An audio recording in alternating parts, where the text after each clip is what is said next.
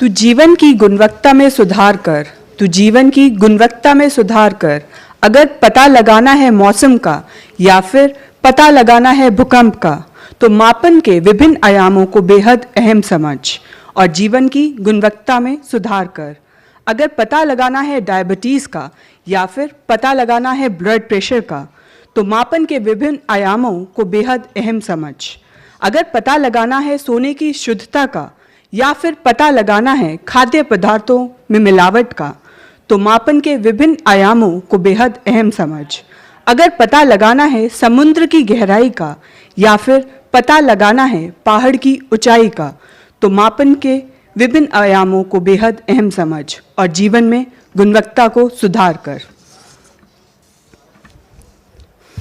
On behalf of entire CSIR-NPL fraternity, I, Dr. Avni Khatkar, take the honor of extending a cordial welcome to one and all to this flagship event, that is the Metrology Conclave, on the auspicious occasion of 1 week, 1 lab campaign of CSIR-NPL, with an aim to showcase the role and efforts of CSIR-NPL in the field of metrology. Before we start the formal inaugural ceremony, I request the distinguished guests to take their seats on the dais. Sir, please. The chief guest of the event, Shri Pramod Kumar Tiwari, Director General, Bureau of Indian Standards. The guest of honor, Shri Jeksay Shah, Chairman, Quality Council of India. Professor Venugopal Achanta, Director, CSIR-NPL. Dr. Ritu Srivastava, Convener of 1 week, 1 lab program. Dr. Naveen Garg, Convener of Metrology Conclave.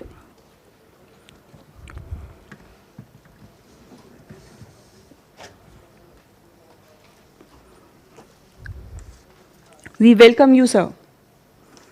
Words have great value, but sometimes gestures can have such an enormous emotional impact which words might not be able to achieve. Words can never be better than the gesture of greeting our distinguished guests with a token of our gratitude and respect. May I now request Ms. Archana Sahu to please welcome Shri Pramod Kumar Tiwari, Director General, Bureau of Indian Standards, by presenting the icon of beauty, a plant. Sir, please.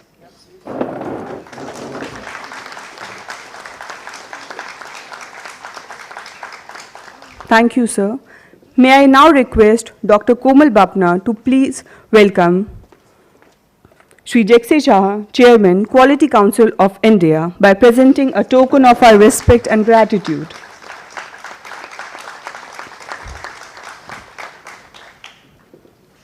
Thank you, sir.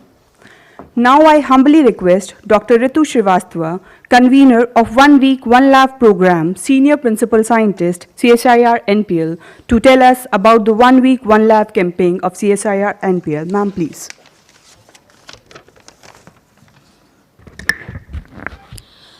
Good morning to all. Respected Chief Guest, Shri Pramod Kumar Tiwari ji, Guest of Honor, Shri Jeksay Shah ji, Director CSIR-NPL, Dr. Naveen, distinguished guest, my colleague, research scholar and other participants.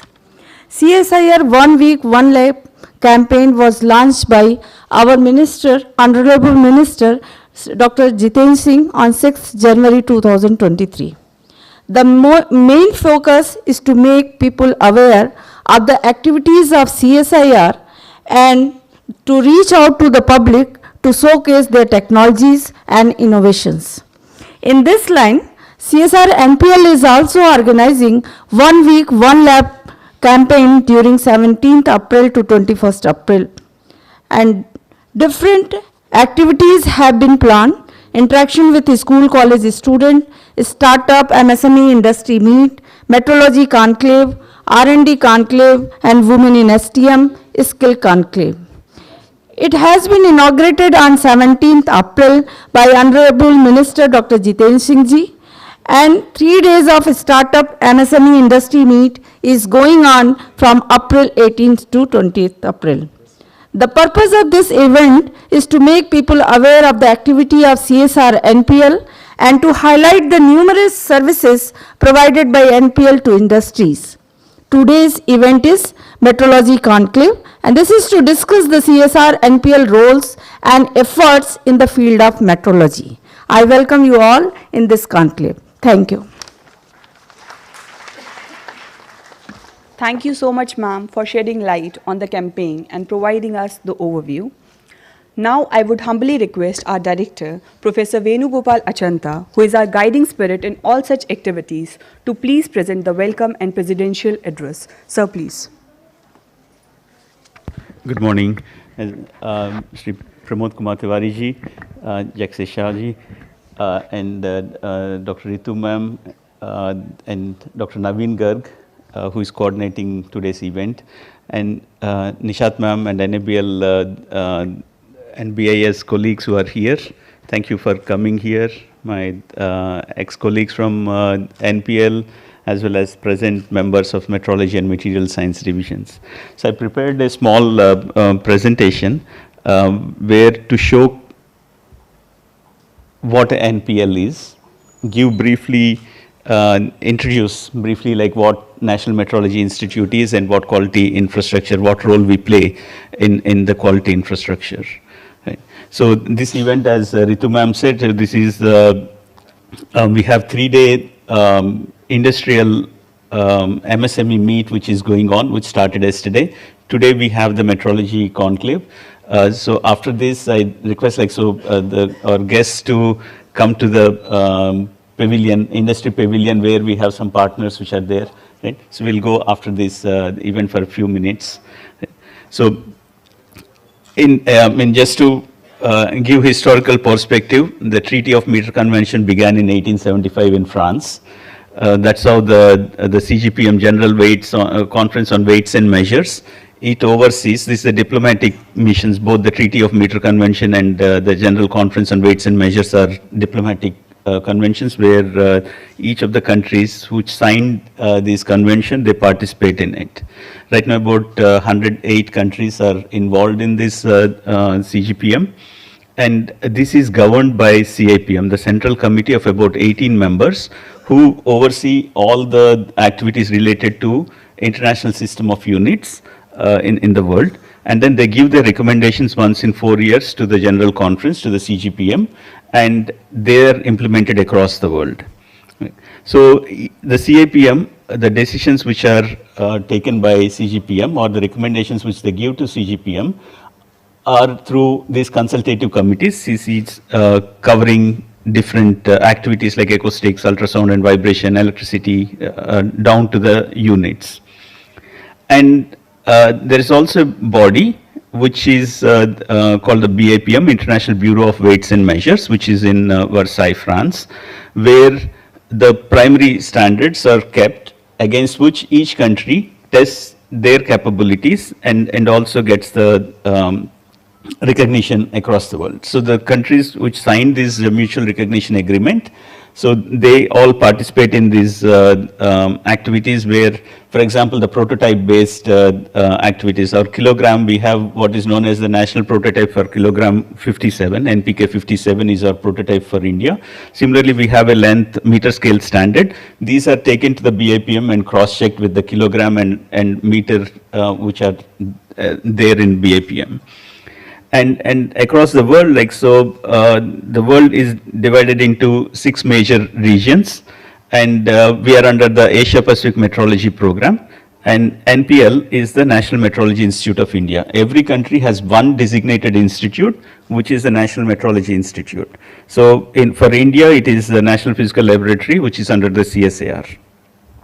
Right. So as I mentioned, so we have these 6 regions. So we are, the blue region is the Asia Pacific Metrology. We have the AfriMet, SCUMET for the Euro-Asian Cooperation, Euromet for the European, GulfMet, which came recently 2 years ago, and the SIM for the American continent, both the continents. So we are under the APMP. So at the global level, so we are now represented, so after 23 years, I'm happy to say that like we are represented on the CAPM. We are represented on the Digital SI Working Group. We're also, I'm on the APMP Executive Committee. This is after almost 15 years. So here we're heading the Digital Metrology and Energy Efficiency Working Groups. Then we have this CCM, the Consultative Committee on Mass and Related Units. Dr. Titus is heading this group. So our members are also very active at the international level in these metrology programs, both in the Asia Pacific Metrology Program as well as the International Committee on Weights and Measures. So if you look at the world quality infrastructure, this is World Bank given layout. So at the top right is the National Metrology Institute, and for India this is NPL. And then this works with the core data, which is the International Committee on Data. And with these, like, so the information is shared with BIS, National Standards Body for India, and helps in setting up the standards, the Indian standards, IS standards, which are for our own country, either independently defined or we adopt these ISO standards. Then we have these QCI constituents, NABL, NABH, NABCB and all that. So the traceability for these, this BIS provides the standards for the country, and to make sure that these standards are propagated down to the laboratory levels. So the traceability comes from NPL.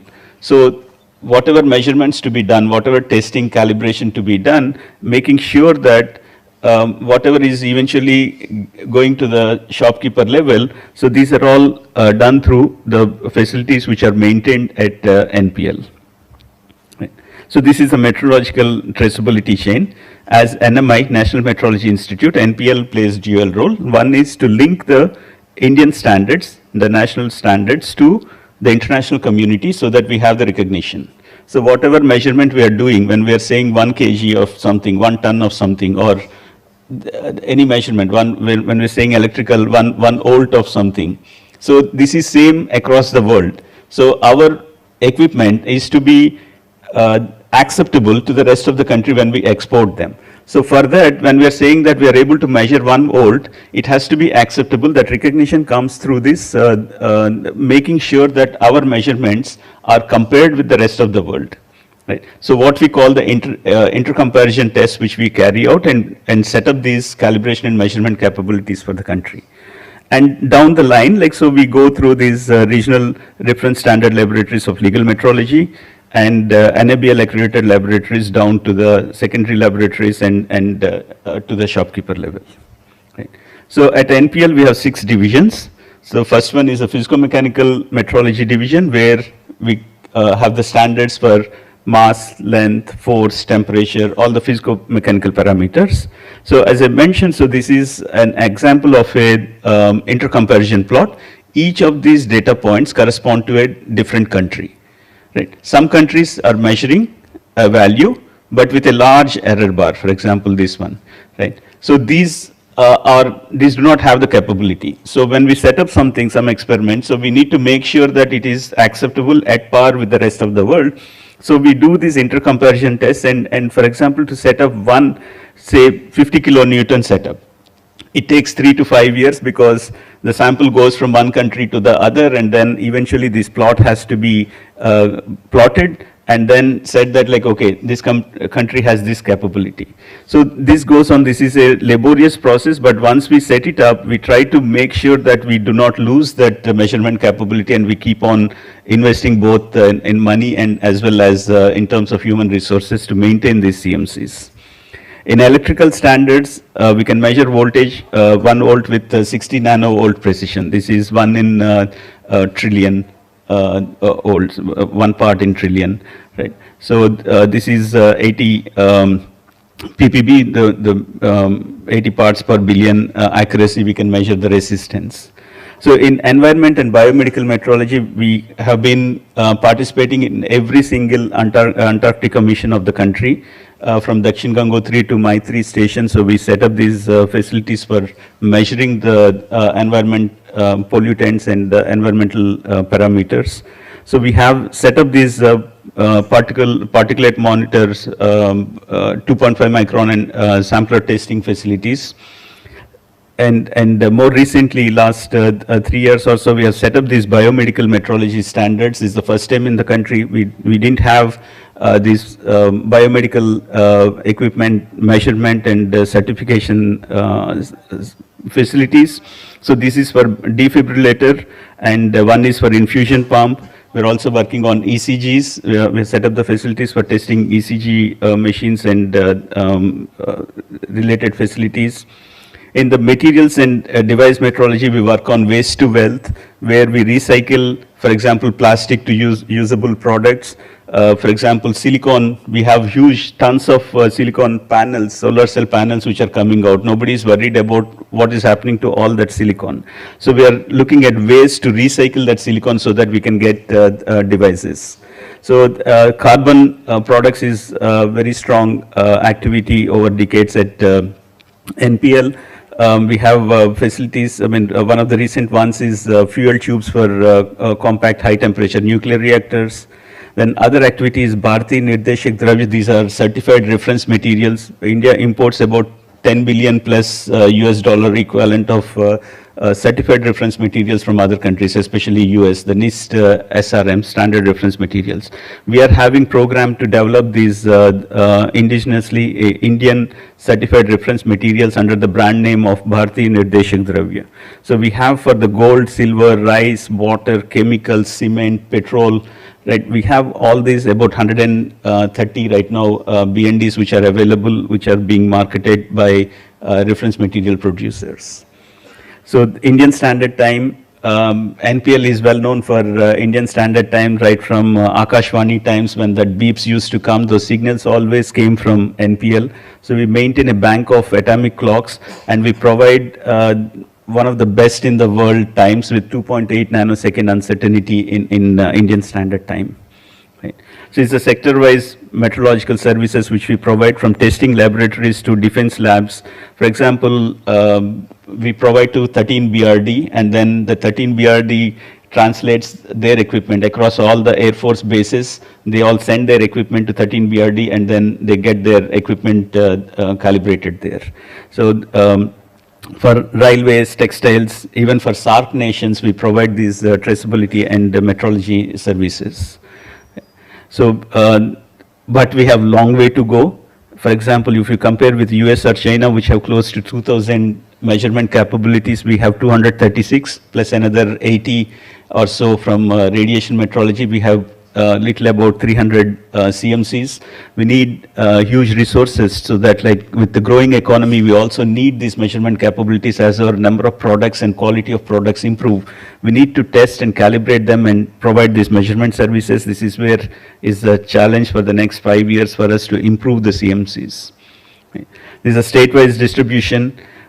This also shows the economic activity in different parts of the country. So directly, like we can take this data, whichever state is coming to us, for example, the electrical transmission companies and all that, they come, the state electricity boards come to us, and right, there are different agencies across, and different private industries from different states come to us for calibration and testing. Right. So NPL is known for indelible ink, which is used the mark of democracy. It was formulated here, and the technology transferred to Mysore Paints, which makes this. This is only one single company is made to make this one for security reasons. We preserved the original Indian Constitution, which is in the Parliament building. So from 1994, these are original handwritten copies of the Constitution, and we preserve and protect them. So India, NPL is known as the timekeepers of India because of the Indian Standard Time which we provide to the nation. In addition to that, we have a lot more which goes on. As I said, like, so we have material science and environmental sciences as major activities. For example, for the Agni missile, the cone of it was, the material was made first at NPL, and the process was transferred to DRDO so that they make these the front cones for the missile. These are carbon composites for fuel tubes. For example, these are for polio patients, Elizarov fixators. Waste to wealth, I already mentioned. So this for circular economy. We make some new products, but then those products have a certain lifetime. After that, how do you recycle them, not just extract the precious metals and elements, but you also need to recycle the core materials themselves. Right. So this is another major activity at us. So far, India is importing every single drop of security or the ink or the pigment which is being used in our currency notes for the first time with cooperation with government mint, SPMCIL, and a private partner. We translated this. Now we can make these security pigments within the country. We have a private partner who has the capacity to make tons of required pigments, and we have the know-how to generate these pigments, and whatever needed for the SPMCIL, we can make them within the country. These again, these are photographs of Maitri station at Antarctica. This is our primary time scale. This CCM fountain. Dr. Sen Gupta is here, who is pioneer in this, set up this facility at NPL in 2014. And we have contributed to the UTC, and we are hoping that in the next few months we'll again contribute. We'll be one of the 5 countries to be contributing through CCM Fountain to the international time generation. So environmental sciences, we got the mandate recently to be the national verification agency for certifying instruments and equipment for monitoring emissions and ambient air. So we have set up the facilities. Hopefully by next month we'll dedicate the certification program to the nation. This is for ozone analyzers, to particle monitors, to all kinds of air monitoring, as well as ambient air sampling measurement facilities. This is again biomedical equipment standards. So as I mentioned, defibrillators, infusion pump, and ECG simulator, we already have the facilities. We are working on electrical standards for biomedical equipment. We have a tie-up with this Andhra Pradesh Medical Technology Zone, AMTZ, so that whatever is locally made, so they are supposed to come and get them certified here. Right? So this is again very important issue. This PMU calibration system for our electrical grids and other things, so that we need to measure the voltage, the time, the phase. All these parameters needs to be recorded at each and every location, so that the electricity flow is smooth and going without any error. So by monitoring these continuously, we know if there is any glitch or future problems which can arise in the electrical network. So these are PMU calibration system which we have set up, and providing services to, for example, power grid and others, so that like they can translate it to actual networks. So BNDs is a big activity. Again, we are trying to find partners who make. We cannot make every single BND which is required for the country. So we are partnering with reference manufacturing providers, CSIR sister laboratories to make these and then make them available within the country. So these are all the partners whom we have. This is a huge number. So from cements to gold and silver, for example, with Mint, as well as Jalan, who is a private partner. Right. So for chemicals, we have Ashvi Technologies, water, and all that. Like so we have a large number of these certified reference materials under the brand name of BNDs. We cannot take every single equipment back for calibration, but then we have these certified reference materials which we can put and see that we are getting signals at the right frequencies or wavelengths or intensities, and that will help us in reducing the complexity in testing and measurement. So reference materials, certified reference materials which are traceable to the National Metrology Institute are very, very important for any quality infrastructure. So for the future, we are working on setting up these quantum metrology standards. We have the 7 SI units. Each one is now linked to measuring with high precision the universal constants. The reason is, if you are measuring 1 kilogram, we may have certain, say 10 microgram, 20 microgram uncertainty. But if you measure something like a Planck constant, which is universally known, the value is very fixed, accurate value. If you try to measure this value as precisely as possible, and then from that we can estimate the mass. For example, kilogram, we can improve our uncertainty. So we're setting these things up. In the next 5 years or so, this will be mandated as per the CGPM. So across the world, every nation has to have this. So we are working on setting up these primary standards for the country. Right. In the global quality infrastructure index, which came out recently, we all have seen, or most of us have seen. So we are, the standards body is 5th ranked, and the accreditation bodies are 11th ranked, and overall we are 10th as a country. And the third aspect, which is the metrology, where the NMI plays a major role. So to get this ranking, so these are the parameters which are on the right, like so the CMCs, CABs, right? So all these parameters matter to come to this final ranking.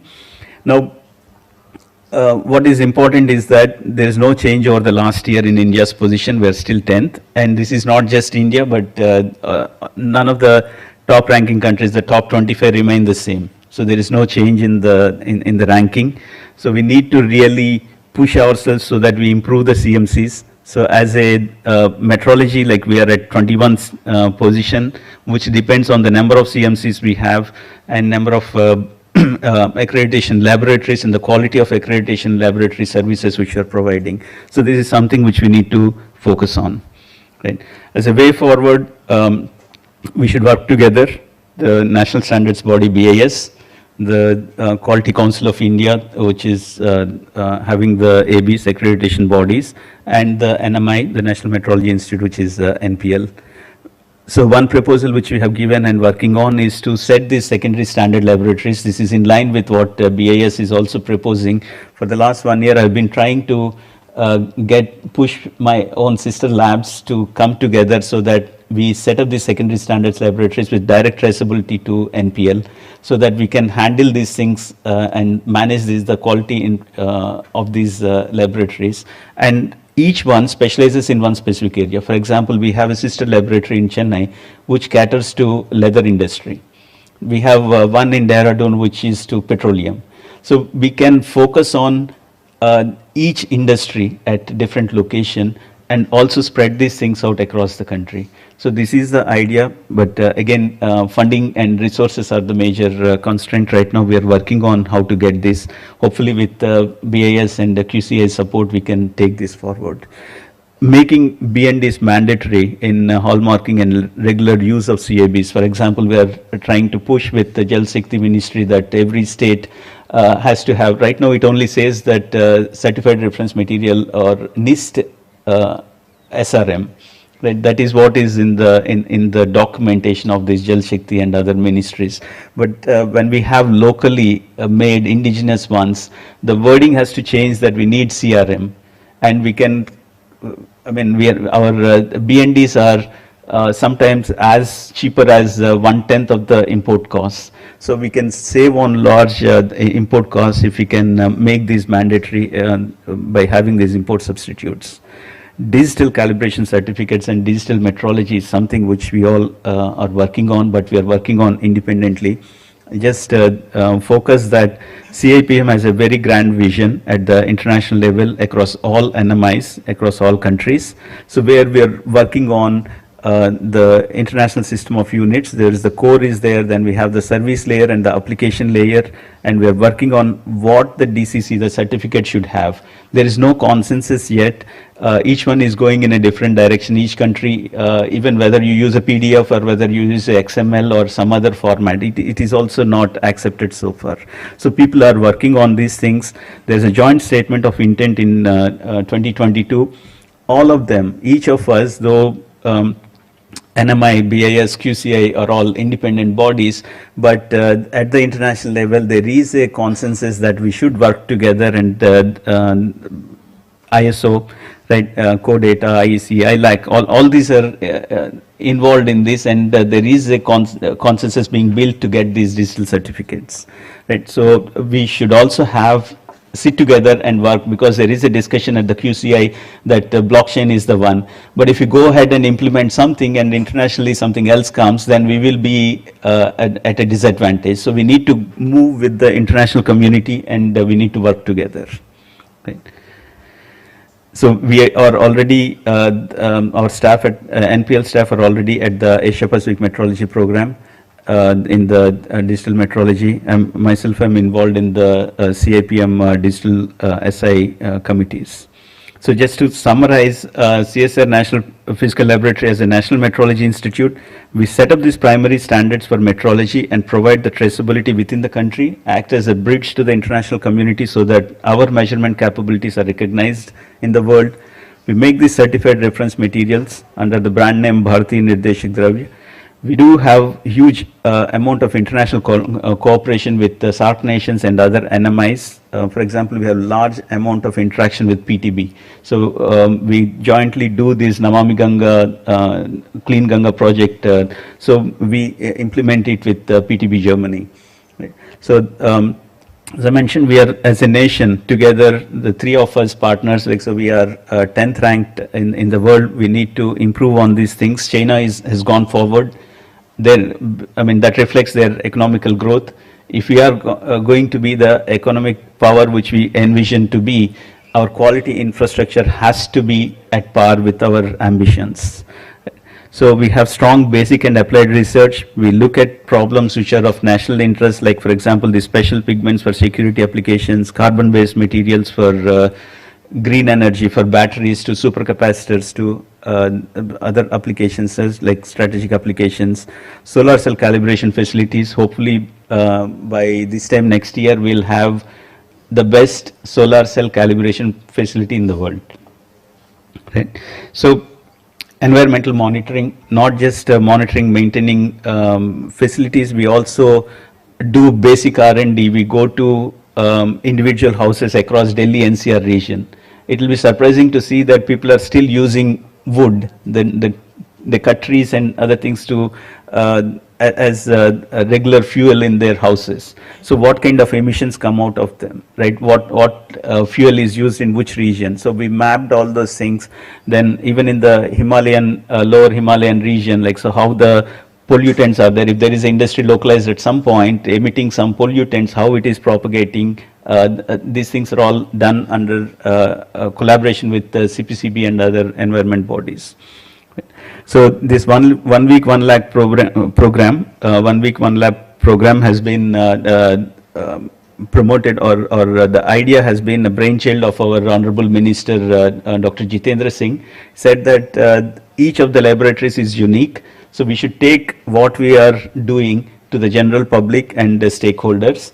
As part of this, we have 5-day event. The first day, the school children, college students, they came here. About 1,000 people, 1,200 people were here. And the second day, yesterday, was we inaugurated the 3-day MSME meet. Today is the Metrology Conclave, where we would like to interact with our partners. Then tomorrow we have event on R&D Conclave, and women in STEM, science, technology, engineering, and mathematics fields, what opportunities they have. Then on the 4th day, we have the skill initiatives. That's one thing which is very, very close to our hearts. We organize, we have this every year a PG diploma course in precision measurement and quality control. So we take about 40 students every year, and these are absorbed, each and every one is absorbed by the industry right after completing their PG diploma. And we also organize a large number of activities throughout the year, about 100 plus events, ranging from 2 days to 7 days, to just help in skill development. Right. So I look forward to having more interactions with our partners, and I'm very thankful to Nishat ma'am, NABL team, right, for coming here, and wish we'll have, we can take this forward to have better interactions. Thank you very much, and welcome.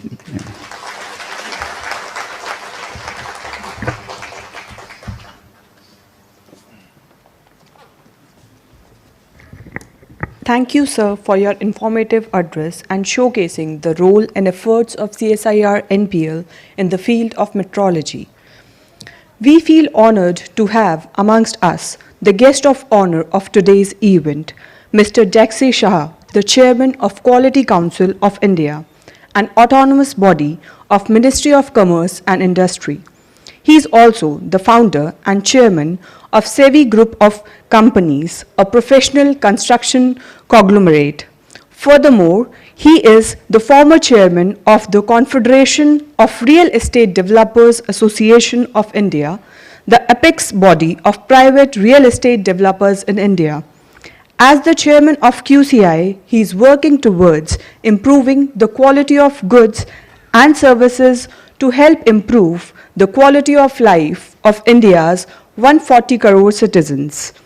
Additionally, he represents QCI on the board of Open Network for Digital Commerce as a director and founder member.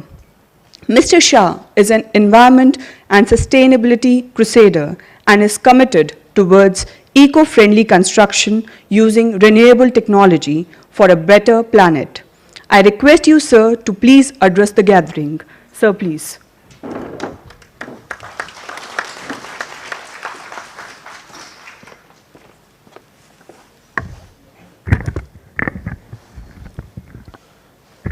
Good morning, everyone. Good morning. तो ठीक है.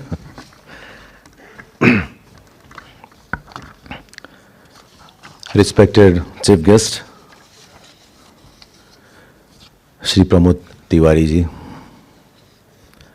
Professional Venugopal ji, dignitary on the stage, dignitary of the stage, delegates and friends from the media. Friends, as a chairman of Quality Council of India, I am delighted to have the opportunity to share my thoughts on the interplay between quality and metrology. As stated by the Honorable Prime Minister, Shri Narendra Modi ji, Atmanirbhar Bharat is about both quality and quantity. Our aim should not be only to meet global standards, global demand through made in India products, but to increase acceptance and to strengthen brand India on pillars of quality and credibility. Friends, metrology is the science and practice of measurement. Its objectives are to ensure stability, comparability, and coherence. To meet the evolving needs of the economy, metrology provides accurate and reliable measurements essential for ensuring quality and safety of products and services. Metrology and quality pervade all aspects of life. From a shopkeeper to a student, metrology touches the life of every single person. Life is surrounded by measurements. For instance, while purchasing a kilogram of apples, while utilizing a 15 centimeter ruler, or while looking at a watch or a clock to read time, or even measuring iodine content in a salt. और सुबह आते हुए पहले I was just looking to my tie and the upper part was little shorter and lower part was little longer. It took me 10 minutes to reach here, and that's why I am just 5 minutes. So I make sure before going to the Professor Venugopal, I have to have a proper tie also in the length centimeter measurement. Okay. Therefore, we need to ensure credibility of products and services so that every citizen receives the worth of their money and effort, and no citizen is wrong.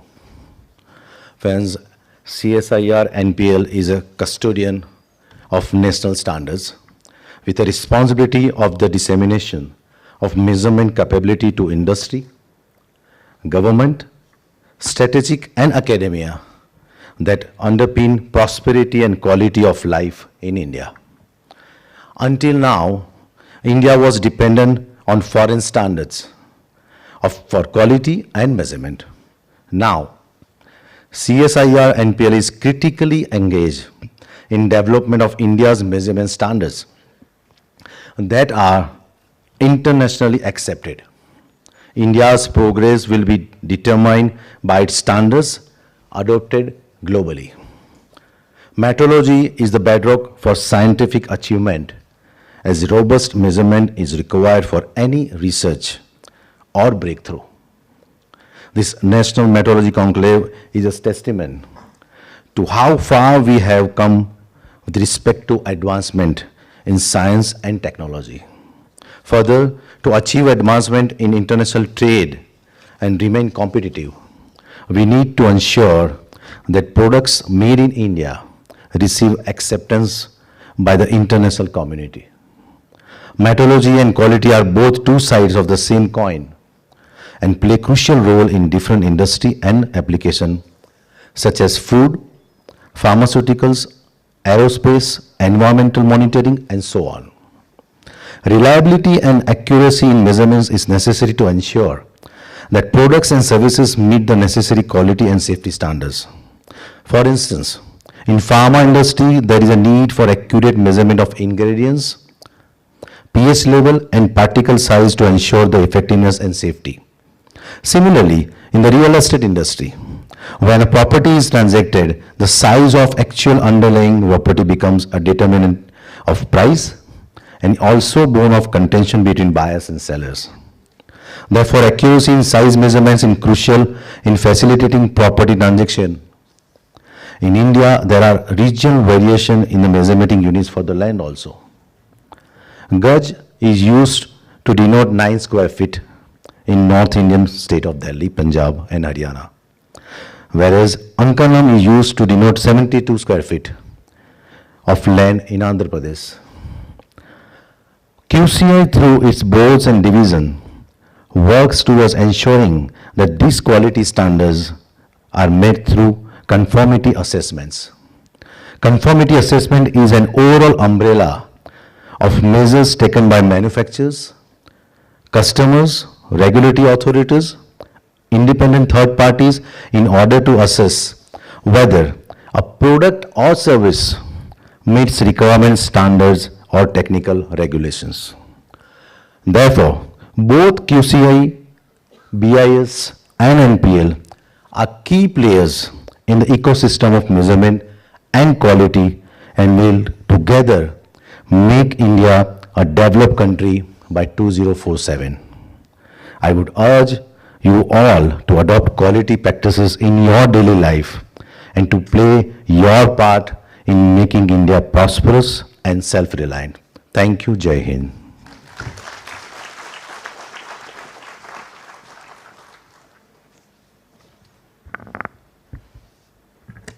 Thank you, sir, for sharing your valuable experiences, which will guide us in our quest for knowledge in the coming days. And the experiences also show us the path and enable us to overcome any impediment which we might encounter. Thank you once again, sir, for your valuable insights.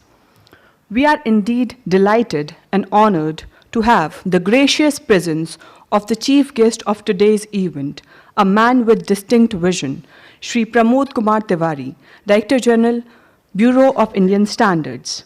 He is a 1991 batch IAS officer of Assam and Meghalaya cadre and has nearly 30 years of experience at senior level in the government in the conception of policies in diverse sectors such as education, social welfare, human resource, revenue, finance, disaster management, and food and public distribution. He was also involved in the implementation of such policies from grassroots level at provincial administration to national level. Shri Tiwari possesses skills in the design and implementation of sectoral transformation plans, policy research, monitoring, evaluation, and promotion of public-private partnerships. As DGBIS, he has been promoting and advocating standardization and related activities amongst the diverse stakeholders at the national level. His leadership and guidance has helped BIS attain advanced level of digitalization of all the activities of BIS, including standardization, conformity assessment, and laboratory functioning. So I request you, sir, to please address the August gathering. Sir, please.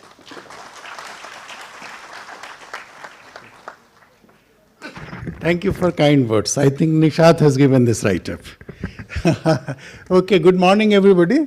I'm very happy to be here with you today. This is my first visit to this campus, and I'm really impressed.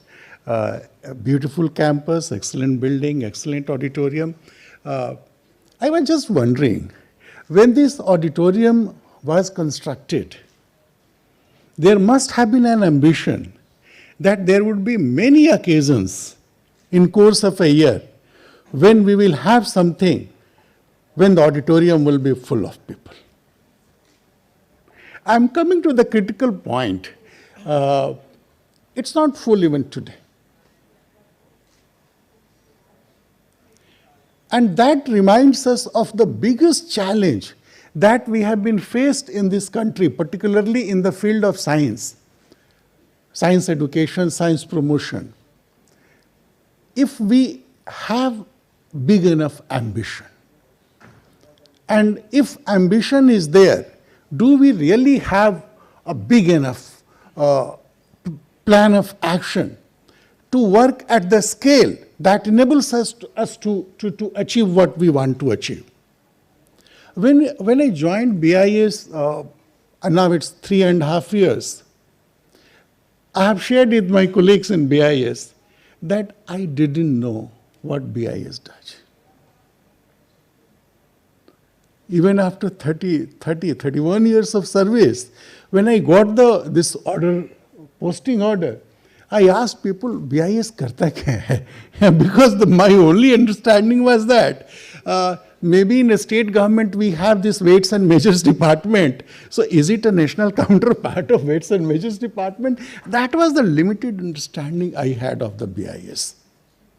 And after joining, I shared with my colleagues that this is a challenge. Nobody knows you.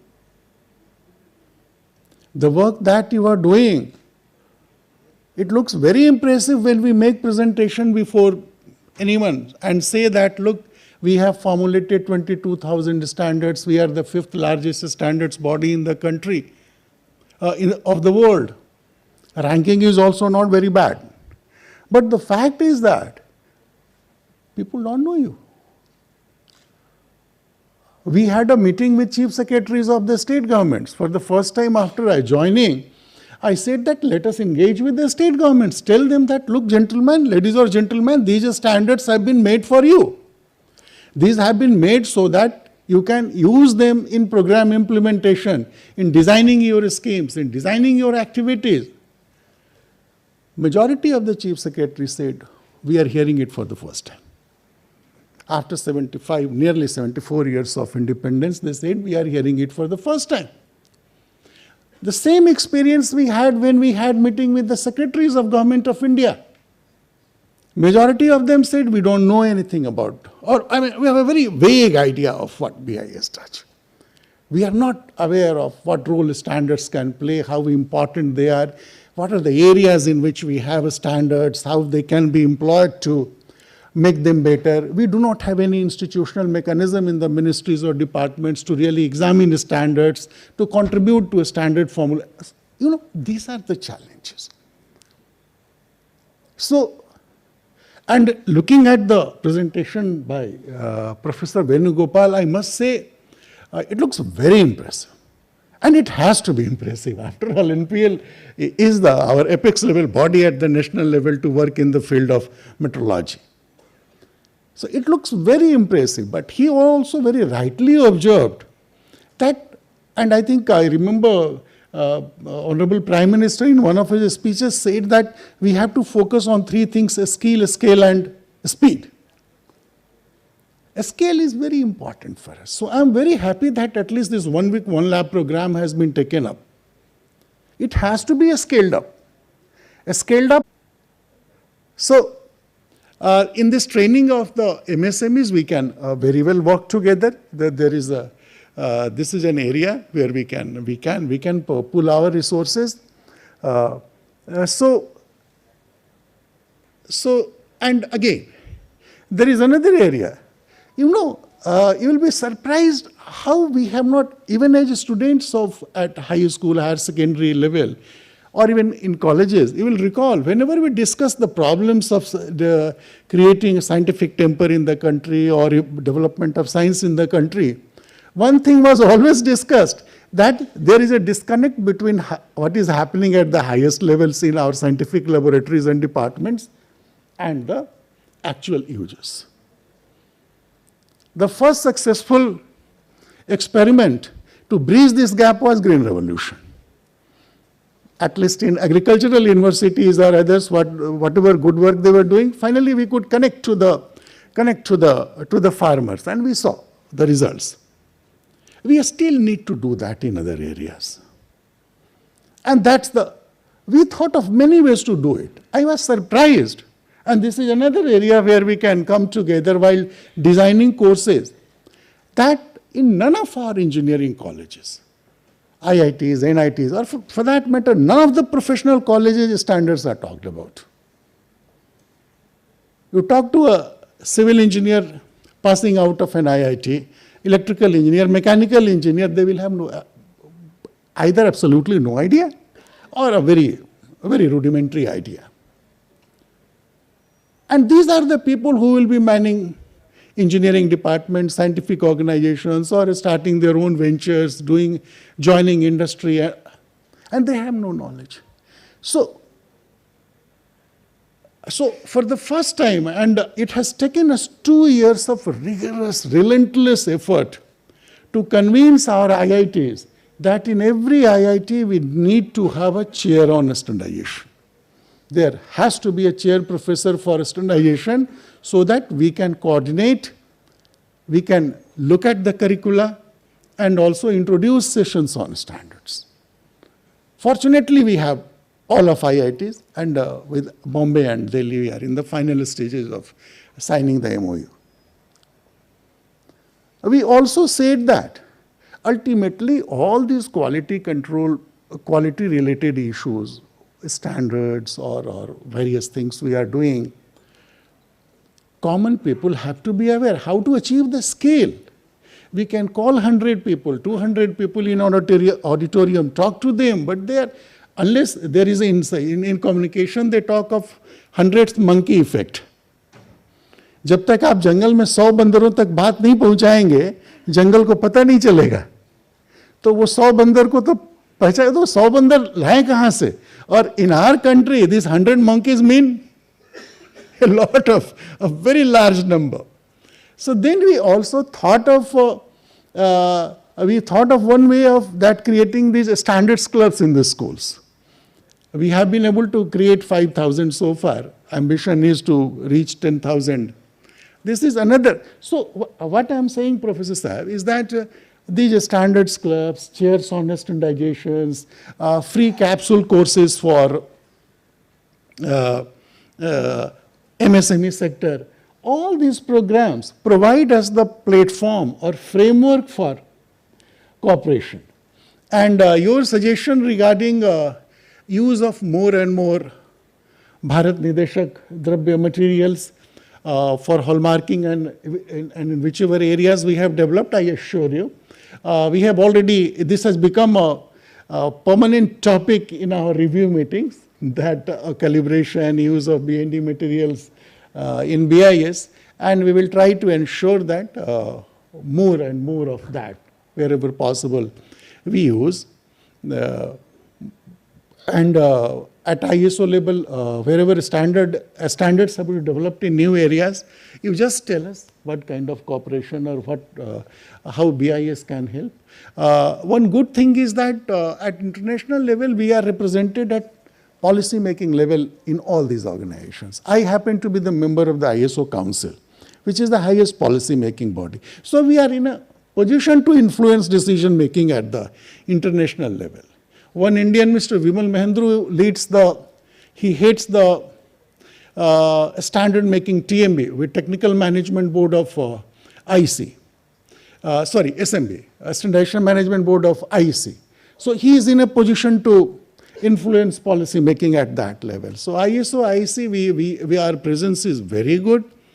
We can do that provided we can work out on a joint plan of action, and I'm quite sure we will do that.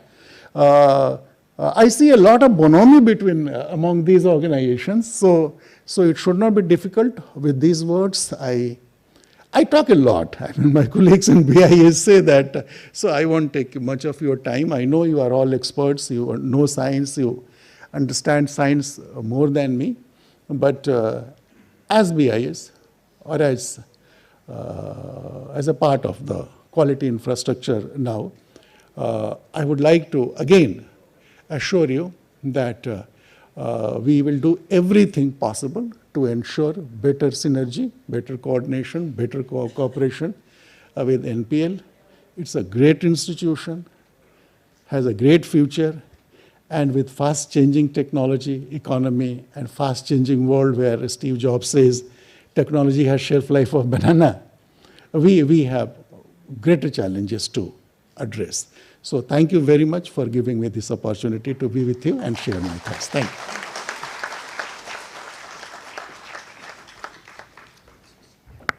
Thank you, sir, for your enlightening and motivating words. It was an enthralling experience to hear you, sir.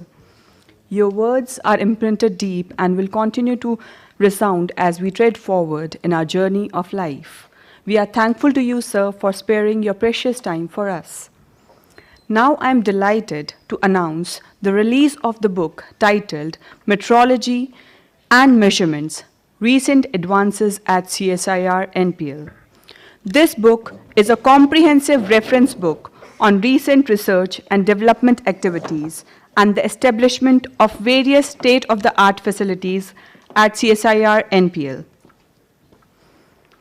So I request our revered chief guest, Shri Pramod Kumar Tiwari, Director General BIS, the guest of honor, Shri Jagshe Shah and Professor Venugopal Achanta to kindly release the book.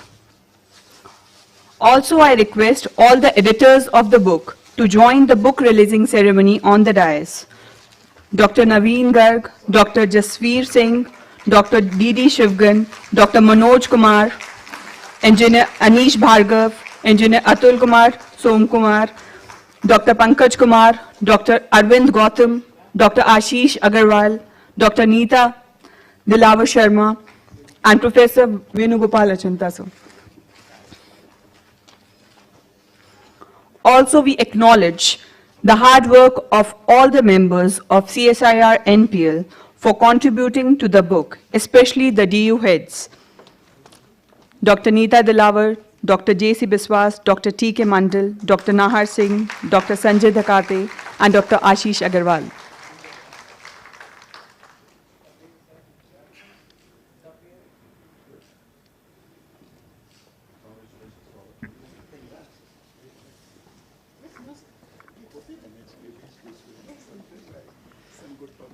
Thank you, everyone.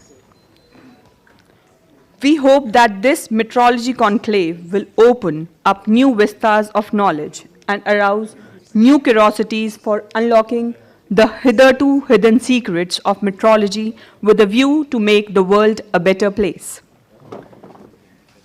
Now may I request our worthy director, Professor Venugopal Achanta, to kindly present our gesture of respect, a shawl and a memento to the chief guest of today's event, Shri Pramod Kumar Tiwari, Director General BIS. Don't treat me as someone else. I'm part of you. Can we have a huge round of applause?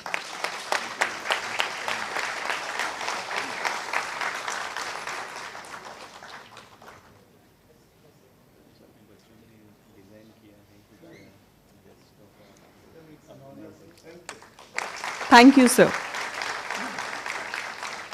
May I now request our revered director, sir, to please present our gesture of gratitude, a shawl and a memento to the guest of honor, Shri Jagshe Shah, Chairman, Quality Council of India.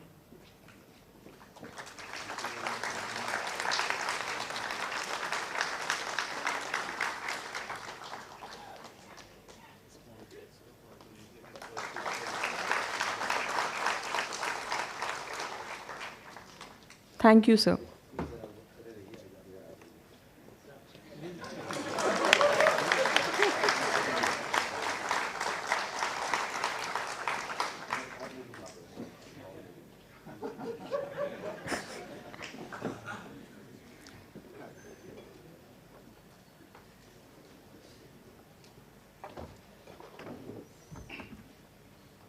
Now I request Dr. Naveen Garg, convener of Metrology Conclave. Sir, please.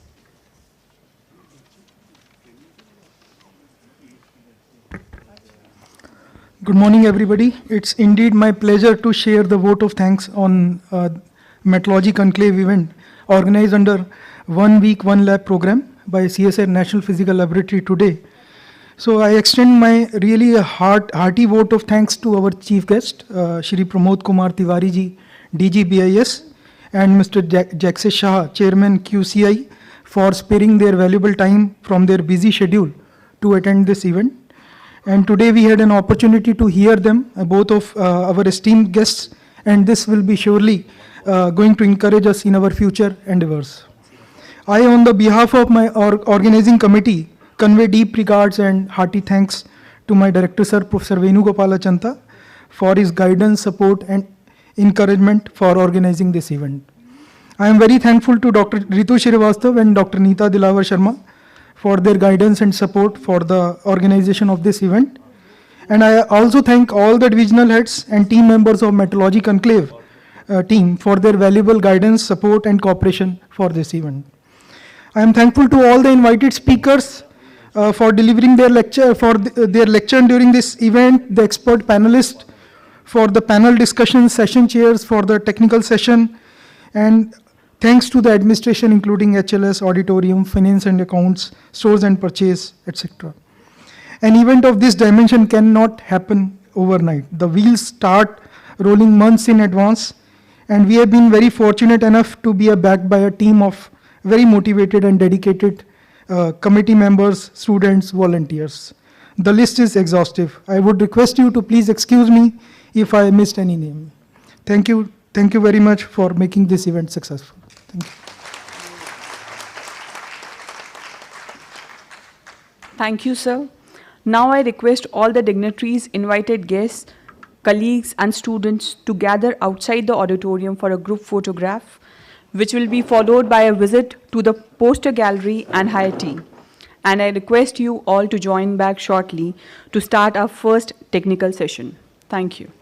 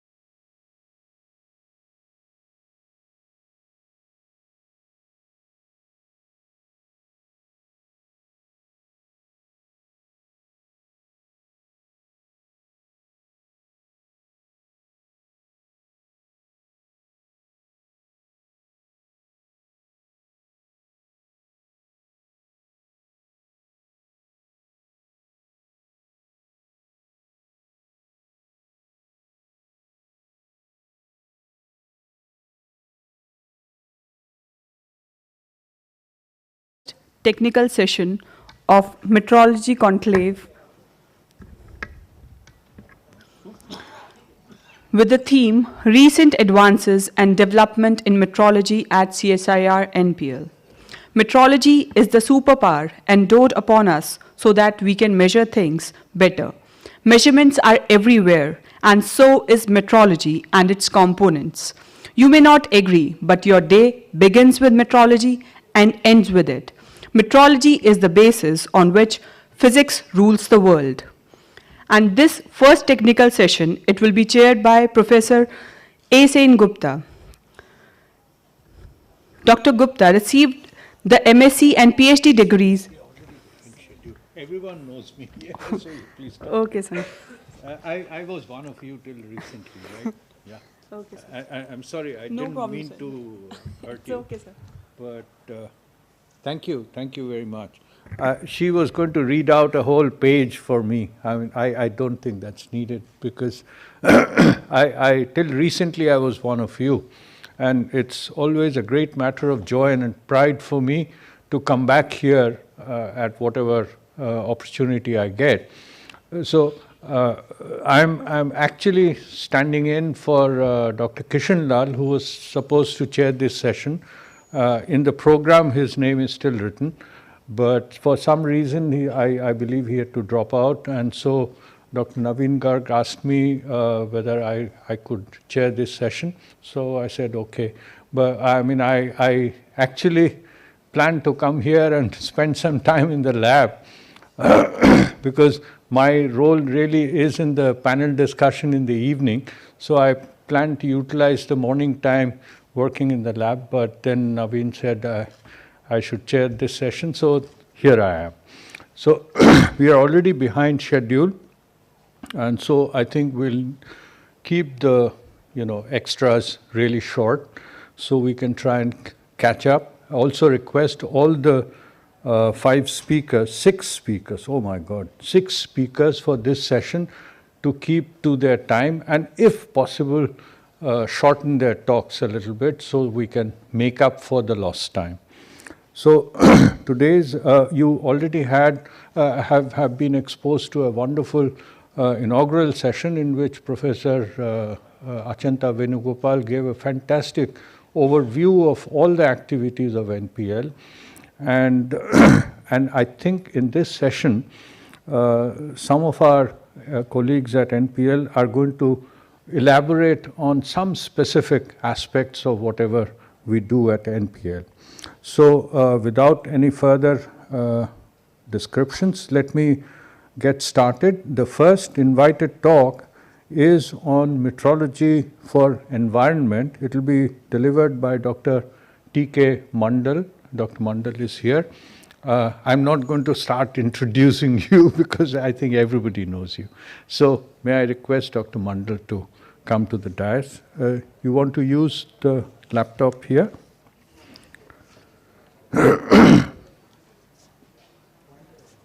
Oh, okay. I don't know. Yeah, it's working. This.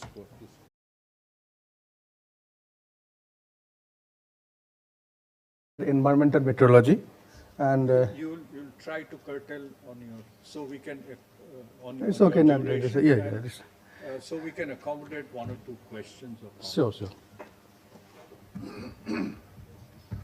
It is here. Oh, sure. So the first, I'll say that it's environmental metrology, that it's basically come under the environmental science and biomedical metrology divisions. And I'll start with a very negative tone, basically tone in the sense, as I say that 92% of the people living in cities do not breathe the safe air. I think it's a common part. And the negative tone, and I'll come back to basically the positive tone in the last one, that what the NPL can do. So, and if we see the daily this kind of general headlines that the cities are polluted, and we do not basically have the large way to crack this kind of pollution problem. And air pollution has silent killer. These are the deaths linked to the outdoor and the household air pollutions. These are the basic headline we see every day, and we are basically now have become habituated. So that's the basic part. If we see that why it is, So fundamentally part is that there is some key pollutant. One is basically the particulate matter, ozone, nitrogen dioxide and sulfur dioxide. The particulate matter, nitrogen dioxide, sulfur dioxide, these are the primary emissions, and then ozone is the secondary one, but it is a very big role. If you see that those are connected to some other way with the health related. So health related in the sense like particulate matter increase that is your mortality and the morbidity. Ozone is giving the breathing problem. Breathing problem means in the sense I have seen one guy basically in the medical problem in that say that his RBC is basically going down.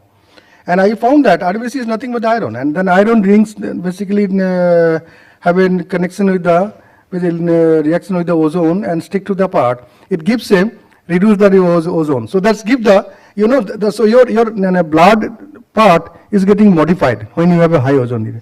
And I could recall one of my in the lab. One student was sitting in the lab and where ozone measurement was going on, and he said that he has some headache problem. Then I found that ozone analyzer itself is generating the part. So in the ozone standard I will come out part. We have to take a lot of precautions in measuring our ozone in the lab.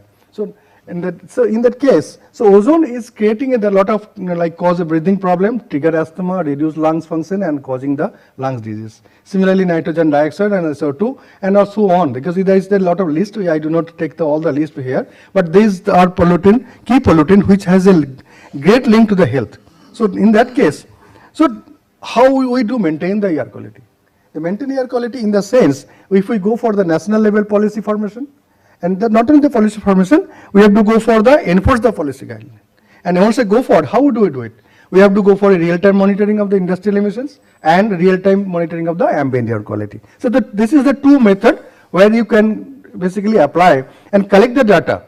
And using the data, you can investigate the data. Once you investigate, your major part is that you can revise the policy. So the apex level data quality requires the good policy formation. So from the top, if you have the good policy, you can go for these are the data is very good one. So this way, you can check the maintain the air quality. But what is the key basically formulation? How it will done? The first of all, we go for it that if we go for the instrument in measuring, whether it is basically in the which environment it is given. If the given environment is properly suitable for the instrument. I can recall one incident in the case. I think it is in 2005 or 6. We are looking for some of the PM2.1 sampler, and in that case, the NERI, they procure some of the instrument from the USA, 16.7 LPM that was there. So I talked to Dr. Bhashin, he was in the NERI Delhi Zonal Center, and he said that we have procured all the thermophysal equipment. I do not know, these are not working, and we have kept all these things in the top of the head, our lab, and then we are using the local part because the some of the part, those instruments getting stuck and we are not able to get any of the instrument, and that's basically sometimes not working. So this is the basic part that when we know that the given condition is also the important factor, which condition we are using, whether it's a cold, it's a basically dusty, or there is a humid, that condition must be properly mentioned. Similarly, the methodology, measurement or methodology is correct or not. If you measure simply your carbon dioxide, I could say the metrology, we normally measure by the gas chromatogram, we measure by the cavity ring spectroscopy, we measure by the chemical method. So whatever the way IR spectroscopy methodology, so whatever the way you measure, it has to be basically properly. Methodology has to be proper. Then I could recall that there is in Mauna Loa, they measure the carbon dioxide. When they measure by all the method, and the methodology is that the one measurement of the next measurement that should not cross by 2.5 ppm. So that's the basic principle that carry. And once you do that, there's fundamentally the killing curves they have made this way. So the measurement methodology has to be properly mentioned. And the measurement having the unbroken chain. What is unbroken chain? Because when we measure, it has to be the traceability has to be there. Suppose you have a standard, and then we are comparing with the standard, then you know that whether you are using your reference standard or you are using your working standard, what standard you are using for your calibration. So uncertainty, how the measurement are in the uncertainty. And last part is the technical stuff. I think I should not say on one of the part, I could have an experience, very bad experience. I could say not bad experience, some experience. I could say, I went to some regulatory sites in Delhi, I do not know that, I do not name the name. And when we visited from the NPL, I said that, can you show me what is your PM 2.5 PM measurement? Then what he did, he put his down his dryer and he said that this is the filter paper today. You see that how it's the filter paper and this is the measurement. So it's not his problem. It's basically that he's not trained to how the filter has to be taken, how the filter has to be kept, and what is the. So that's the most important point, the training. So the training in this part is what the measurement is an important factor rather than basically the giving the high equipment. So in current conditions, Indian conditions, all the answers are basically very uncertain, and in this case, I could say the role of CSR is important here. Now I'll go to that because the apex level environmental metrology society, what I talk about, when you go for the measurement, what is the measurement that? Each measurement has to be demonstrated the unbroken traceability chain to the national primary standard. That's the first point. Second point, that calculation of the measurement uncertainty for each transfer in the chain. It has to be there. Otherwise, what will happen, not a single measurement will be there. It is basically legal some point data. It has no validity, legal validity. You can't say that this data is basically accurate. It's no legality. So there is some role. What is the CSR role or CSIR-NPL role? The role in the sense that is called policy formation. And this policy formulation, if we see that enforcement, as I said, that policy has been formed, and then enforcement is there, measurement standard is development is there, but there is no testing. So far I have talked about your basically the measurement standard. Now I am talking about the facility. That measurement standard using that part, that facility is proper instrument is working or not. So that instrument has to be tested first of all. So if it is missing. So in that case, the monitoring of the, you see here, whole circle, it is giving one missing parameter, then ultimately policy formation is failed. So even if you prepare a standard, then ultimately your testing, your instrument, which instrument you are using, that facility has not been tested, then it is basically the failure of the whole policy part. So I will say that India does not have the testing and calibration certification facility. Like if we today, even if we buy equipment from it's basically tested or certified by the outside agency. So we do not have that, and now NPL is basically coming that picture. So the second point is that the atmospheric constant basically reporting emission data has a wide range. What's the wide range? Suppose today you are measuring the some 2 ppm, in the evening it is coming 200 ppm. So there is no basically wide range, and somebody is measuring 10 ppm, and another measurement is basically the 1000 ppm. So it does not have any, it's a wide range. So you have to have some kind of range where you can basically, that's the problem. So you're giving a chaotic situation. So that's why we go for it. And industry, there are different industries. They have their some major pollutant, and there is some limit, and they are using the different kind of CMCs, same basically facility.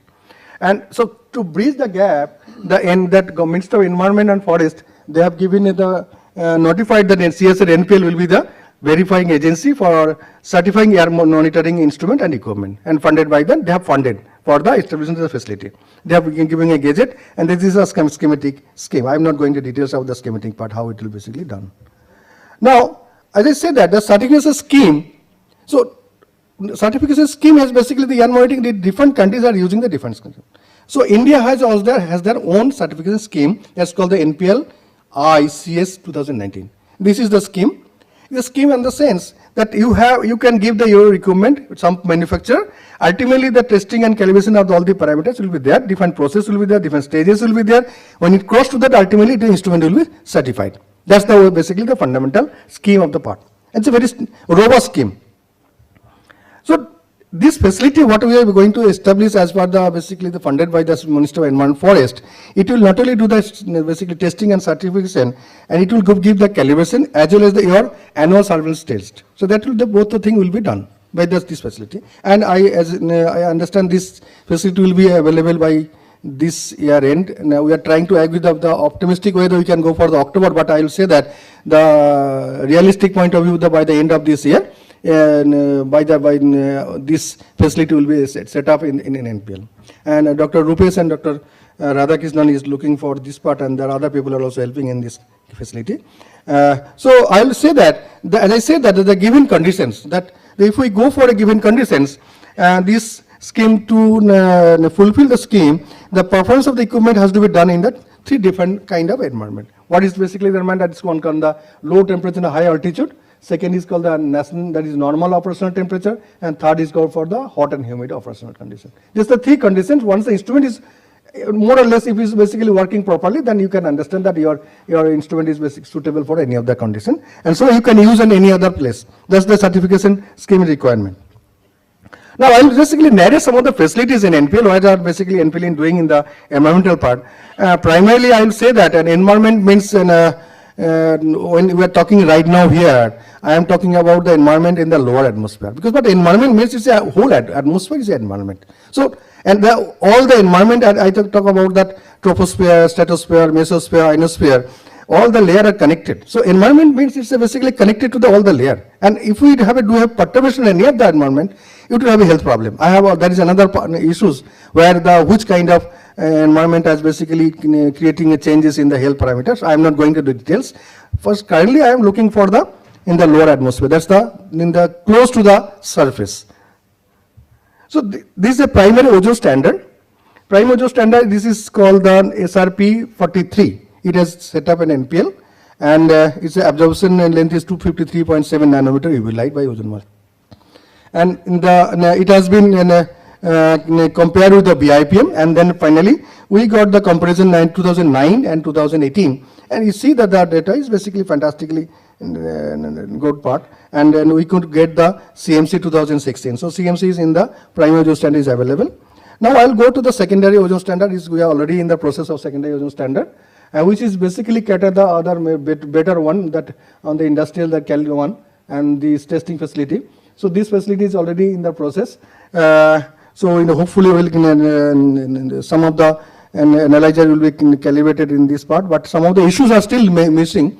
So like we are looking for some of the gases, interfering gases like benzene and VOC, some of the gases are there, which basically give interference. So those interference has to be removed. So for that, we need the sub gas, and then it will, once it is there, we can go for the properly certification of the any ozone analyzer in the manufactured in India, anywhere else. Now I'll go for there is gas metrology. So there's the first I talked the primary one, there's also gas. The secondary gas metrology that our Dr. Dayasani and the Sankar groups are basically looking after. And in this case, they are trying to find out the gas standard. And they have participated different kind of key comparison and supplementary intercomparison, and also they are doing a lot of testing and calibration this part. I will say that these are the basic facilities in that calibration for this preparation of the gas standard. And what I basically give the two different things in the gas standard and the the testing facility. When I go for suppose I have an instrument, I need to know that whether my instrument is although certified, but whether that instrument is properly giving or not. So I need a standard. It's not that once you are calibrated by you're tested by, certified by your manufacturer, and then you are doing that instrument, you are giving them accurate result for a lifelong, no. So you needed to calibrate your measurement, you need to have the standard. So this group is basically last 15 years, I think the single-minded, single goal they are doing for the preparing the gas standard. And there are some basic facility they have already have. Now using that, they have come up with some fantastic result. One fantastic result, the carbon dioxide in air and in the, so they have done it. And also go for the methane in the nitrogen and also the carbon dioxide in the nitrogen. I could recall on basically using this this result, I could share one or two incident that I could that part that during my PhD I was using the ozone sound stats data, and so that's it has happened that the data Dr. Mitra was used that, and that time he showed to Dr. Paul Cruzen, Nobel laureate at that time 1985, and he said that put into the garbage. This data is bullshit, because they said the data is not useful. So what do you do? So it was a basically challenging task to the part. So challenging task to the part that how this we have to prove. So Dr. S.K. Srivastava that time DDG, and now then he became DG of IMD, and Dr. Peshin, they went to the Zurich and then they proved that there is brewer mass sensor which is produced in India, that is one of the best sensor in India for the ozone sound. Similarly, I could recall that on methane campaign, that 1981, that Paul Cruzen and other group, the CSIR-NPL group, they made a objection that the methane measurement you are doing, that's not proper, so you have to do it. So what they did, they take some of the standard prepared, but with not that much sophisticated measurement. Probably Dr. Dayasani's group has made a very fantastic data in the circle. Nobody can object it, and so there is a comparison data is giving the part that today there is the confidence level they have grown it in this case. So that they say, look, the world that whatever you objected 1981, today we are basically here. You cannot make any kind of the part. We are going to basically get the CMC. I say, look, so that I'll see that our group, this group will make a CMC in this, at least 3 CMC in this coming financial year. So that's my basically part. So another part is that basically particle metrology. It's basically the brainchild of Dr. Shankar Agarwal. I would not say that he has done when he joined it, he did the job. And I think he will give the better one an explanation, but probably I can give a small explanation of this part. He created, as a layman point of view, that there is creates a lot of particles in the part and goes through the wind tunnel and has a lot of the facility, SMPS, APS, and that's there. So he measured the reference one as well as your instrument. So that's he can give the impactor size in calibrate the impactor, also your sampler. So using this facility, he can go for the particular metrology. And another part is that I have to say that he has developed indigenously and patented by PM2 sampler. So it has been, technology has been transferred. And finally, I'll go to the dissemination. All this part, if we look at in a summary point, so traceability is on a part, then calibration, testing, training, and consultancy, all these things are basically together. So I'll say that in our environmental science and biomedical metrology are marching to the basically the one of the particular goal, that's which not only the measurement in a different environment, they are looking for the how to the basically measurement will be accurate. That particular part, their guard, putting a guard. That suppose if we today somebody put a question that your measurement is not correct or your instrument what you are talking is not correct, so that kind of facility is there. We are going to have that part. And finally, it will give a service to the nations. That's our basically the main motto. Thank you, sir. Thank you, Dr. Mondal. Are there any questions or comments on? No? Well, I just have a small question. Sure, I mean, I'm not a specialist in this, but these gas standards that you prepare, how do you get them calibrated? I mean, what? And that is a facility, as I showed you, that there's one of the facility, there are a lot of facilities there. And then cavity ring spectroscopy, that, say, if you measure as gas. That's absolute calibration. You don't have to have a reference, a calibrating agency. No. Elsewhere. No. Okay. All right. Thank you. Any other questions or comments? Well, if there aren't, thank you very much again for sticking to time. Thank you, sir. Now I request Dr. A. Sen Gupta, sir, to please felicitate Dr. T.K. Mandal, sir, by presenting a memento as a token of our gratitude. Sir, please.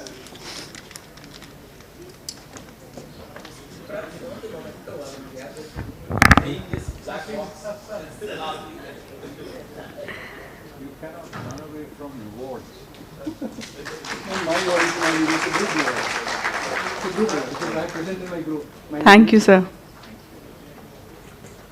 Okay.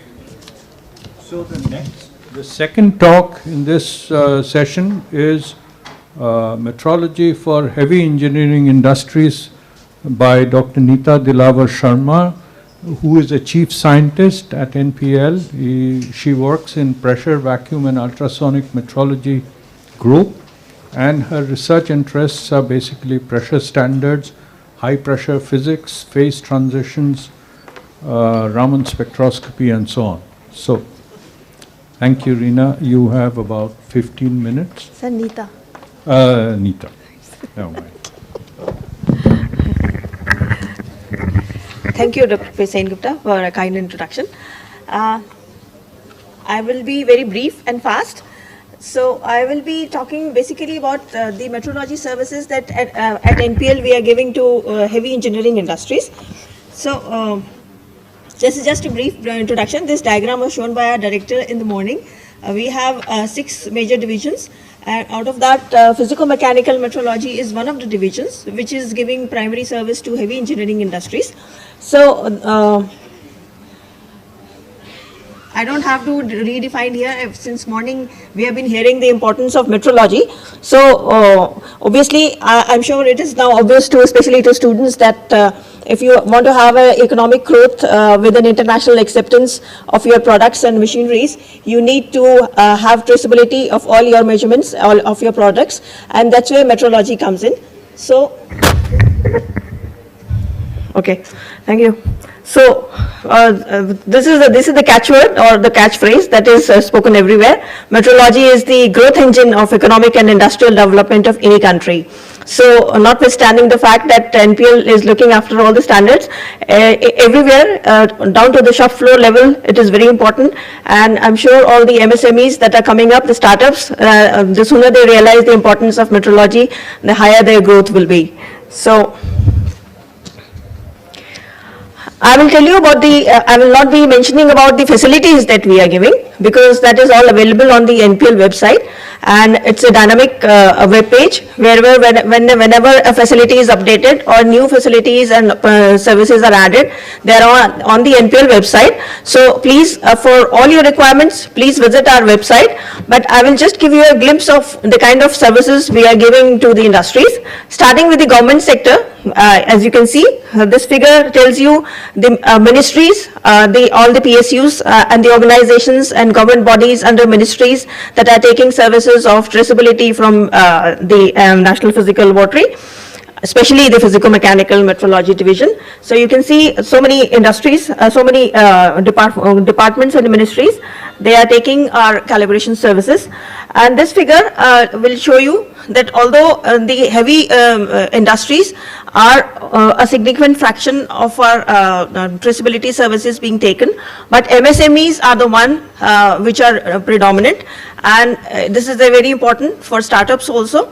And we are giving all kinds of services, testing, calibration, training in metrology. If it is required in any area, you can give us a request. We have a proper training calendar for each year where we give training in each of the parameters of physico-mechanical metrology.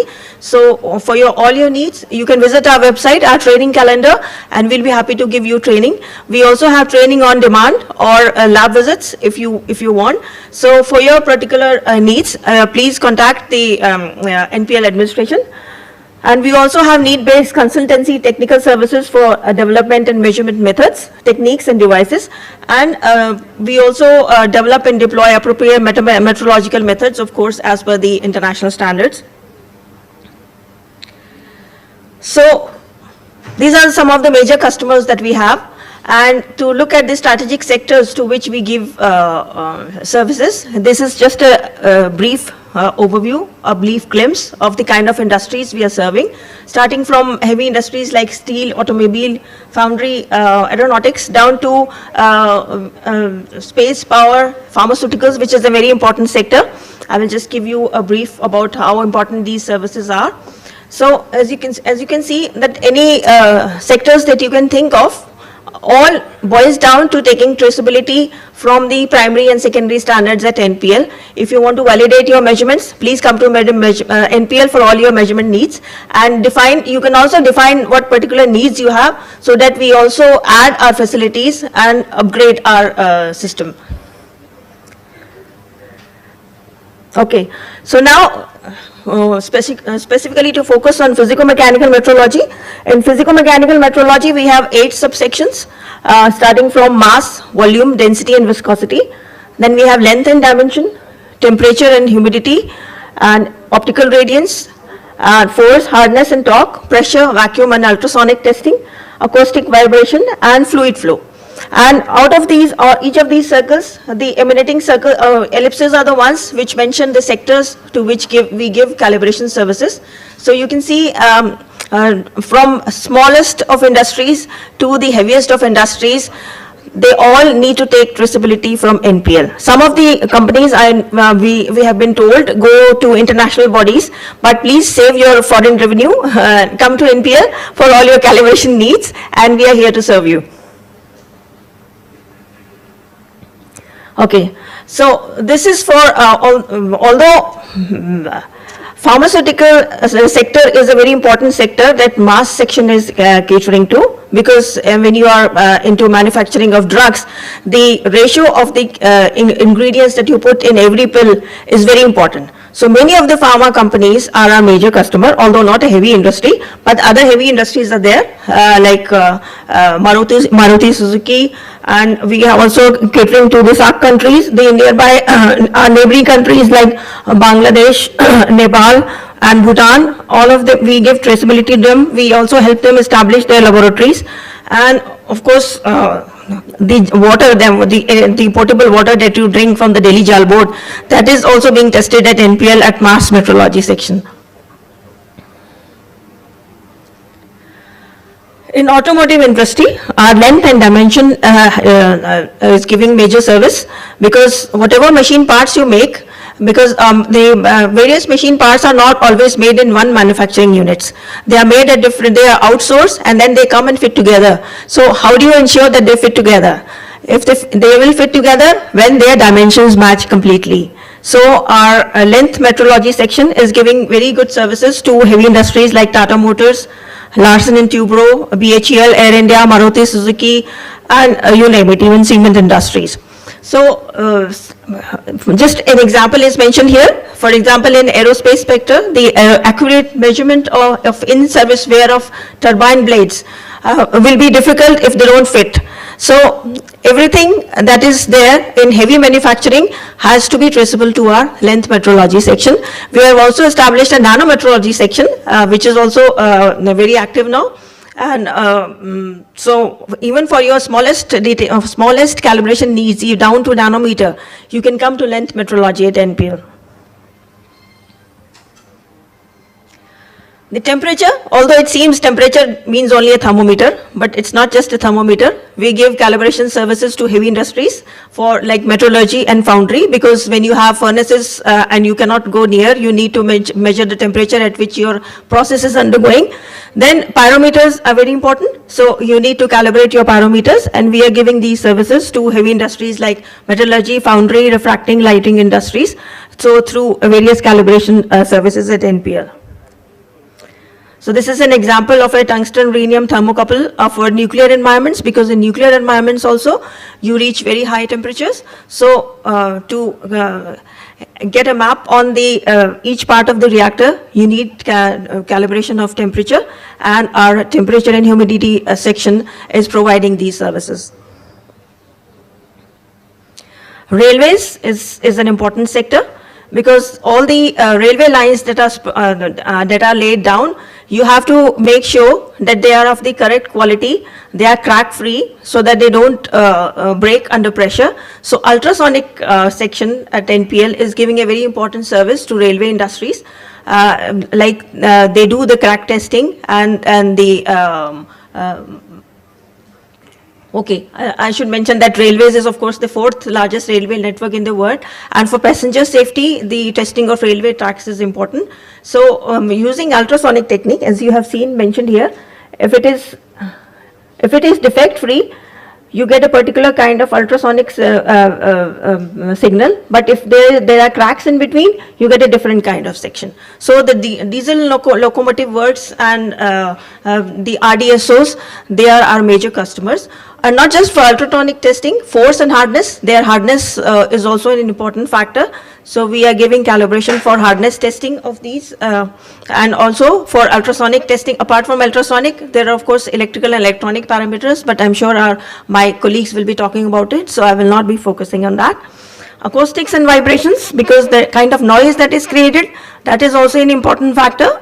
So we do noise measurements and controlling of noise, and we also suggest ways to mitigate the noise. As I mentioned, force and hardness is also an important factor in heavy industries. For concrete testing, for metro structures, and tightening of bolt windmills in heavy structures, like for Commonwealth Games, we provided all this traceability. And in hardness of all the steel products that come out of these industries, rail hardness testing. So our force and hardness is one of the highest revenue earners in physico-mechanical metrology, because they're always overloaded with all these testings for hardness, torque, and force. Apart from that, Pressure is also one of the important parameters, and we have heavy industries like Bharat Heavy Electricals, Gas Authority of India, SAIL, and many important outlets that come to NPL for calibration. Even in, this is an example that I have given here. In a humble car that you drive every day, there are so many pressure sensors inside the car. So everything matters, even your tire pressure, if it's not optimum, you will not be getting the proper efficiency of your driving, your mileage will affect it. So starting from the tire pressure, there are so many pressure sensors in a car, so all are traceable to the measurements at NPL. Acoustics and vibration is a very important factor. Even heavy industries, when they are into manufacturing, the important factor is the noise pollution. So the noise has to be controlled. So our acoustics and vibration sector is giving important service to heavy engineering industry like avionics, automotive sector, and public sector undertakings. They are also advisors on the CPCB for various noise monitoring stations as well as controlling the noise. They give technical and consultancy services for noise barrier design and development of highways and railways. And there are so many services that are listed here. They are important, and our scientists are also members of CPCB and important noise controlling bodies. Okay, so after giving you a brief overview, I will just mention the various sectors. As you can see, for steel and heavy industries, we are giving service apart from the physico-mechanical parameters like pressure, vacuum, acoustics and vibration. We also give traceability in electronics, optical radiations, temperature, pressure, vacuum and ultrasonic is obviously important for heavy industries, including force and hardness. So steel and heavy industries are one of our major customers. For power, of course, when power comes to mind, you would be thinking that it's only electrical traceability, but it's not just electrical traceability. To power sector also, we are giving services in pressure, vacuum and ultrasonics, fluid flow, and acoustics and vibrations. And as you can see, a few years back in 2018, we were given the mandate to start the calibration of LED lamps in India, because we are now shifting to LED light sources, and there was no facility in India for calibration of LED light sources. So we were given a major project, and most of the facilities have been established, and we have started calibration of the LED light sources here at NPL. And if you want to visit and see the facilities, you're most welcome to do that. So NPL India, as per national international standards, is giving traceability for calibration of LED light sources also now. So this is a short summary of the important defense sector, the guardians of our borders who make us feel secure. We are giving major services to many departments of the defense sector. Civil aviation is also important. See, when you are flying in an aeroplane, how do you find out at what height you are flying? So that height is found out by an altimeter. An altimeter measures the altitude by way of pressure calibration. So all the aviation industries come to us for pressure calibration. That is a very important factor. And apart from that, fluid flow, optical radiation, Air India, Air India flight dispatch, the various wings of Air India come to NPL for calibration. In legal metrology, for each divisional metrological requirements in mass and temperature and length, we are establishing, giving consultancy services. We are also developing systems for legal metrology department. So recently, the calibration of blood pressure measuring instruments, which was not done earlier in India, has been started, and NPL has provided 2 such systems to the legal metrology departments, and we'll be making 5 more for legal metrology departments. In the COVID situation, if you're aware that wherever you went, there was a gun pointed at your forehead to see whether you are running a temperature. So it was basically an higher thermometer, which were mostly imported but not calibrated. So during the COVID time, NPL established a facility to start the calibration of the IR thermometers also. So now that is also up and running. Yeah, I'm almost done, sir. Thank you. So we have initiated during the COVID the calibration of blood pressure measuring devices as well as IR thermometers. So that is an important service we have given, and now we are providing these custom-made systems to the legal metrology department. Okay, so this is again a repetition of the services being given to petroleum and natural gas industries. Atomic energy and space, they are all coming to us for calibration in various parameters, and of course NPL is called the timekeeper of the nation, so the most important service that we are giving is for dissemination of time. I'm sure somebody from the time division will be talking about it, so I should not be delving into that. So atomic energy and space are two important sectors we are serving. And air pollution monitoring, I think Dr. T.K. Mandal also mentioned everything. So apart from the SOx and NOx and PM 2.5, noise is also supposed to be a pollution. So we are contributing to that in various sectors for various government bodies as well as private bodies. So in summary, CSIR-NPL is there to meet all your measurement needs. With the need of the time, we are evolving. And the latest need of the time is to go to digital metrology as well as quantum metrology. So since it was not mentioned, let me mention here that when the SI units were redefined in 2019, NPL has started efforts to establish these facilities at NPL. So we are working on the kibble balance. Dr. Nidhi Singh here, she has demonstrated a model of 1 to 10 gram of kibble balance. Now she is working on 100 gram of kibble balance for realization of the Planck's constant. And when the adequate funds are available, we'll be going for 1 kg kibble balance also. And then we'll be in a position to give much lower uncertainty, almost nil uncertainty to our stakeholders. And also we are working on the Boltzmann constant. Dr. Shivagan, I'm sure he'll be talking about it sometime, or maybe you can meet him in person. For realization of the temperature scale in terms of the Boltzmann constant, we are working towards that, and most of the work is already done. And then we are working on mole, and also the other SI parameters will be working in due course of time. Funding is always a constraint, so arranging funding takes as much effort as establishing any experiment. So I'm sure you understand, being in a government organization, it takes time, but we are on our way. So apart from developing new facilities, extending capabilities, and indigenous custom-made systems as per the customers' requirements, we are also into realization of the new SI units and recently initiated efforts towards digital metrology. So thank you, sir, before you get up. Thank you, Neeta, for a wonderful overview of the physico-mechanical metrology. Are there any questions or comments from the audience?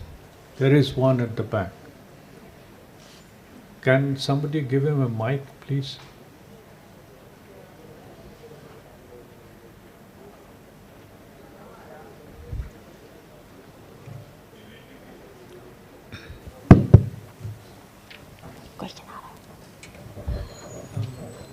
First of all, regarding this heavy industries, these civil aviation, railways, and this legal, and this one or two more topics you said, environmental. These things, they don't come under. They don't come under heavy industries, but because I was giving an overview, so I included them. Even pharmaceutical industries don't come under heavy industries, but then it is an important sector, so I thought it appropriate to mention here that these are important services that we are giving.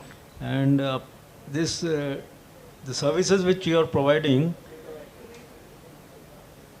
do you have any time frame for sorting out whatever problem they come?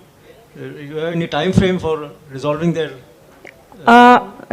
problems as to what? For calibration and testing? Calibration and fees and all, regarding fees and... Sir, all our prices are listed on the NPL website for each of the parameter for each range, and the normal calibration time depends on the workload, but if you take a time slot and you deposit your instrument during that time slot, your waiting time will be nil.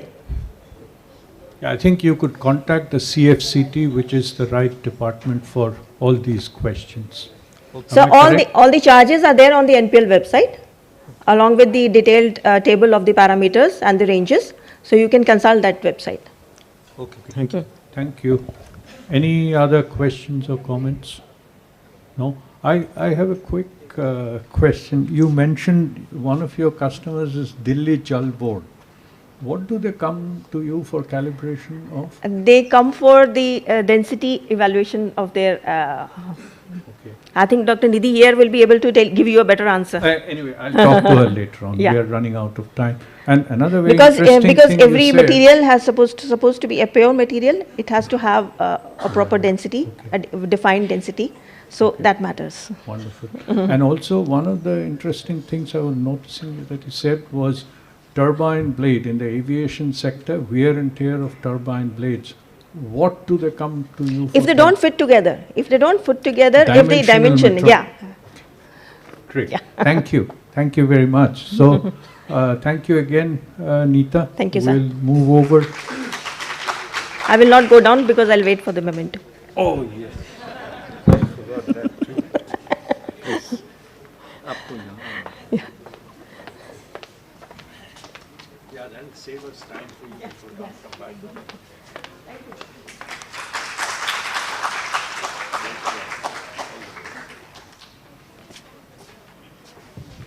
Okay, now we move to the third paper, a third invited paper by Dr. Nahar Singh. He is going to talk about metrology for BND. You have heard about BNDs in the morning talk by Professor Achanta Venugopal, and Dr. Nahar Singh is going to elaborate on that. And Dr. Nahar Singh, in very brief, is heading the BND division at NPL.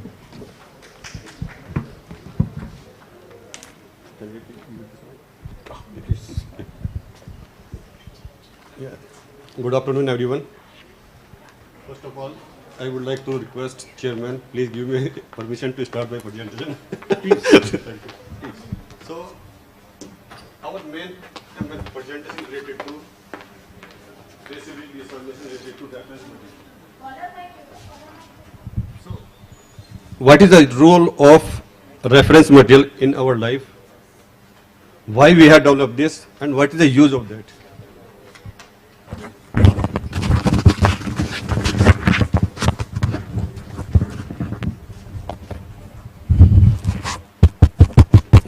Thank you.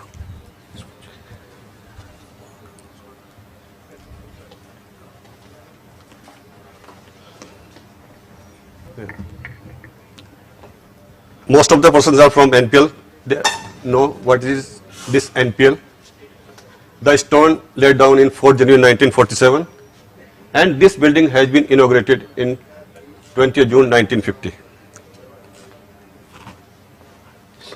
So there are two pillars when we enter in NPL, how you are getting the traceability chain pyramids and the different SI units. These are the basic pillars of any NMI.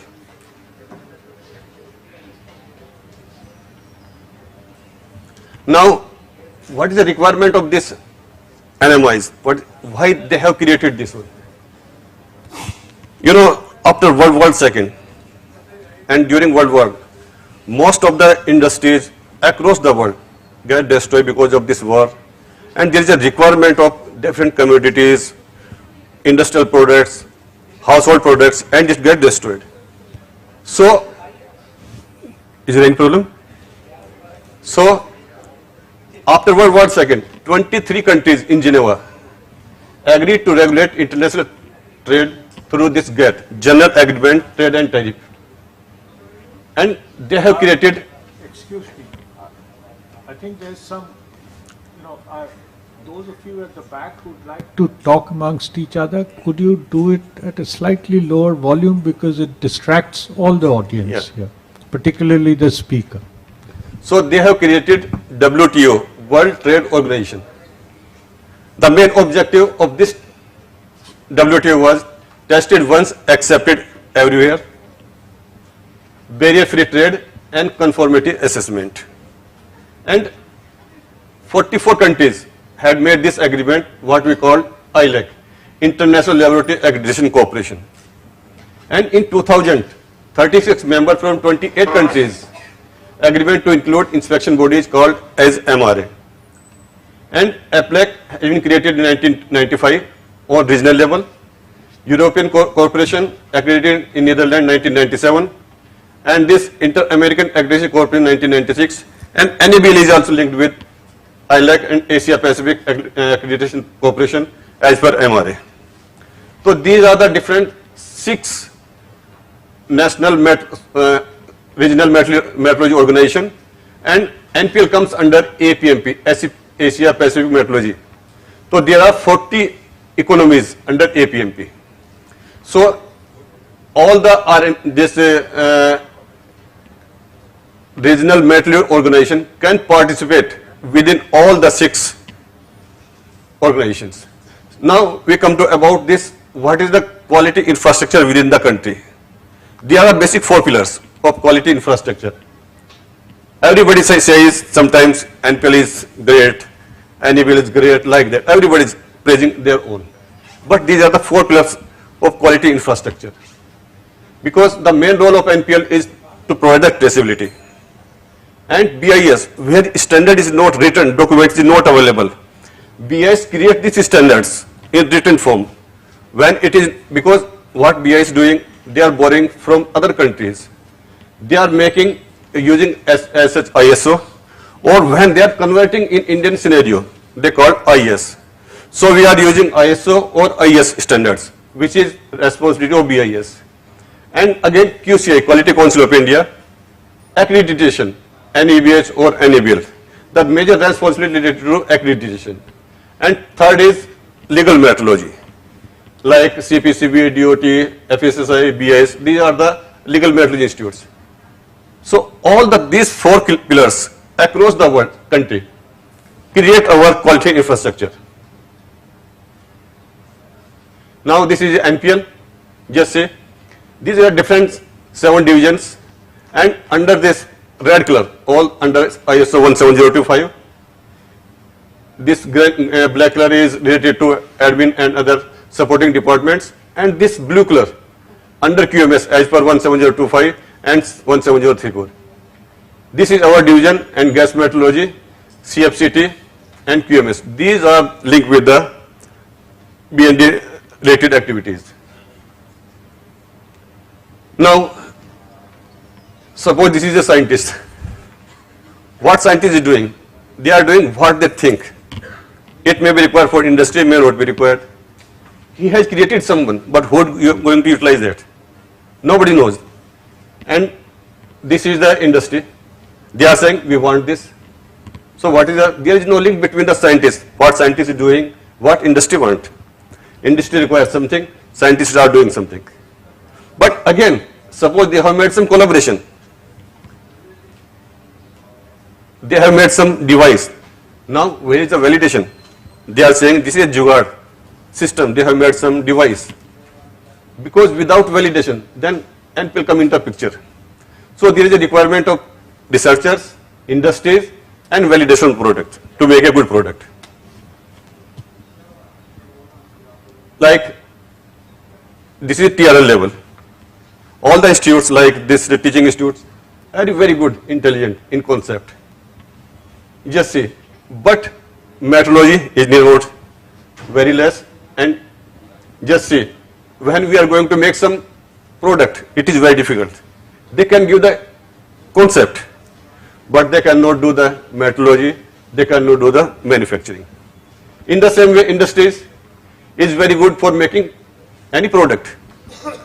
They are nil, again metrology, again concept, nothing is there. So there is a requirement of national quality infrastructure like NPL. So when you want to make some product, concept is there, manufacturing industry is there, so required validation. So NMI come into pictures. So these are 3 basic pillars for making any system. Now we are going to reference material. Why there is a requirement of reference material? You know, metrology and reference material application start when you wake up in the morning. Just in the morning, firstly What is the requirement? You check your time. If there is an uncertainty in that time, then how it is going to utilize for your. So you will require some reference for that also.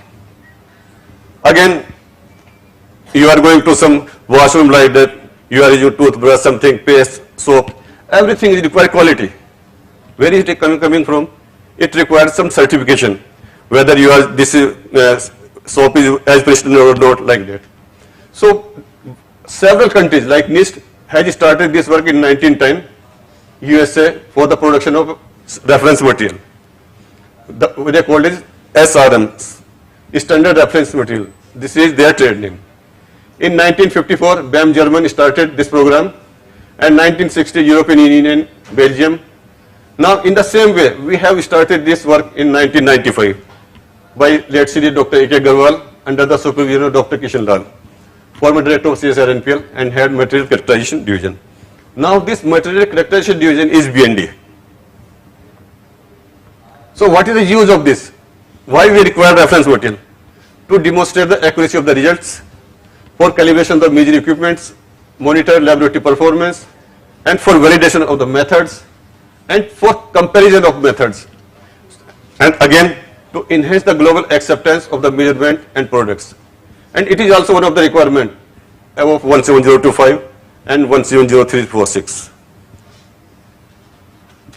Now, when we find so many problems nearby us, there is a train in Bhatinda which is going to Bikaner. We call it cancer train. Most of the persons in this area, in this train, are suffering from the cancer. This train runs from Bhatinda at evening, good morning, good evening, afternoon, and it reaches in Bikaner in the morning. So they are giving 50% concession, all the persons. But nobody knows what is the reason of this cancer, because there may have several industries. There may be pesticide, there may be this arsenic, chromium, selenium, so many toxic contaminants are there. So our rice and tea are banned. And just imagine loss of 20,000 crore rupees alone from this area. But again, problem is that who is going to solve this problem? We require some reference material to identify, because measurement of different arsenic, selenium is very tough. It's not a simple job.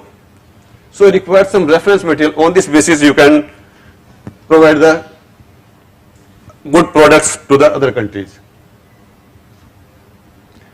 To keep these objectives, we have made several agreements with different reference material producers like NCCBM for building materials, Fairlab related to food items, ASHV related to water, Bharat Petroleum and Hindustan Petroleum for this oil products, and precious metal India government mint, and Jalan for the same, and Global PT for hardness block, and toxic related CSIR, and coal related Dhanbad, and SUNS technology for minerals and ore. So these are the networks of our RMPs. When you imagine just, this is the market, pesticide 2.4 billion, packing material 2.43, cement 2.6, petroleum 21.4, drugs 41, gold silver 76.7 billion, and minerals and ore 127.3. So we have covered gold and silver, petroleum 21, cement and building materials, packing water. Now we are focusing on pesticide and these drugs. These are the major requirements of the country. Worldwide, just say this is the Japan number of CRMs and producers, how many RMPs they have.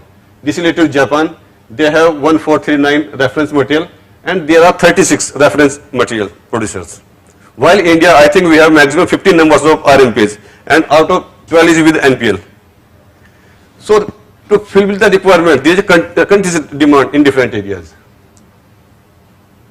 Reference material will be solid, liquid, synthetic, matrix, physical, quantitative, primary, spec. So many types of reference material is required. These are the different reference material with series, like for aqueous standard we have given series 1000, for biomaterials 9000, like that. Because I have to finish within the time also. Now, this is a tedious process to make reference material. It requires processing of the material, sample preparation, you have to test homogeneity, stability, then again characterization, assignment of value, then certification. So for this require 17034, and again you should know the guide for 35, you should know knowledge about this JCGM and ISO guide 131, and you have also required accreditation as per 17025. Just I am giving an example how NIST certifying the values across the, this is the NIST certified value, NIST reference value and NIST information value. So NIST is using primary single methods and confirms by other method. They are using as NIST certified value. And this certification at NIST using two independent critically evaluative methods. Again, it is using for certified value and this reference value. So these are the different techniques how NIST is certifying the value of their reference material. In the same way, we are following the same techniques in NPL with our RMPs. So these are the different BNDs. These are our in-house petroleum, dynamic, these different parameters, precious metal, gold BNDs, water, pH, minerals, FTIR, XRD, SAM, coal, sorry, FTI, XRD and SAM. These are our in-house BNDs. These are the major facilities available in NPL, EPR, top SIMs, field emission SAM, HRTM, JETA synthesizer, ICPMS, FIB, UFLC. So many instrumentation are available in NPL. Again, this breath alcohol analyzer everywhere. You just go up some चौराहा जो होता है police वाला ये कहता है फूंक मारो उसमें जो भी है. He is certifying the value. कहता नहीं सर ठीक है. You just blow in my mouth. अपने मुंह में फूंक लगवाता है कि whether you have drunk or not. This is the standard in India because there is no facilities for calibration of the instruments. So NPL has established this calibration facilities in NPL. Now this is related to gold hallmarking. In India, you know hallmarking how it has been done. It requires some check gold, and it is certified by some accredited labs. So there is no, they are not using any reference standard for certification of the gold. So when a lab certifying value only basis of check gold, so what are jewelry you are using? It is based on check gold only. I am going to finish. So just example I am giving. In 2018 we have started water BND release by Dr. Harshvardhan. After that we have released oil sector 20th May 2019. Different reference material related to petroleum. Again BND related to building materials, and this is related to again oil sector. These are the different dates continuously. 19, again this is 20 XRD standards, and 4 Jan 2021. This BND activity has been inaugurated by Prime Minister Shri Narendra Modi ji, and during this date we have released so many reference material. And in January 2020, again we have launched holmium oxide, alpha alumina and SAM Caliere. This is related to gas reference material which we have released on 20th May 2020. I think. Yeah, this is related to gold with Jalan and Company. This is related to NCCBM. This is related to water. This is related again water. This is again related to high purity gold and silver. Again this is building materials. This is related to precious metal, water BND, tensile strength, like that. And future program, now we are focusing on pesticides, antibiotics. Probably in the month of May we are going to release at least 5 or 6 reference material. So still this area is vacant, ferrous and non-ferrous. We are searching some RMPs for this area. So it cannot be possible without the help of RMPs. So thank you our BND partners for providing this information and knowledge to make India proud in this area. Thank you, everyone. Thank you, Dr. Nahar Singh, for finishing on time. Thank you. Are there any questions or comments? Yes, Neeta. Can somebody give her a mic, please? Yeah, please. BIS is only making documentary standards. Yeah. What is the significance of a BIS mark on virtual? Because, Certified. yeah, they are not certifying. They have given certificate to hall marking centers. They have created hall marking centers. So why the BIS logo? Logo. Because, there are, I already told, like recently NPL started this 133 document policy. They are saying whatever you are using values of accreditation from NPL. So you have to put this on the certificate. In the same way, this hall marking is provided through BIS. So all the hall marking center use this hall marking logo of BIS. BIS. It is of BIS. That is why you have to put on the certification. It has This to is be their- uniform from yeah, it one is their agency, policy. right? I mean, if there are multiple agencies doing, Huh. Hall marking is through BIS. And NABL through is 17025 accreditation is different. So for gold, they are asking hall marking as well as 17025 accreditation. At the same time, you have to follow two. well, maybe you can convince her later on during Thank you. lunchtime. Thank you. Thank you, Dr. Nahar. Thank you, sir, for your valuable insights. May I now request Professor A. Said Gupta, sir, to please felicitate Dr. Nahar Singh as a token of our gratitude and respect.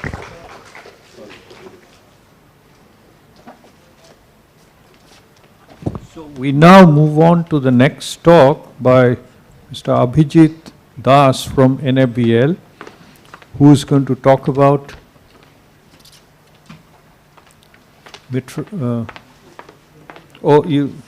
I don't think there is a title for this talk. I don't have a title for this talk, but Mr. Das is a very senior director in NABL and QCI.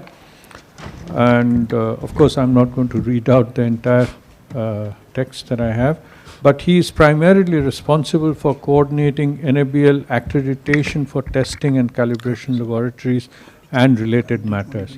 So, looking forward to listen to you, Mr. Das.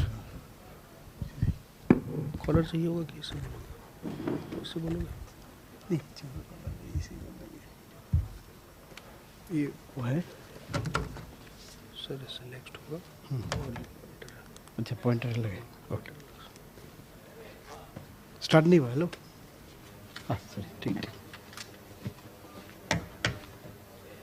So thank you, Chairman sir, and I feel privileged to be here to have interaction with you. I don't consider this is a presentation, so one-sided presentation. Whoever is present here, I know some of the faces since my career in NABL, and some of the new joining probably they may be having a status of research scholar. Whoever is here, you can have this PowerPoint presentations as a interactive tools for NABL as well as NMI, NPL, relation linkage, and what is the definitive policy that NABL and NPL should have. Mic काम कर रहा है? Yeah. Okay. So let us move quickly.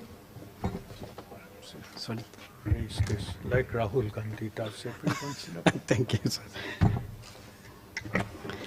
Okay, sir has helped me to get this in the right position. So, accreditation, I am not going to talk about what is accreditation, third party, second party, first party, but anyhow, what NABL used to do is certainly a third party activity because NABL does not have any direct, indirect relation with the laboratory, those are accredited by NABL. So, definitely we are having a status of third party independent assessment process. So this is basically about NABL. I would like to say only the third bullet, NABL offers accreditation service to the laboratories in non-discriminatory manner. So this is most important and catching point, because sometimes it happens that a particular set of laboratory or from a particular organization, there may be a little bit of understanding or some agreement that if that any applicant coming from that sector or that industry, NABL should give accreditations without, I mean definitely doing evaluation definitely, but not so stringently. So there may be some agreement, no, we don't have anything like that. If it is a government, if it is a regulator, if it is a private, if it is a single man laboratory, our method is same. So non-discriminatory word is very, very significant here. Now this is basically important as because people used to say NABL accreditation kya hai? It should be a 17025 accreditation. So for that I used to show everywhere this particular slide, because you see the date or year 1973. So in 1973 that decision by the Planning Commission that there should be some organization or some activity which will lead to the accreditation of testing and calibration laboratory. And with that thought, we started doing this activity in 1982 under the heading of NCTCF. And I am fortunate enough standing in NPL, this program started in NPL itself. So those who are associated long back with this program, they know how it has formulated and how they have taken a serious role or significant role for taking this opportunity. So in 1982, when this has been started, and then 1993 it was renamed as NABL. This is nothing but a renaming, but again that accreditation was given. But the most important thing is that in 1999, see, ISO 17025 version first came in 1999. So you see the year that NABL started activity since 1973, 82, 93, 98, then it has got an autonomous status under DST. That is a different story. But accreditation as such of laboratory started long back before 17025 standard came in picture. So that is why NABL accreditation for laboratory, testing and calibration laboratory, telling like this, NABL accreditation having little bit significance or meaning. So it should not tell or should not told or made equivalent that yes, it is not NABL, it is 17025. Right now we can say 17025, we can even say 15189. You can even say 17034, 43, everything, but accreditation for testing and calibration laboratory started long back. Now these are the standard where we are working. So 17025 is applicable for both this particular field, testing and calibration, and for medical laboratory 15189 as I told right now, and then 17043 is for PTP and 17034 for RMP.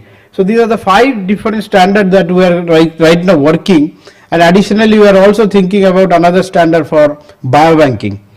So this is on pipeline that is going on. So hopefully within few months or maybe year time we will be able to do that also.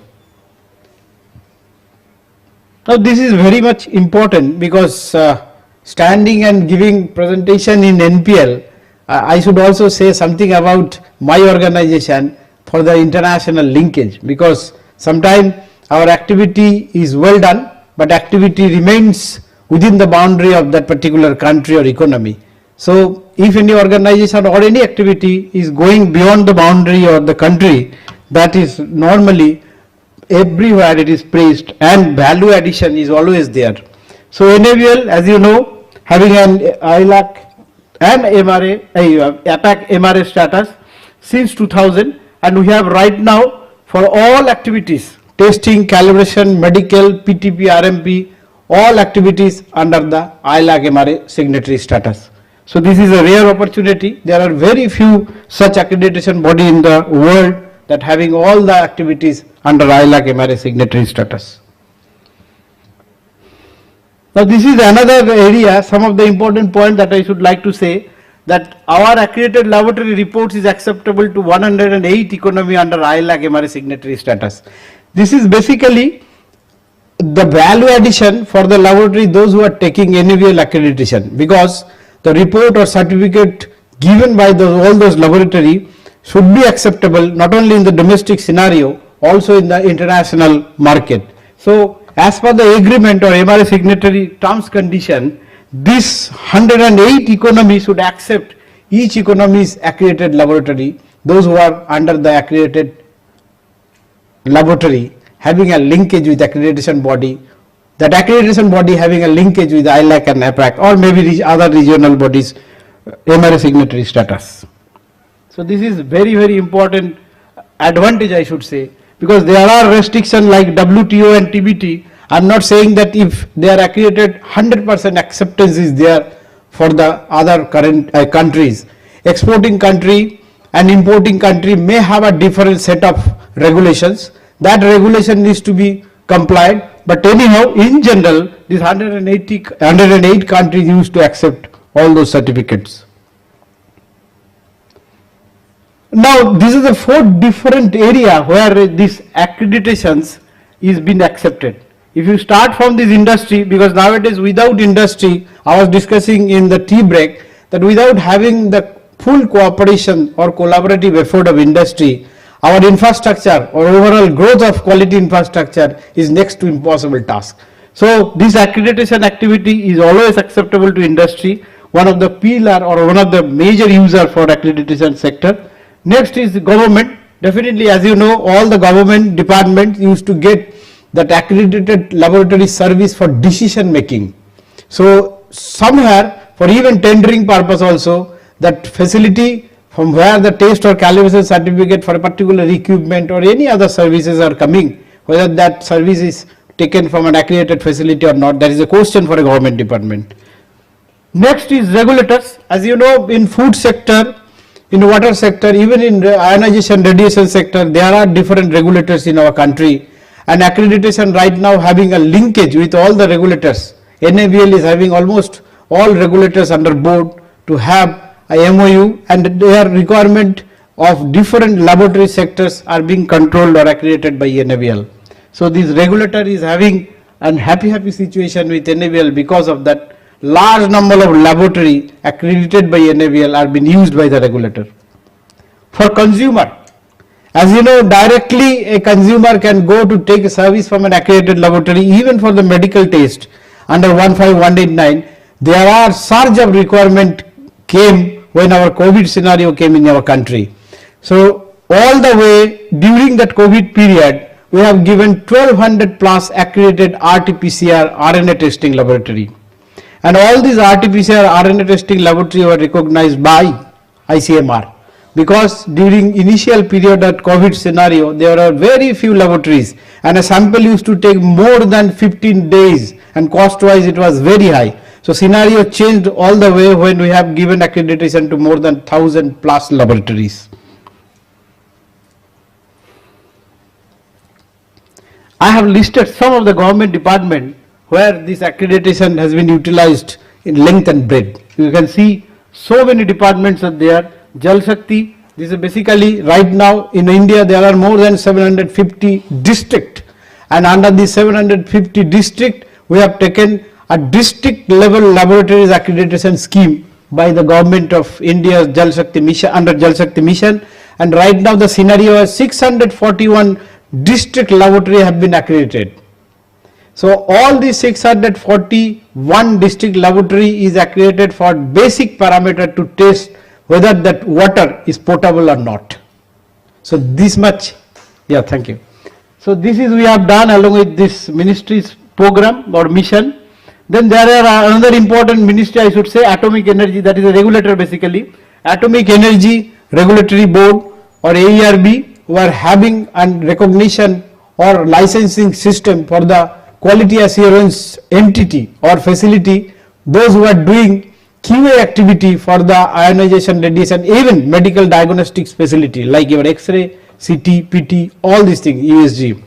Now we have an understanding or MOU signed with them that they have taken a decision that once all those facilities would come and get accreditation in NABL system, then only they will recognize, they will be recognized by AERB. So right now we have more than 100 such facilities, and out of 100 applicant, and out of 100 we have given 64 such facilities accredited for this particular requirement of ERB. So these are the few examples that I am giving. Basically, these are government sector and regulators having MOU with us, and they require our facilities, our accredited facilities for their regulatory regime or regulatory activities. Now, benefits of accreditation. I would like to say some important points, not exactly all points, because some of the points are known to you also.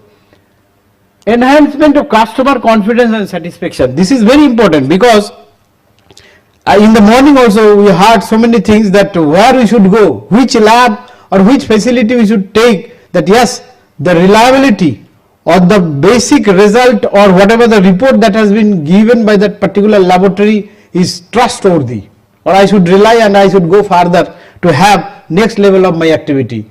So once that laboratory is accredited, at least you can have an idea that laboratory accredited as per 17125 or 15189 is having system in place. I am not ensuring any laboratory's performance for day-to-day activity. There may be anything deviated from the documented system, but we have a robust mechanism. If we get any complaint, any feedback, any information from any source, maybe user, maybe government department, maybe a competitor lab, we have a mechanism to go and do without informing them. That is called unannounced assessment or audit. And for your information or updations, right now there are systems that randomly we are selecting. There are two mechanisms rather, random selection or specific selection based on certain informations. And there are so many examples where based on the audit result or that unannounced result, we have put all those laboratory under suspension category. There is an adverse decision taken against laboratory. It's not like that once NABL has given accreditation, once for all they will enjoy and they will not maintain the system which is required as per the relevant standard. So that customer confidence comes from all these activities against an accreditation body. Now, future of metrology, because today I am here to just to have an object or theme of this particular today's program is Metrology Conclave, and definitely future metrology is one of the important area. And what NABL as an accreditation body is supposed to do, if some new technology, new method, new DUCs or equipment as a whole is coming in future, and how to get all those equipment under the board for accredited scope. So if you see, metrology is always an innovation. There is a challenge for the engineers, scientists, but yes, development based on the need should be there. And then definitely what NABL can do, NABL is always trying to cope up with the requirement of that particular time, and then NABL always having an hand holding with the NMI. So opportunity is ample. As you see, I have written here, by assessing the current trend in engineering and the new fields at the science cutting edge, we can be predicting the future metrology. So I have tried to, in the next slide, that what is the trend that is supposed to come in future, and in the next slide I will show that factor affecting the future metrology. So see, these are the future metrology's factor, means where we should go and what we are supposed to get in future. And out of that, there are three things where there is supposed to be a decrease in the future of metrology. You see the first point, measurement size, because somewhere we are doing so many measurements. As you know, as all of you are mostly of your metrology background, you know, for certain areas we have to take large number of readings. So definitely in future metrology, as because we are going to use so many sensors and so many advanced technology, so measurement volume or data may be reduced. So that is why a measurement size is going to reduce. Then cost, definitely.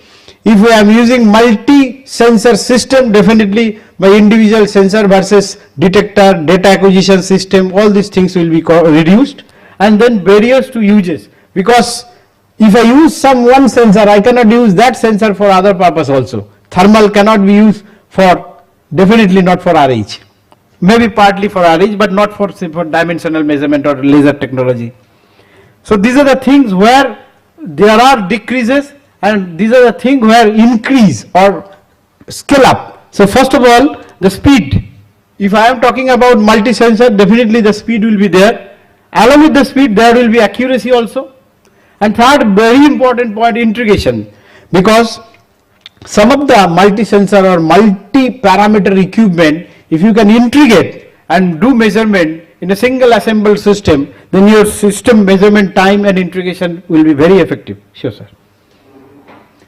And now, this is basically, I think our director NPL has shown that particular slide and rank. This is basically a pride for accreditation system in our country. This, we ranked 5th, but somebody has told, definitely, I also fully accept that for overall growth of quality infrastructure in our country, we need to have a similar growth or similar status, not only for accreditation system, other three or rather two most important pillar, that is standardization and definitely NMI or metrology as a whole, to have a similar, or maybe in future we can expect that we will be in #1 position in the world scenario. So this is basically the right now status of NABL accreditation. I think the amounting total amount of accreditation so far as on 31st March is 8,000, around 8,400, and we are standing in the second highest in world. I was expecting a clapping here. Oh, sorry. So just to close or just to end my presentation, I have already closed, I think. Thank you. Yeah. I would like to just mention two very important points, because the linkage between NMI and NABL as an accreditation body, definitely a very strong bondage is there since beginning. As I told, NCTCA program started in NMI, and over and above, I could see right now the present scenario, that service that we are getting from NPL India is first of all traceability. Definitely wherever possible, NPL is providing us traceability with best CMC available, and then some experts or assessor for assessment purpose, as well as committee members, committee for decision making. And third, an important area where NPL scientists are contributing significantly, that documentations or some technical specification, that if we really want to make anything, right now in calibration there are documents, but I agree that yes, in other areas like test method, calibration method, and also some document related to periodicity of calibration or periodicity or interval of calibration, we need to have document, because YML D10 is there and ILAC G24 is also there. Definitely we should have our domestic document through NPL so that we can follow in all sectors. So with this, I would like to close my session here. Thank you once again for your patient hearing. Thank you. Thank you very much. And I think we'll clap a few extras because of that particular number, that thing that you mentioned. Thank you, sir. Thank you. Any questions or a quick, okay. Yes, so many hands raised. Okay. Mic ले लीजिए. NMI, QCI and BIS, इनमें गणेश कौन है? Sir आपका परिचय थोड़ा दे देंगे? मेरा नाम RK भारद्वाज है. कहाँ से सर? NPL से. गणेश जी बोले तो जो शुरुआत करते ये है, उसी मीनिंग है गणेश पूजा. सर QCI, BIS और NPL, सर ये महत्वपूर्ण कौन है सबसे ज्यादा? नहीं महत्वपूर्ण सर, देखिए अगर हम नहीं, सारे महत्वपूर्ण, I think we'll not go into the details. इसमें किसी को छोड़ के काम नहीं बन सकता. ये एक दूसरे को कॉम्प्लीमेंट करते हैं. करेक्ट. हाँ, सो इसका आंसर आप बाद में डिस्कस कर लीजिएगा. हाँ, वही है. तो मतलब ये इम्पोर्टेंट है, वो नहीं है, ऐसा कहना मेरे ख्याल से इनजस्टिस होगा इन सब के लिए. ठीक है, इसको हम बाद में आप डिस्कस कर लीजिएगा, please. Sir, is there any mechanism to verify or double check the report which we are getting from the NABL accredited lab? If the answer is going to be long, I suggest you can discuss with him later. Yeah. But there are mechanisms, I will tell you, we can cross check. Yes, that is why blockchain portal and all these things has happened. Okay. Yes, there are mechanisms. Yes. And any other questions or comments?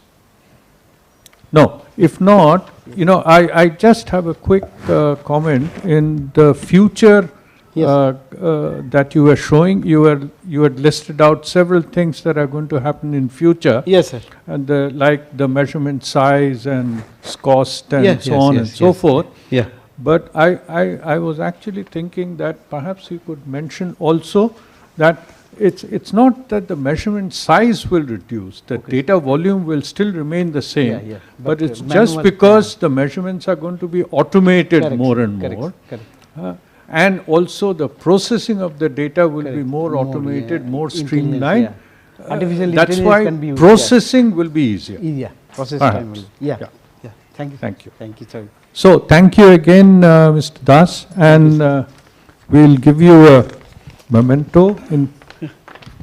Sure, it's my pleasure, sir.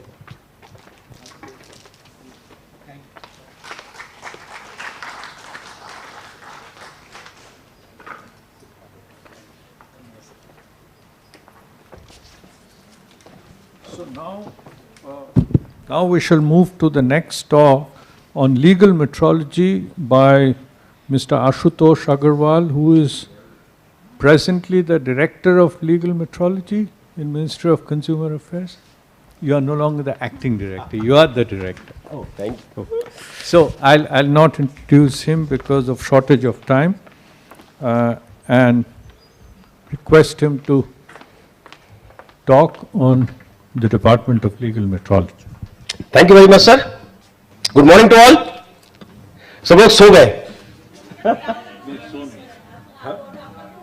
Okay, अभी good morning नहीं बोले, good afternoon बोले, ठीक है. सी, जहां तक as what I feel, as far as National Physical Laboratory and the legal metrology is concerned, वो कहते हैं चोली दामन का साथ है. लीगल मेट्रोलॉजी एनपीएल के बिना नहीं चल सकता, और एनपीएल की सारी एक्टिविटीज को बाहर ले जाने के लिए लीगल मेट्रोलॉजी की रिक्वायरमेंट है. तो दोनों, और पर्पस सेम है for the service of the society. मुझे याद है during the covid period we were struggling with the infrared thermometer, and we requested NPL during this covid period at that time, and NPL help a lot. उसको test करना, calibrate करना और बना करके हमें देना कि ये ठीक है, आप इसको यूज कर सकते हैं मार्केट में. We can not forget this. This was a small activity if you see, कि ये तो अभी हो ही सकता है, but when actually you need the help and if the organisation comes forward, I think it is very much appreciated. I am always thankful to National Physical Laboratory for helping the society. Legal metrology basically, जब हम बात करते हैं legal metrology की, it is not a new field. Started from I say Mohenjodaro. When we talk about the size of the brick 3:2:1.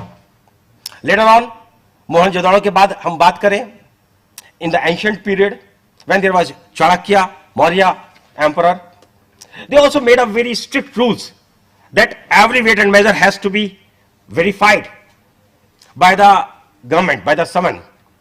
So it's a summon function. So government has to verify after every 6 months, and without doing this verification, use was strictly prohibited. Then British or Mughal, usse pehle, Mughals were also using gaz, tola, masha. Even we still have the seir or the other weights which were used earlier. Later on, British, they also used this, and they also made the concept of weights and measures system in the country. And immediately after the freedom, Government of India also understood its importance. I just give you an example. As National Physical Laboratory, the NMI of the country, has the legal metrology has the membership in OIML, International Organization of Legal Metrology. As director, NPL represents India, we represents in OIML. India became the member in 1956. 57, just few months later. Our fathers were very intelligent to understand what is the requirement of transaction which we have to do at the international level. In the Constitution of India, this provision of the legal metrology is also made. इसका purpose क्या है, क्यों बनाया है हमने legal metrology को? आज यदि आप यहां पर बैठे हुए 1 लीटर के अंदर 1 लीटर की गारंटी कोई देता है इस देश में, तो वो लीगल मेट्रोलॉजी है. And after standing over here without in the country, I can give you the guarantee standing over here that it is 1 liter. If it is mentioned 1 liter, I can give you this guarantee. If somewhere it is mentioned its biscuit is 100 gram, it is 100 gram. I can give you this guarantee standing over here. This is the work which is, behind the curtain we are working. And during COVID time, the maintaining of this essential commodities in the country, maintaining the prices in the country, was very big target. And I remember many of our officers lost their lives during this COVID period due to this all maintaining in the field. तो ये सारी की सारी जो चीजें हैं, legal metrology की जो जिम्मेदारी है, वो हम लोग उस तरीके से पूरा करते हैं कि क्या वेट और मेजर. आप पेट्रोल पंप पे जाते हैं, I don't know why, but what I observe many times, हमारे दिमाग में ये भरा हुआ है कि वो कम दे रहा है, जबकि ऐसा नहीं है. मैंने बहुत सारे जगह पर पर्सनली भी विजिट किया, सीबीआई के साथ और एसटीएफ के साथ और डिफरेंट ऑर्गेनाइजेशंस के जो एनफोर्समेंट ऑर्गेनाइजेशंस हैं उनके साथ बहुत जगह पर रेड किया. But it is most of the things it is correct. हाँ, somewhere 0.001%, you cannot take the guarantee of 100%, but 0.001% may be there, but otherwise it is correct. हमारी गाड़ी में कहते हैं कि साहब पेट्रोल जो था मेरी गाड़ी में जब मैं लेके आया तो 50 लीटर का टैंक है, मैंने 50 लीटर से भरवाया तो 55 लीटर भर गया, और जब मैं लेके आया था उसमें भी कुछ पेट्रोल था. तो ऐसा कैसे हो गया? There are many things happens in the routine basis at the retail outlets. We took up this matter with the manufacturers of the automobiles, and they ensure that we cannot fill this 100%, number one, due to the safety reasons. In India हम क्या करते हैं, हिला हिला के उसको भरवाते हैं पेट्रोल को, which is actually not required or not acceptable due to many reasons. क्योंकि टेम्परेचर बढ़ता है, आपकी वेपर्स होती हैं, वेपर्स बाहर निकलती हैं पेट्रोल की, तो बहुत जगह पर ये केसेस होते हैं. तो वो क्या बताते हैं कि कैपेसिटी हमने जो लिखा है वो लिखा है कि कितना भरना चाहिए, ये नहीं है कि ये इसमें इतना पेट्रोल आएगा या इतना डीजल आएगा. तो हमने बहुत जगह पर लोग निकलवाते भी हैं वापस कि मेरा चेक करिए, और देखते हैं कि उससे ज्यादा है जितना उसने भरा है, वो सही भरा है उसने. तो दिमाग में क्या होता है कई बार हमारे, trust, which is very important. हमें आज आजादी के 70-80 सालों के बाद भी क्या ट्रस्ट नहीं है अपने ऊपर या अपनी सोसाइटी के ऊपर या अपने लोगों के ऊपर? मैं एक चीज बता देता हूं, यदि हम ये समझते हैं कि हम ये मेंटेन कर रहे हैं और लीगल मेट्रोलॉजी या कोई भी एक ऑर्गेनाइजेशन इस कंट्री में लॉ एंड ऑर्डर को मेंटेन कर रहा है, तो ऐसा नहीं है. हमारी कंट्री का जो ट्रेडर्स है, जो बिजनेसमैन है, जो इंडस्ट्री है, वो ऑनेस्ट है, वो ट्रस्टवर्दी है, वो सही काम कर रहा है. हम लोग केवल उसको एंश्योर कर रहे हैं कि वो ठीक कर रहा है कि नहीं कर रहा है. हमारा पर्पस कहीं भी पॉलिसिंग करने का नहीं है. हमारा पर्पस केवल ये एंश्योर करने का है कि क्या सामान सही मिल रहा है, जितना वैल्यू फॉर मनी है वो दिया गया है कि नहीं दिया गया है. और यही लीगल मेट्रोलॉजी का प्रेम्बल है, यही लीगल मेट्रोलॉजी का ऑब्जेक्टिव है. क्या एक हार्मोनियस एनवायरनमेंट हम क्रिएट कर सकते हैं among the consumer, industry and the government regulators, और मुझे लगता है हम लोग इसको काफी हद तक ठीक ठाक कर पा रहे हैं. हमारा लीगल मेट्रोलॉजी में एक बहुत इंपॉर्टेंट चीज है package commodity. Because nowadays, with the passage of time, most of the products are being sold through the packaged commodity in India. Not only in India, everywhere in the world. So there are few basic information which have to be given on every prepackaged commodity. बनाया किसने है? यदि कोई मुझसे पूछता तो मेरे को अपना नाम बताने में कोई प्रॉब्लम नहीं है. And we used to get regular request, regular pressures, regular request from different sectors of the country कि आप हमारा रेगुलेशन फूड में हो रहा है, आप छोड़ दीजिए, हमारा रेगुलेशन ड्रग में हो रहा है, लीगल मेट्रोलॉजी छोड़ दे.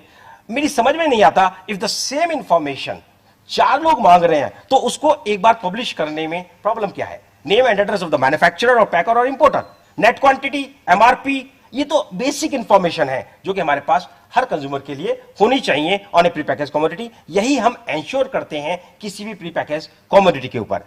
ई कॉमर्स वेबसाइट्स, ये भी एक, जैसे आज हमारे जो बच्चे हैं, शायद हम लोगों में से जो पुराने लोग हैं उनको तो नहीं, मुझे तो नहीं आता है, लेकिन बाकी लोगों को भी शायद नहीं आता होगा वेबसाइट से, उससे ई कॉमर्स से ऑर्डर करना और प्रोडक्ट मंगाना कि कैसे आता है. हमें शायद ट्रस्ट नहीं है, ये भी कह सकते हैं एक चीज.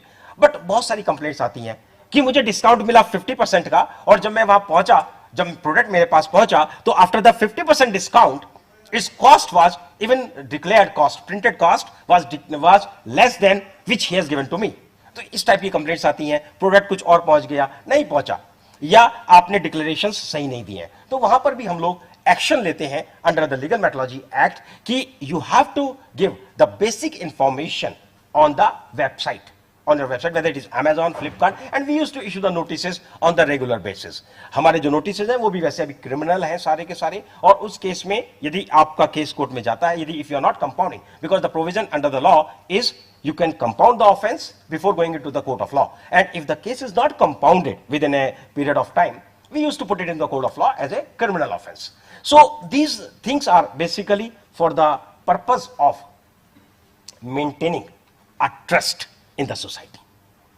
जैसे मैंने कहा OIML में हम लोग जो नया काम कर रहे हैं, हमारा प्लान ये है कि किसी तरीके से जो ये आपका डिजिटलाइजेशन OIML में भी और BIPM के साथ मिलके एक DTG ग्रुप है हम लोगों का, डिजिटलाइजेशन टास्क ग्रुप, उसके अंदर किस तरीके से सारा का सारा सिस्टम एक पोर्टल पे डाला जाए। हम लोग इंडिया में भी प्रयास कर रहे हैं कि we should have a single legal metrology portal over which all the states are connected, anywhere from any person can, or from anywhere he can put an application and can get the results, और सारे के सारे certificates we are planning to put it in the blockchain so that आगे आने वाले time में ये problems हमारी कम से कम हो। अभी हम लोग we are working on it and we hope that very soon we will get it done. अभी कुछ दिन पहले लास्ट मार्च में हम लोग OIML मीटिंग में स्विट्जरलैंड गए, सेक्रेटरी साहब भी थे, मैं भी था। So when we offered them they were very happy, even at the international level, if we can support our help to them. I feel that India is doing very well, very good in as far as this computerization is concerned. We are doing very well as far as digital is concerned. आप सबको पता ही होगा, मुझे लगता है आज की date में जितना UPI, जितना QR कोड से हम यूज करते हैं, शायद दुनिया में नहीं होता होगा। कितना आसान है टिकट बुक करते समय QR कोड से इमीडिएट पैसा पेमेंट कर देना या मार्केट में यूज करना। तो ये सारी की सारी चीजें जो आज इंडिया में हो रही हैं, ये सारी की सारी कहीं ना कहीं हमारे ट्रस्ट को दिखाती हैं, हमारा दिखाते हैं कि हम लोग एक डेवलप्ड स्टेज ऑफ माइंड की तरफ बढ़ रहे हैं। और लीगल मेट्रोलॉजी का पर्पस भी यही है। नए नए इक्विपमेंट्स ऑन रेगुलर बेसिस आ रहे हैं, whether it is blood pressure meter, whether it is thermometer, or whether it is any EEG or ECG, जितने भी बहुत सारे मेडिकल इक्विपमेंट्स या जो वेइंग इंस्ट्रूमेंट्स आप मार्केट में यूज करते हैं, I like to tell you, जितने भी वेइंग इंस्ट्रूमेंट्स मार्केट में यूज हो रहे हैं, each and every equipment is being verified and stamped by the legal metrology. आप कहीं भी जाइए चेक करिए, you can check the certificate, you can check the stamp, और जो सील करते हैं तार डाल के वायर डाल के, वो सील आप चेक कर सकते हैं किसी भी वेइंग मशीन के ऊपर, धर्म कांटा हो, रेलवे ब्रिज हो या आपका पेट्रोल पंप हो। मोस्ट ऑफ द इक्विपमेंट्स जितने भी हमारे पास हैं वो सारे के सारे हमारे कॉमन यूज के इक्विपमेंट्स हैं, जिनको की वेरिफिकेशन और स्टैंपिंग बहुत जरूरी है। लेकिन एट द सेम टाइम हमें अभी इसकी जो जरूरत है, जो हमें आगे चाहिए, वो क्या है? हाइड्रोजन डिस्पेंसर, क्योंकि आप ग्रीन फ्यूल की तरफ बढ़ रहे हैं। हमें इसके बाद इसके हमें रेगुलेशंस, रूल्स भी बनाने हैं, और इसके साथ साथ हमें इसकी टेस्टिंग एंड कैलिब्रेशन की फैसिलिटीज भी डेवलप करनी है। यूएस में बहुत अच्छा हुआ है, जापान में बहुत अच्छा हुआ है, इवन यूरोप भी बहुत अच्छा कर रहा है हाइड्रोजन डिस्पेंसर, हाइड्रोजन गैस के लिए। इसके अलावा हाइड्रोजन जो मैं फील करता हूं अभी लीगल मेट्रोलॉजी में, अभी हम लोगों ने PNG मीटर, जो घरों में हमारे पास डोमेस्टिक गैस आ रही है, इंडस्ट्री में यूज हो रही है, हमने नहीं बनाया है।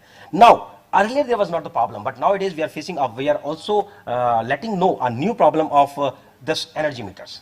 अभी क्या होता है, नाउ एवरीथिंग इज प्राइवेटाइज। पहले सब ये गवर्नमेंट हैंड्स में था तो इतनी प्रॉब्लम्स नहीं थी, but now being the privatize there are lot of problems, smart meters की प्रॉब्लम्स हैं, and we are not regulating yet.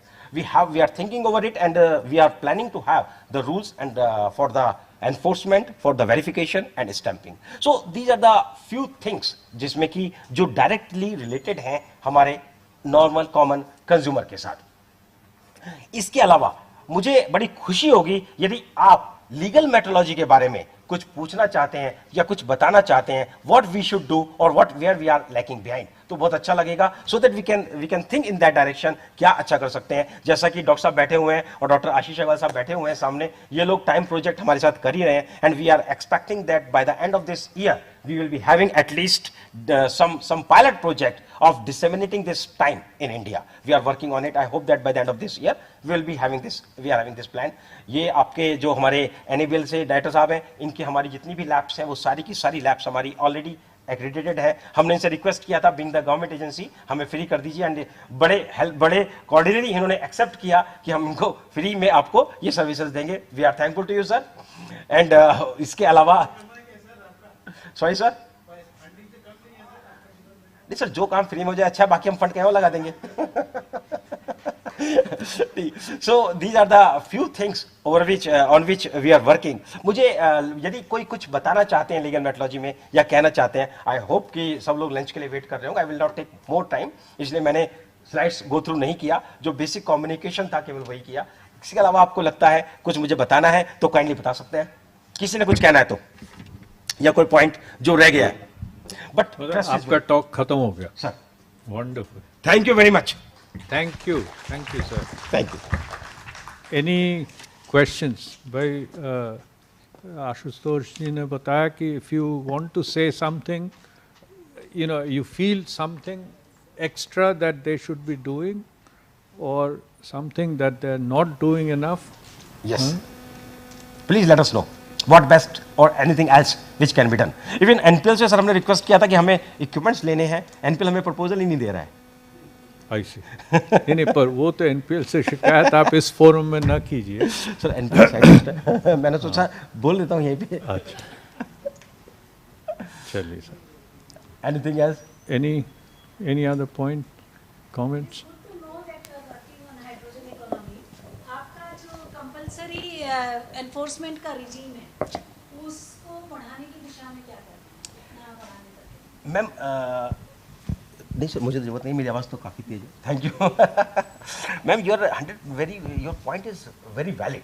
Actually you know now after 80 years I don't think that we should enhance the policing. अभी जरूरत है awareness की. हमारी country की सबसे बड़ी प्रॉब्लम क्या है, लोगों को पता नहीं. देखिए, पुलिसिंग तो अपने आप हो जाती है, उसकी प्रॉब्लम नहीं है. जैसे ही आता है नोटिस इशू करना, उनको कंपाउंडिंग करना, उनको परेशान करना, वो हम सबको आता है, वो तो हमारे ब्लड में है. We are Indians. तो मेरे दोस्त बोलते थे, wherever you are in the world and you face any problem, just see behind that problem there will be an Indian sitting over there. So this may be just joking apart from that, but still enforcement ma'am हमारे पास, because we have large number of enforcement officers working all over the country. हर state में, even taluka, district and then village level पे भी आपको हमारे officers मिल जाएंगे. हर जगह पर जहाँ पर भी होगा, जहाँ पर पेट्रोल पंप है वहाँ पर उसको जाना ही जाना है, वेरीफाई करना ही करना है. वेब्रिज लगा है उसको जाना ही जाना है, करना ही करना है. रेलवे ब्रिज लगा. मैम टाइप अप्रूवल के लिए आपने बहुत अच्छा पॉइंट रेज किया. हमारे पास अभी बहुत सारी फैसिलिटीज अनफॉर्चुनेटली नहीं है. जैसे सपोज करिए इवन गैस मीटर्स जो डोमेस्टिक वाले हैं या बहुत सारे हैं, तो इसको भी हम FCI से कराते हैं या NPL से कराते हैं. थर्मामीटर अभी रूल में नहीं है. इवन इंफ्रारेड थर्मामीटर का रिकमेंडेशन अभी OIL में नहीं बना है. We are the part of that committee. अभी बना नहीं है, फाइनल नहीं हुआ है. बट इवन आफ्टर हमने NPL की हेल्प से जो IS स्टैंडर्ड्स है उसके अकॉर्डिंग टेस्ट करा करके अप्रूवल कर दिया. तो अभी बहुत सारे इक्विपमेंट्स ऐसे हैं जिसमें national physical laboratory certainly can help us कि और कौन कौन से इक्विपमेंट्स को कैसे टेस्ट किया सकता है, for which we don't have the facility. और सबसे इंपॉर्टेंट है मैम, आप लोगों के पास जो नॉलेज है वो बाहर जाना, वो डिसेमिनेट होना. जी, इस हॉल के अंदर रहने से कुछ नहीं होगा. मैं क्या देखता हूं, अभी भी जब हम लोग जाते हैं लोगों को नहीं पता होता है, कंज्यूमर को अपने राइट्स ही नहीं पता है कि मुझे कहाँ कंप्लेन करनी है. सबसे बड़ी प्रॉब्लम ये आती है, मुझे लिखना कहाँ है, मैं किसको बोलूं. तो देखिए मेरी स्लाइड में मैंने सबसे पहले वही लिखा है कि कहाँ आपने बोलना है. कहीं ढूंढने की जरूरत नहीं है. 1915 सीधा कंप्लेंट नंबर, जिसके पास जानी है वो अपने आप भेज देंगे आज की डेट में. और हमने तो अभी अपना ये जो आपका व्हाट्सएप नंबर है वो भी स्टार्ट कर दिया. तो प्लान ये है, और साइबर का भी मैंने इवन नंबर दिया हुआ 19, दोनों बिल्कुल सिमिलर है, 1915 1930, क्योंकि ये साइबर भी बहुत बड़ी प्रॉब्लम है. तो हम कितना अच्छा कर सकते हैं, किस डायरेक्शन में कर सकते हैं, वो हमें सोचना होगा. यदि NPL साथ में आगे करता है सर बहुत ही अच्छा है. इवन MSI जो मेट्रोलॉजी सोसाइटी ऑफ इंडिया है उसके साथ भी मैंने रिक्वेस्ट किया था कि हम कुछ प्रोग्राम्स करें वेयर एवर पॉसिबल. और NABL तो हमारे साथ हमेशा है ही. Anything else? Any other questions or comments? और comments और suggestion?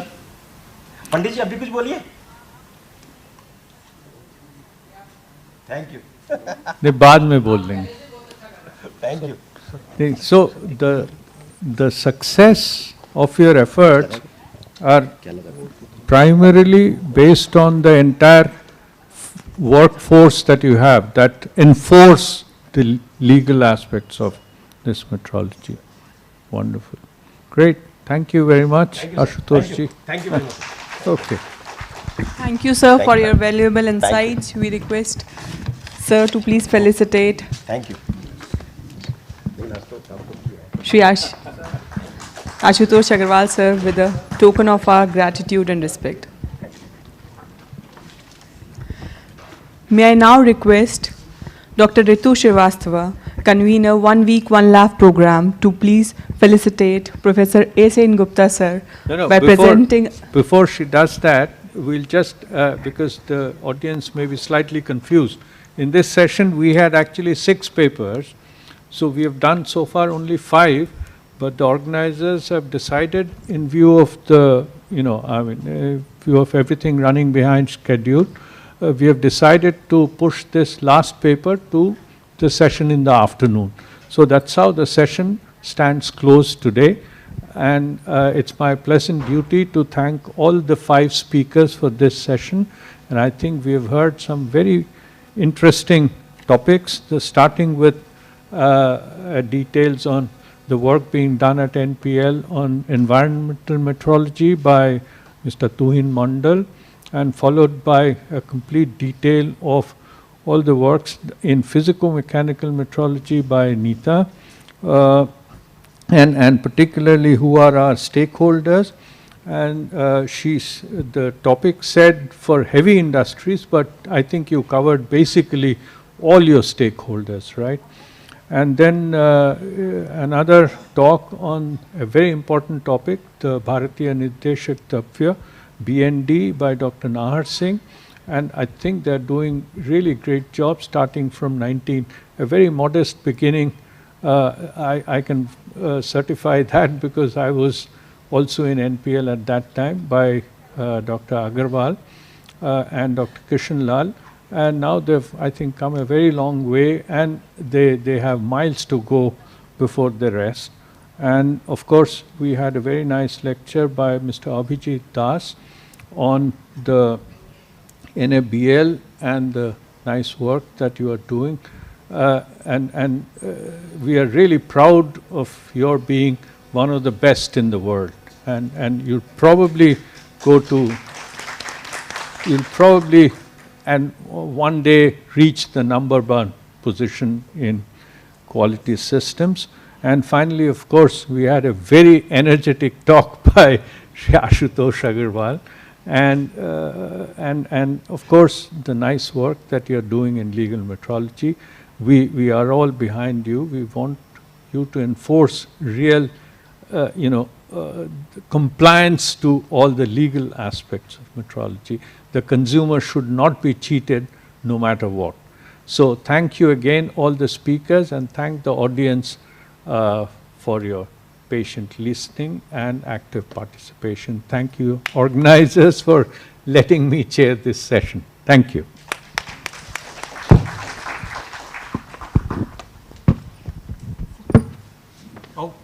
Thank you so much, sir. My turn to go. Oops, I don't.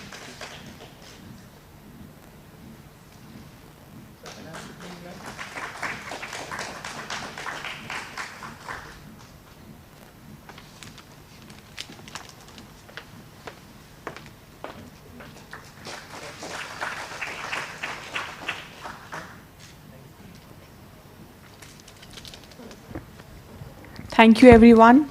Now we break for lunch, and we will meet sharp at 2 to start our next technical session, that is technical session 2. Thank you.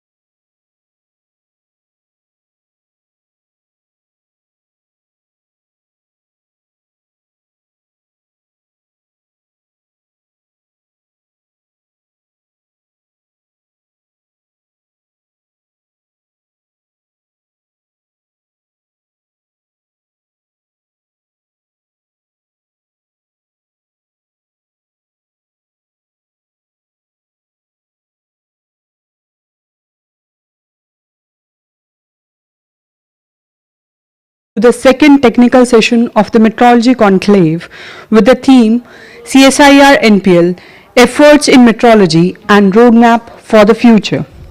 This technical session will be chaired by Dr. Sanjay Yadav, former Chief Scientist CSIR-NPL and Editor Mapan, Journal of Metrology Society of India.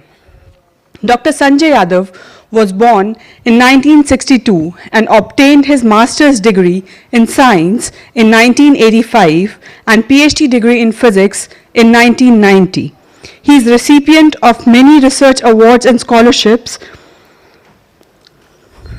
and recently Dr. Sanjay Yadav has been awarded APMP Award for Developing Economies for year 2020. Dr. Yadav has made a significant contribution to the development of metrology and metrologists within India and the SAARC region. His contribution includes developing technical capabilities in mass and related quantities, dissemination of metrological expertise via training and event organization, and the establishment of externally funded metrology projects. His brilliant contributions to the pressure and water flow standards is shown by many published papers in his field. And he has, to his credit, more than 350 research publications published in national and international journals of great repute and conferences, besides contributing several books with Springer and MSI, as well as drafting several projects, scientific and technical reports, documents, and policy papers. So now I request Dr. Sanjay Yadav, sir, to kindly chair the technical session. Sir, please.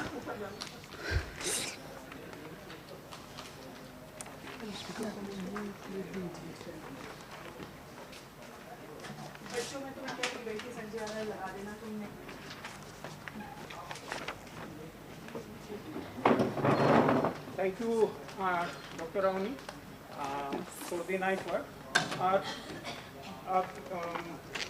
I'm thankful to the organizer for giving me this opportunity. And there is a slight change in the program, and I have been requested by the organizer to accommodate one additional talk. So I request all the speakers to cut short little bit your talk so that we can finish our session within this scheduled time.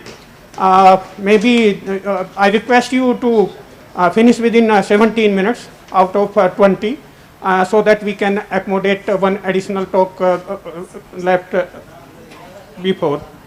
So first talk is from Sri R.R. Singh. He is a senior director from BIS, and we have heard him several times. He is a very experienced person, and his contribution to the standardization is enormous. I request Singh Sahab, please proceed. And sir, within 17 minutes. Yeah, sure.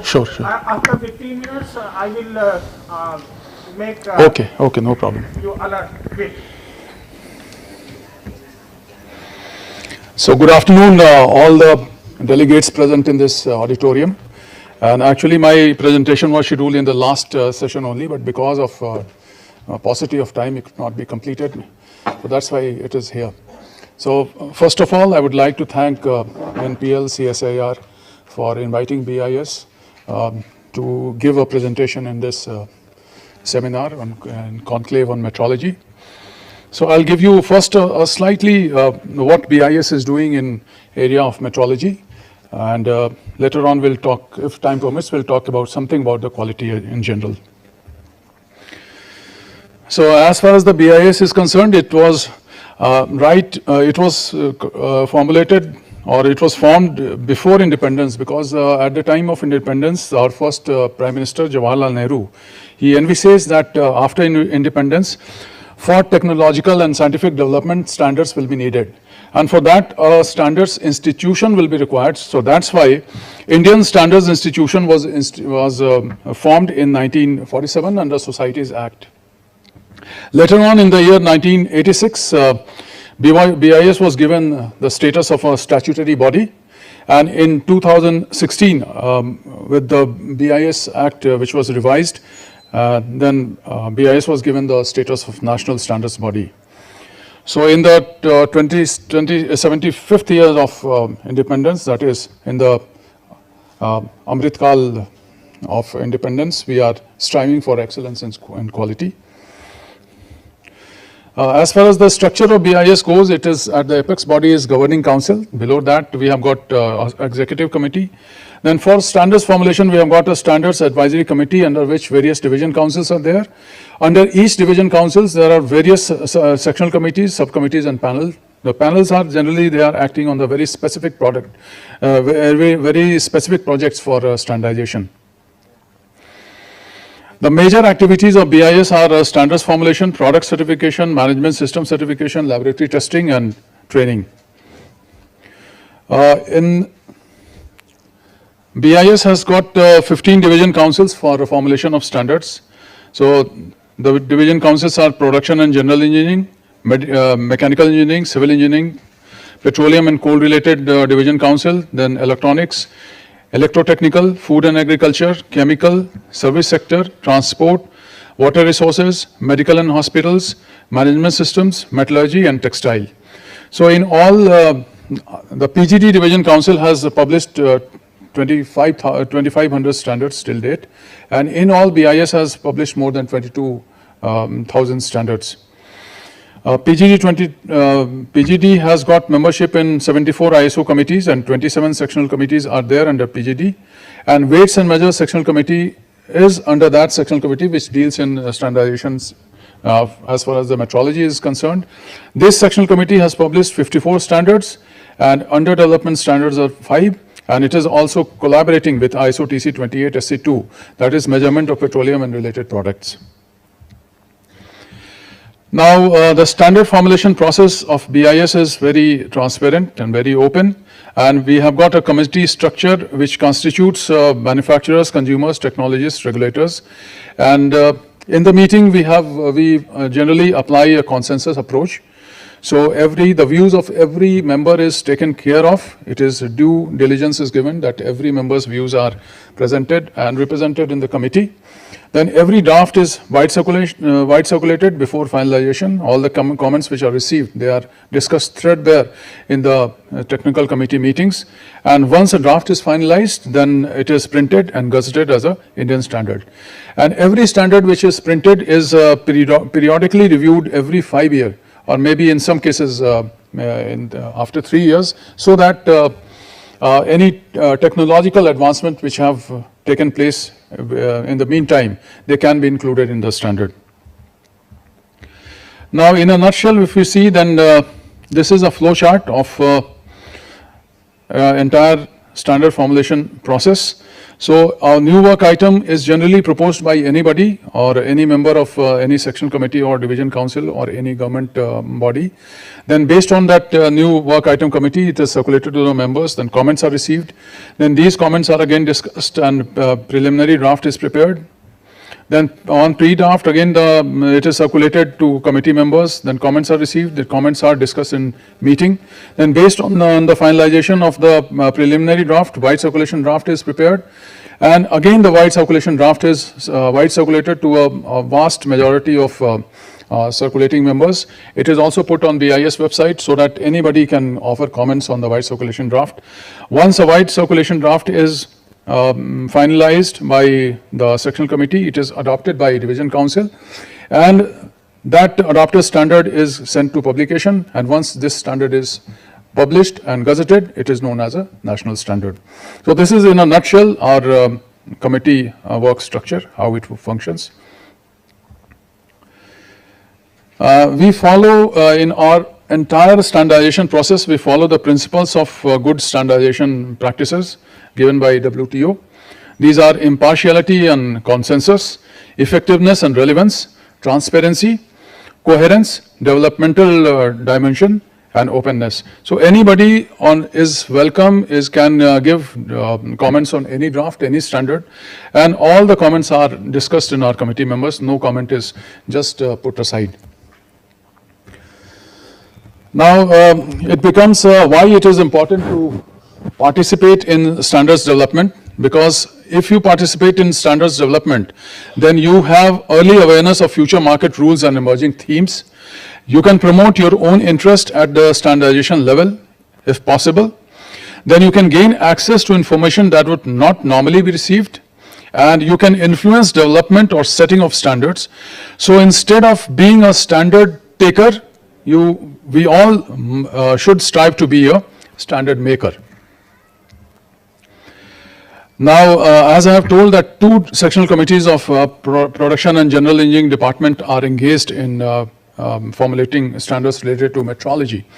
Then PGD 25 is engineering metrology sectional committee. This sectional committee has finalized or published 127 standards. Out of these 127 standards, product standards are 72, code of practices are 38, method of tests are 3, terminology standards are 9, and dimension standards are 2.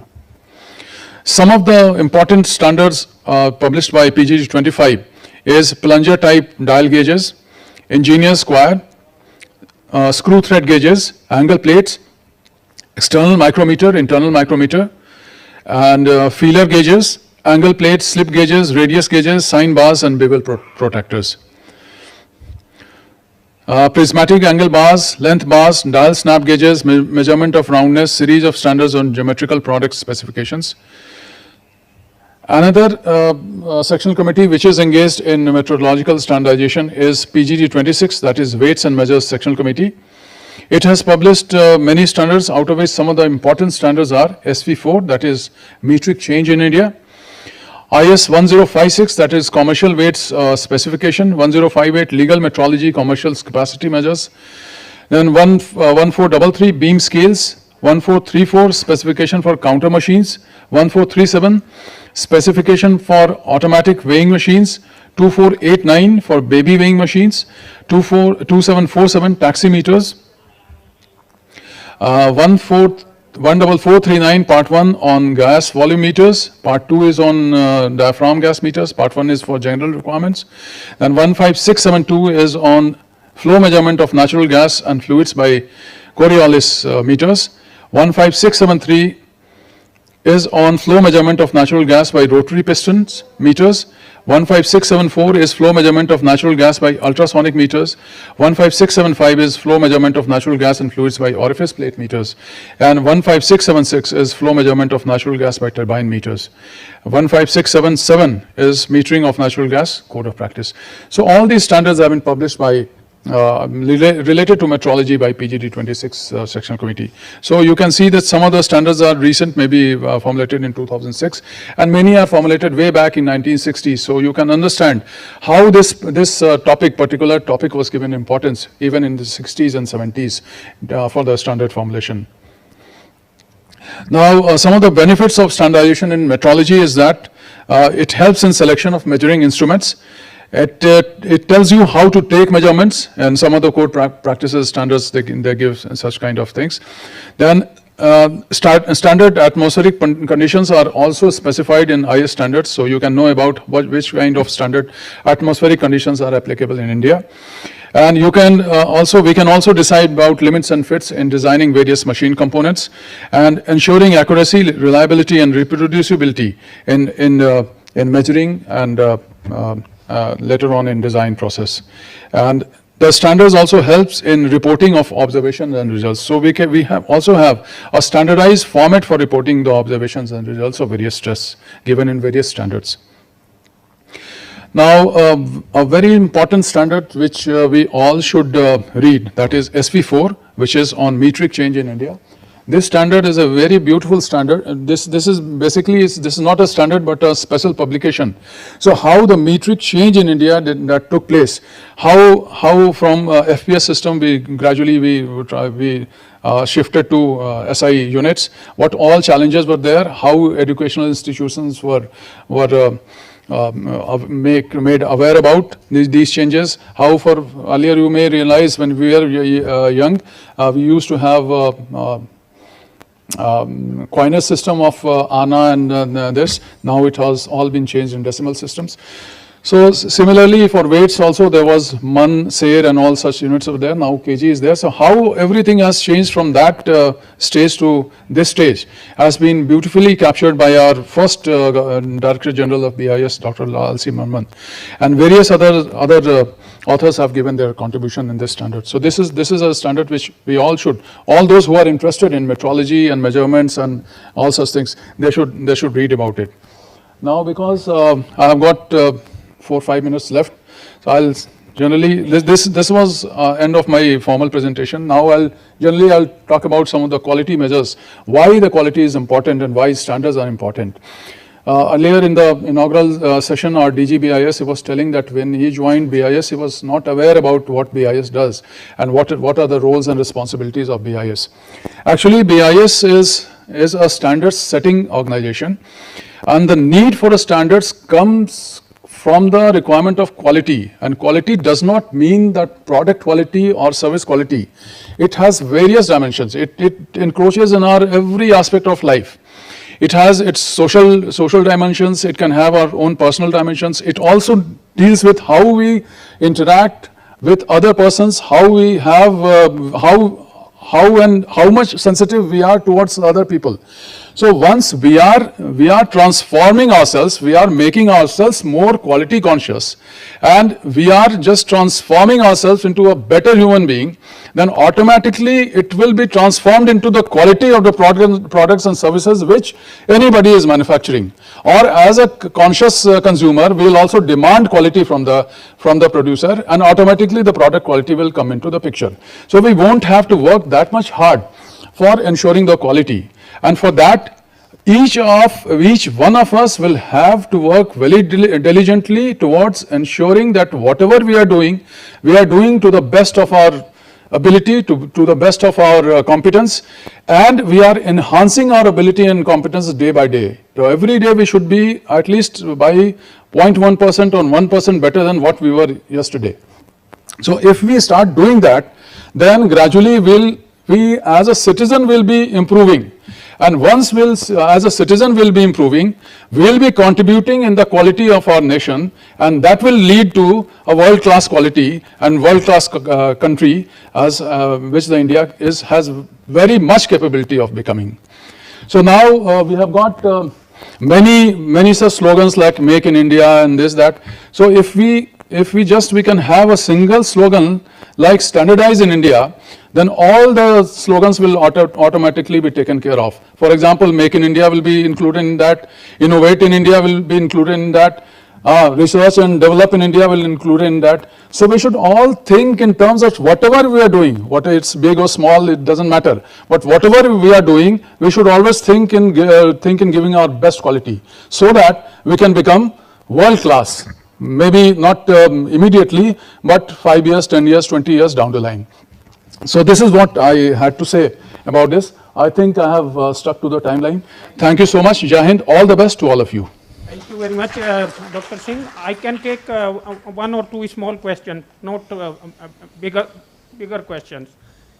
You can, if you have a lengthy question, you can discuss. Yeah, madam was having one question last season. You, madam, you are sitting in the second row, about hallmarking and the other national. Actually, that they are two different schemes. That reference material is another thing, and hallmarking. In hallmarking, we have got assaying and hallmarking centers. So all the jewelers, they are required to get their jewelry hallmarked from the recognized assaying and hallmarking centers which have been recognized by BIS. That is also done under one standard, that is 15820. So once a assaying center or hallmarking center is recognized, then these jewelers can send their jewelry or artifacts to them for getting it hallmarked. So they assay the hallmarked the jewelry which have been given to them. If the jewelry is conforming to IS 1417 or 1418, in that the purity is given. If that is conforming to that purity, then that set of jewelry will be hallmarked. Otherwise, that won't be hallmarked.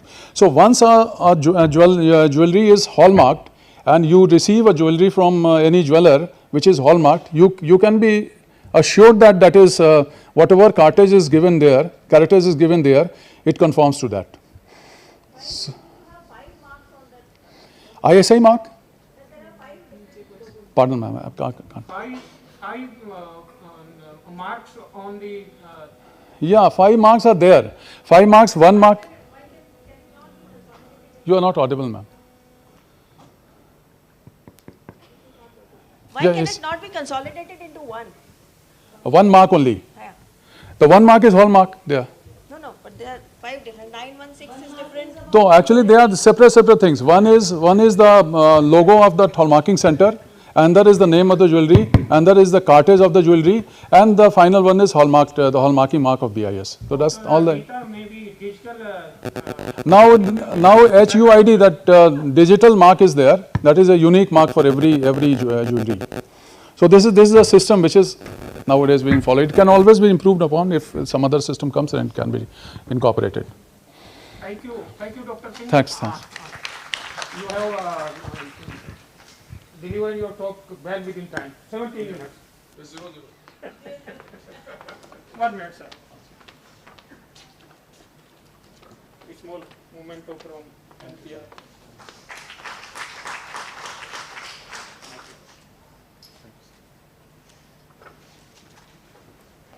Next talk is from some announcement? Next talk is from Dr. Ashish Agarwal, our own extreme colleague. He has huge experience in time and frequency division. Most of the career he has spent in time and frequency division, and we have heard many times, and always he had come with some new dimension. Thank you, Dr. Ashish. Thank you. Request again, soft reminder. Yeah. So probably because of the shortage of time, though I think this talk is going to be on time dissemination in India. This topic was given to me by the organizers, so I would have loved to talk more about the R&D which we do in Indian Standard Time Division. A lot of good work is being going on in my division, but we'll talk specifically more about the time dissemination. We are the timekeepers of the nation, and we like to talk about why the Indian Standard Time is important, and why and how do we generate this Indian Standard Time in NPL. What are the roles of time scales? The time scale is basically a steered atomic clock. So we'll talk about the time scales in NPL and how the time dissemination is happening from within NPL. And then we'll talk about the national plan, a grand national plan for time dissemination in the country. So I'll talk about all these topics as the time permits. I'll start how and why the time is important. If you look into the recent history of the country, we had a great technology development at the time of Kargil war. So what was happening is that when the Pakistani troops took the positions in the Himalayas, in the Kargil region, that was very strategic positions they have taken, and they crossed the Indian border LOC, and then Indian military was not knowing what are their positions.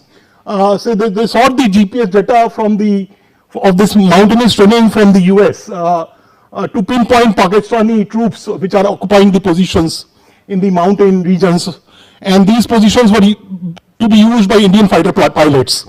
But then the American government denied this Indian request, and because the GPS is owned by the US, and the global positioning system data was denied to India. And that was the reason when the Indian government decided that we should have our own navigation system, which is because the navigation system of a foreign country is not guaranteed in hostile conditions, and so it's a strategic technology. So we realized at that moment of time it's a strategic technology, and that is when the NAVIC was born. And that is where the time became important, because the navigation system, the core of any navigation system is the pseudo range measurement, which is basically a time measurement. As I have shown on the left, we basically need to find the location of any device at least 4 satellites, and that is what is shown. And basically we are measuring time duration, which is called pseudo range. in those measurements when we're trying to locate these positions. So I've highlighted what is GPS, GNSS, and NAVIC, but I'll not go into that. So another thing which happened in recent history is very, very strategic also, which led us to rethink about the strategy of the country, which is the 2611. The 2611 also, the terrorists actually, they bought in US a device which was at that moment of time, not very common. It is VoIP over the internet. And this was bought in US. He said that he's an Indian and he bought it in US. That device to use that communication system of Indian, in the Indian region. So that he was trying to conceal his actual location or actual origin. Finally, when this investigation was done, it was found that 4 GPS handsets were found, 1 satellite phone was found, 9 mobile phones with the VoIP device was found. Many of computer disks which were having Google Earth images of that area were found. Because the terrorists were using the satellite phones to communicate with their handlers in Lahore, it was hard to intercept the conversations. And that is when the Indian government decided that the Intelligence Bureau immediately asked the Department of Communications to adopt time-stamping technologies in order to uniquely identify any person using the internet and the phone and mobile technologies across the country. And that is where the other application of timing is. Next, I'll talk about anything which has happened in 2012. In 2012, we are very aware, if I think we were all born at that moment of time, I mean before that, so we know that there was a Panki, largest power outage in India. And this was a disturbance which occurred in the Indian electricity grid. And that led to entire blackout of the entire north and northeastern country. It affected 620 million people, and all the industries were shut down. The transportation health services were affected. The coal miners were trapped. And this was because of the phase stabilization of different grids. Now we have smart grids which all have PMUs, phasor measurement units. So if you look at the data of that moment of time, it was found that frequency and phase were not synchronized with different grids, and that resulted in this power outage. So time and frequency is very important for power grid, also for synchronization of the different grids, smart grids, and that is why our role of PMUs are also coming very important. Very, very recent, I'll talk about something which is very, very current. We all know about high frequency trading, which goes on in stock exchanges.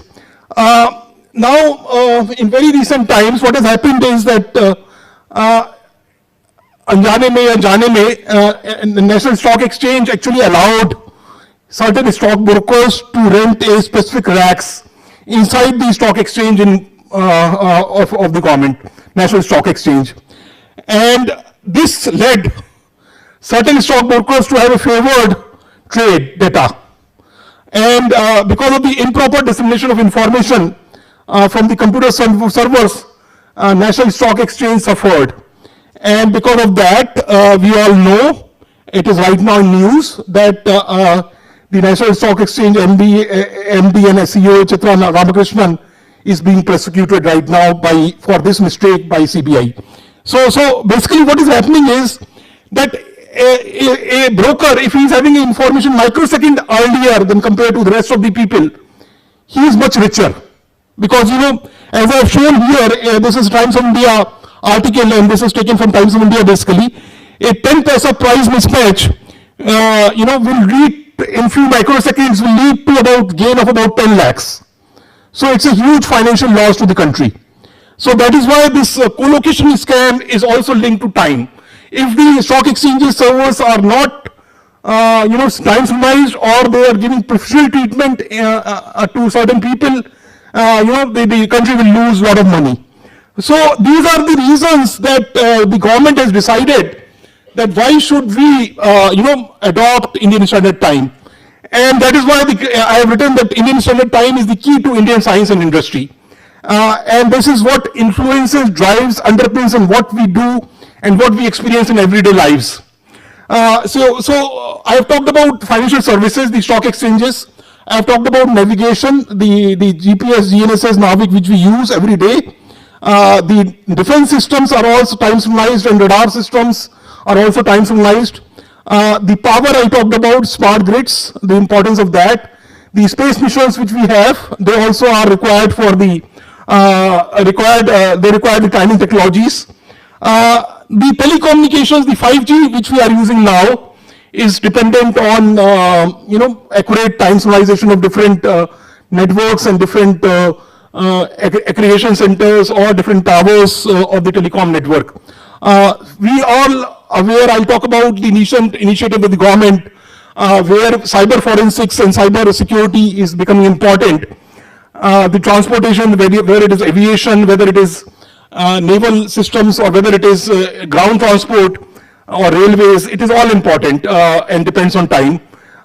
Digital signatures which we all use, the Aadhaar authentication or any website authentication is also digitally signed.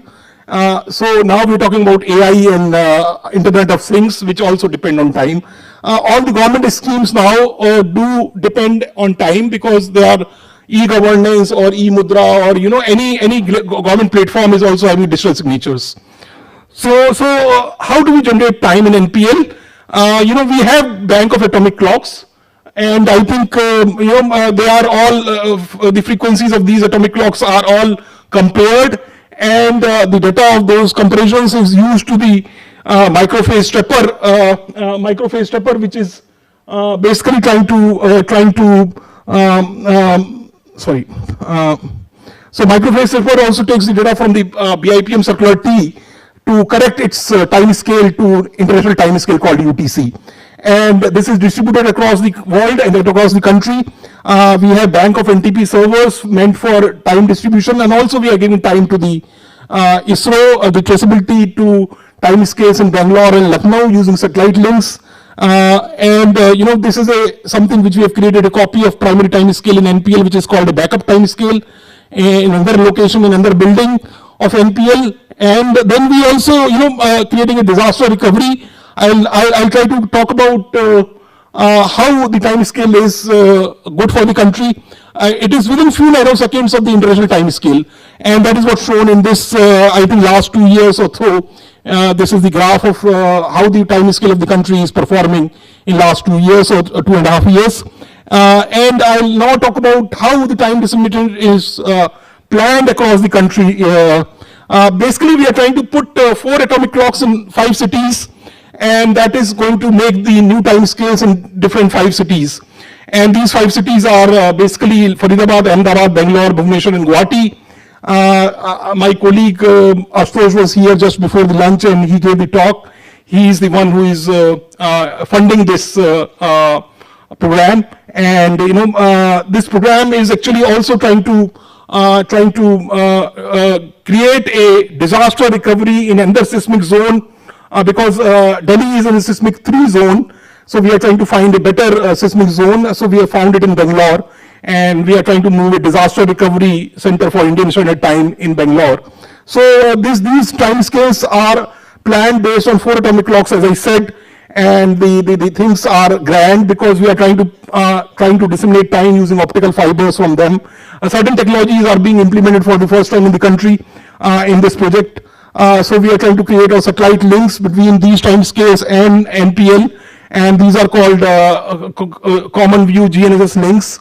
And these will provide traceability to these 5 centers over satellites. And recently, what we have done is that in order to have a cyber secure country, the government of India decided to bring in legislation so that all the users, with all the user organizations like Airtel, Vodafone, or data centers, or any grids. So they have said that all the service providers or government organizations even, or any industry should take time from NPL. So this was basically geared towards enhancing the information security and protection of data center and also the ICT infrastructure of the country actually. So this is also to accurately timestamp various events in the country for basically recreating the accurate sequence of events during the analysis of cyber incidents. So cyber forensics is very important, which the government wants to do using the timestamping technologies. So this, so we are trying to establish a network time dissemination facility in NPL. We have done that already, and this is having a lot of users across the country and across the world. From NPL, we are distributing time across the internet using our NTP servers, and a lot of requests are coming. We have been told that our computer center is getting overloaded and affected because of the requests which we are getting to NPL. And you can go to date and time settings of your laptop or to your computer system and summarize to NPL time. I have elaborated the procedure, but it is also on our website how to summarize to NPL time.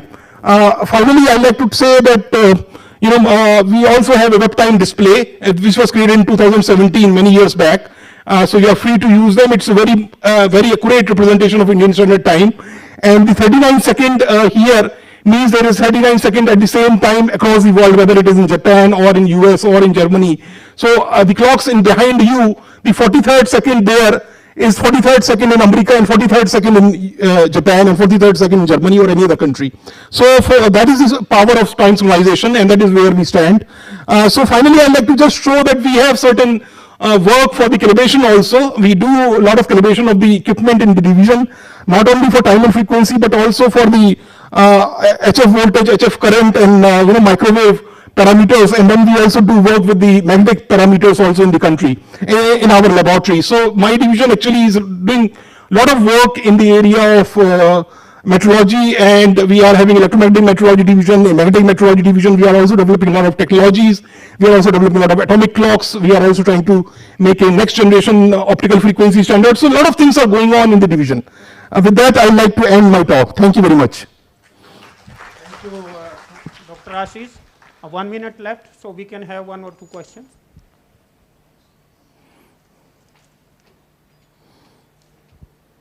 Yeah.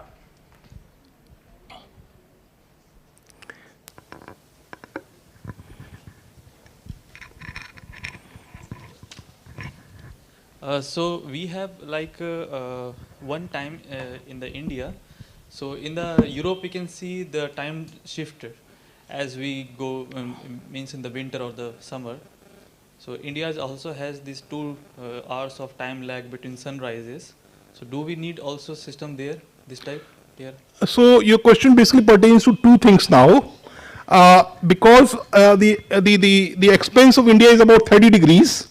So we should ideally have 2 time zones, as you said. In the country, we decided to have only 1 time zone, which is based on a line going through the Allahabad or Mirzapur, and that is our central point, because if you divide the whole breadth of the country in 2 parts, that is a central place, and that decides 5.5 hours.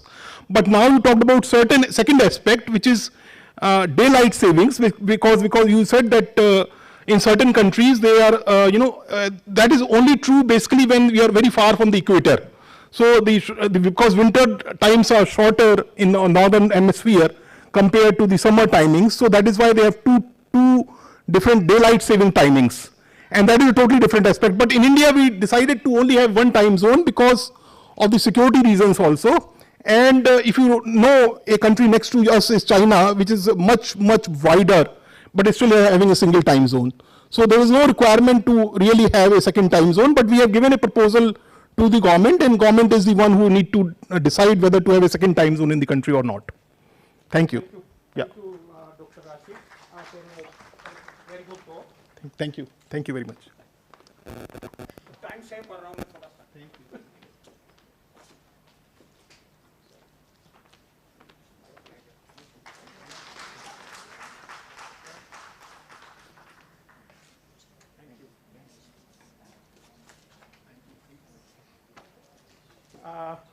Next talk is from our esteemed colleague Dr. Rajesh. He is a chief scientist and he will be talking about metrology for health and quality of life. He is head of biomedical section in our laboratory. He is establishing several biomedical metrological standards you might have seen in the morning, Dr. Venugopal's talk.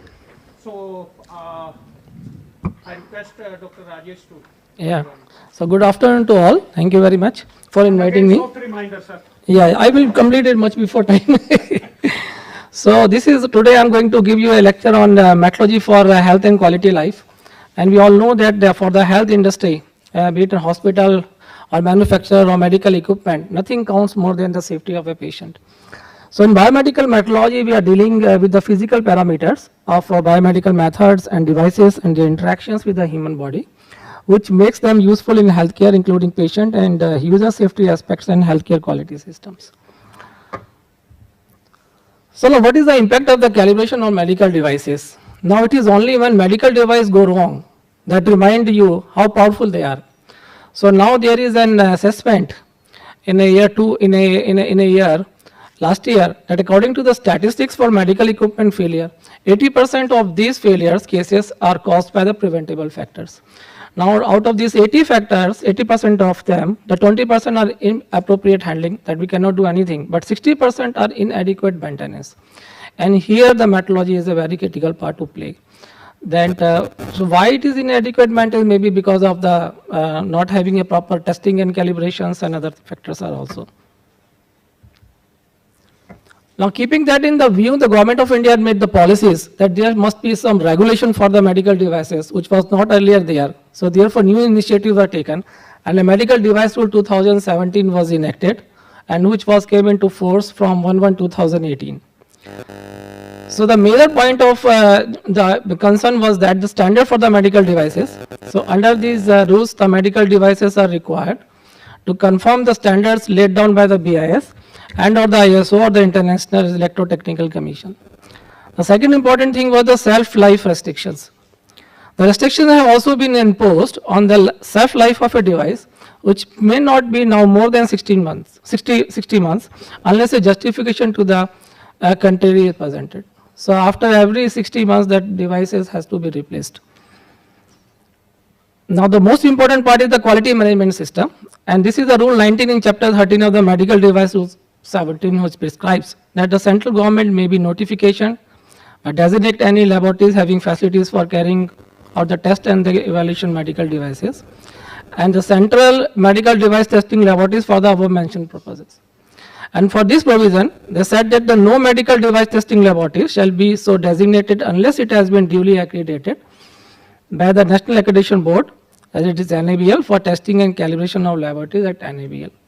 So keeping all these concerns and after coming of this regulation 2017, the NPL has also taken an initiatives and we have now a new section has been now set up for that, with the key objectives of setup of international traceability of medical device and diagnostics, to develop and validate calibration procedures for medical devices, establish the quality control, quality assurance protocols for medical technology, support the whole value chain for R&D, manufacturer and end users, and the most important, the training on the physical parameters related to medical devices, and to support the regular bodies in this context, newly enacted of Medical Device Rule 2017 for providing that is free healthcare services to the nation. So these were the main objective of this activities which has been initiated at NPL. And now in that regard, what we have achieved in the last 3 years, from since after 2018 to till now, the first biomedical equipment standard or defibrillator analyzer is developed at NPL for the calibration of defibrillators, and this is a unique facility, is already only available in India at NPL. And the other is a setup for the calibration of infusion pump analyzer, then medical grade for the testing of medical grade infusion pumps. The third one was the design and development or calibration setup for ECG simulators for the frequency amplitude parameters, and the facility for surface energy measurements, that is surface tensions and the wettability and the surface energies using the accessible drop analysis methods and reference standards used in the medical devices and materials, and for particularly for biomaterials. Now this is the facility, the view chart of that. The first one is that is schematic, of that one. If I can put it over there, so it will not come over there. The first is the source energy and the analyzer, and then the HVD is a voltage divider, and the reference meters for that is a digital multimeter and so on. And the traceability chart, you can say that we all it is traceable to national standard and then goes to the SI units.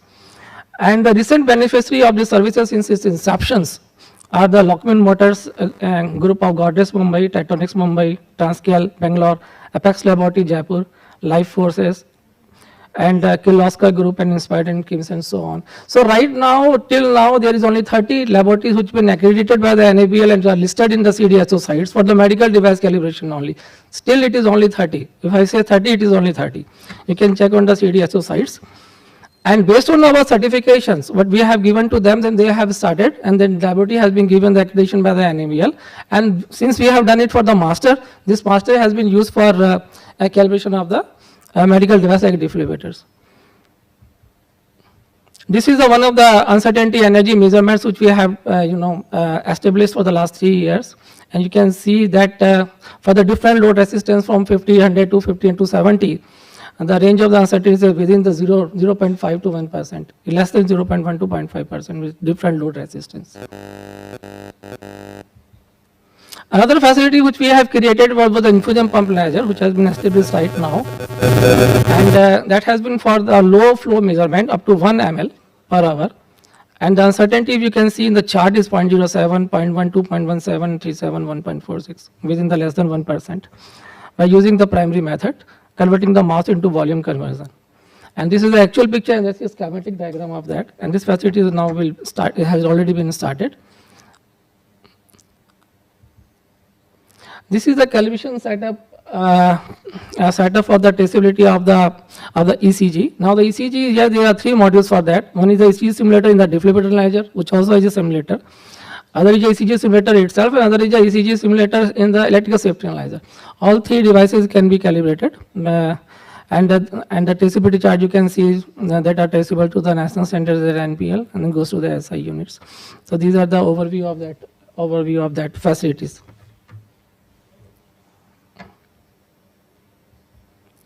Now the upcoming calibration facility for medical devices. Now we are now going to establish an electrical safety analyzers, that is a calibration facility for electrical safety analyzer that is useful for testing of all the medical devices. This is a prime condition that all the medical devices should have an electrical safety. And for that we are going to establish a facility for that. The another one is the calibration facility for the incubator analyzers, and that is the master, which will be useful for the testing of the neonatal newborn baby incubators. And it is very important now, as you know, the lot of accidents have been occurred in our country in the last few years because of the improper maintenance and the faulty incubators. So the need was realized, and so that's why we have taken these 2 activities, and most probably we are very hopeful that we will complete it in this financial year, the next financial year. Thank you. So I'm well within before time. Thank you, Dr. Rajesh. We can have 1 or 2 questions. Yeah.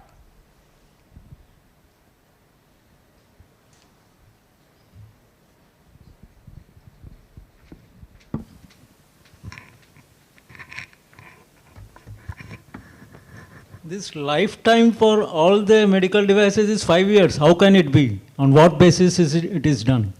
It is not that every device has a lifetime of 5 years only. You may be right, but it is already the policy which has been made by the government. So it is in the CDSO side, we can discuss over it.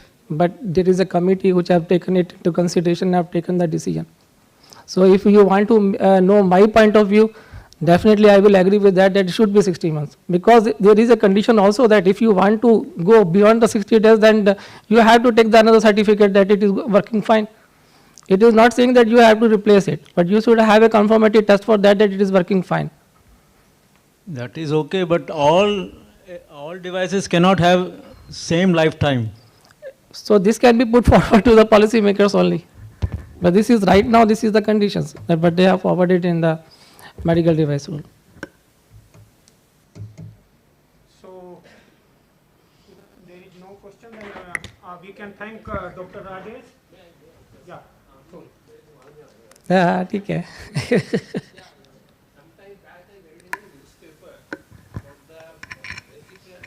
basically many diagnostic tools. They bought from the overseas refurbished instrument, mainly refurbished in the country. So how do we see this, the rule formulated and the policy, how it will work there? Then again I have said now there is a condition subject to the condition that after 16 months they can go for the conformity test. Now if it is passed through it, then you can use it. They are not saying it to just throw it. It is must. After 16 months it is must. That's all. They are not saying that don't use it. Okay. But once it is passed through the conformity, then it is okay. You can use it. So basically it is the revalidation. Yes, you can say it like that. Yeah. It is for the all the product. Basically. Right now it is like that. This is for all the products. Yeah. Well taken. Okay, thank you. Thank you, Dr. Rajesh. Finishing in time. I'm very happy. Please. यहाँ से दीजिए आप.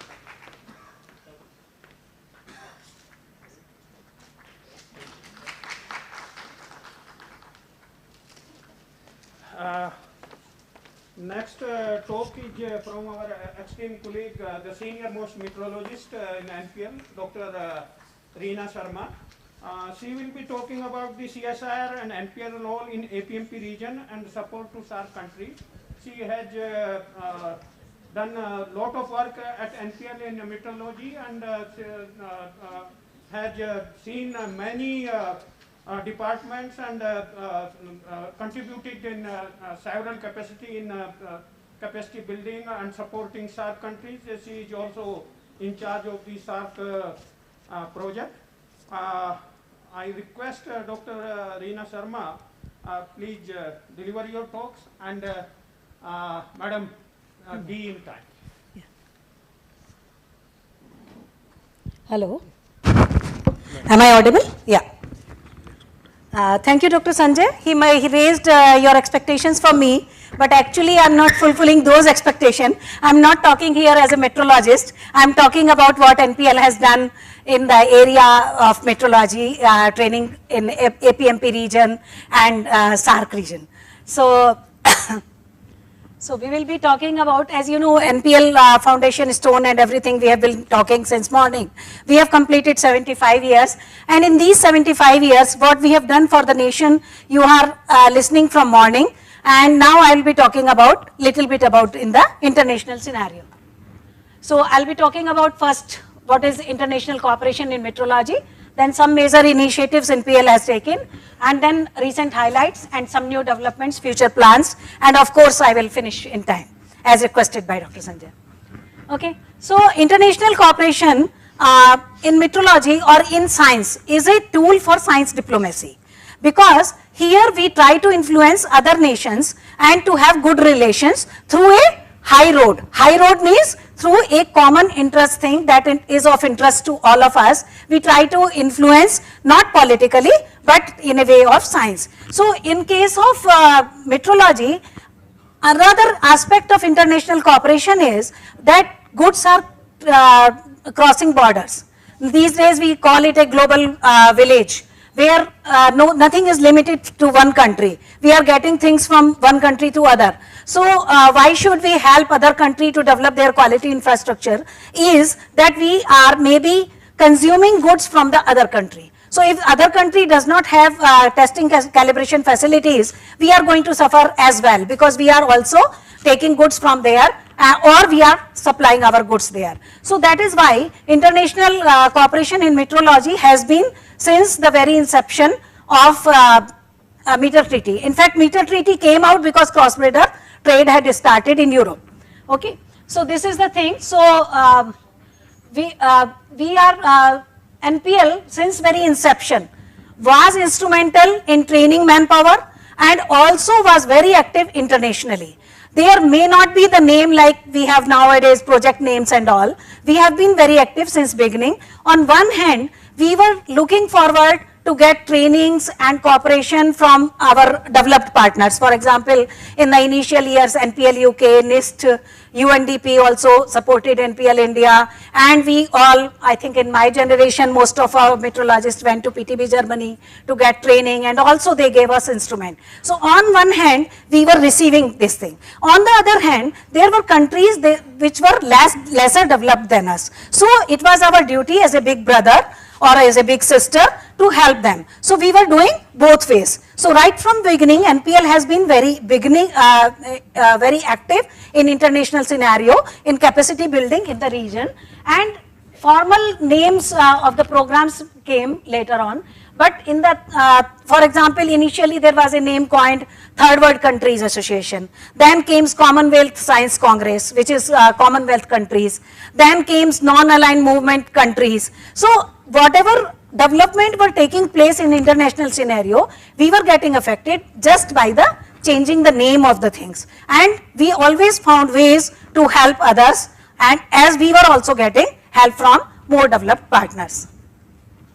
So for any country which is at the stage, initial stage of setting up a infrastructure, national infrastructure, you have been told there are 4 pillars. Number 1 is accreditation. Number 2 is standard, because without standard accreditation cannot be there. And to meet the standard, we have to check whether it is meeting the standard. So metrology becomes the tool there. So for metrology, we have like NMIs, National Metrology Institute, which are doing, giving traceability for the measurements and primary SOPs, etc. And then standards and accreditation you have already heard in the thing, and you have also heard legal metrology for the informant. But the country who is newly developing, what they need, initially usually it starts from the trade. So length, time, length, mass and time are initial parameters from the state, from where they start.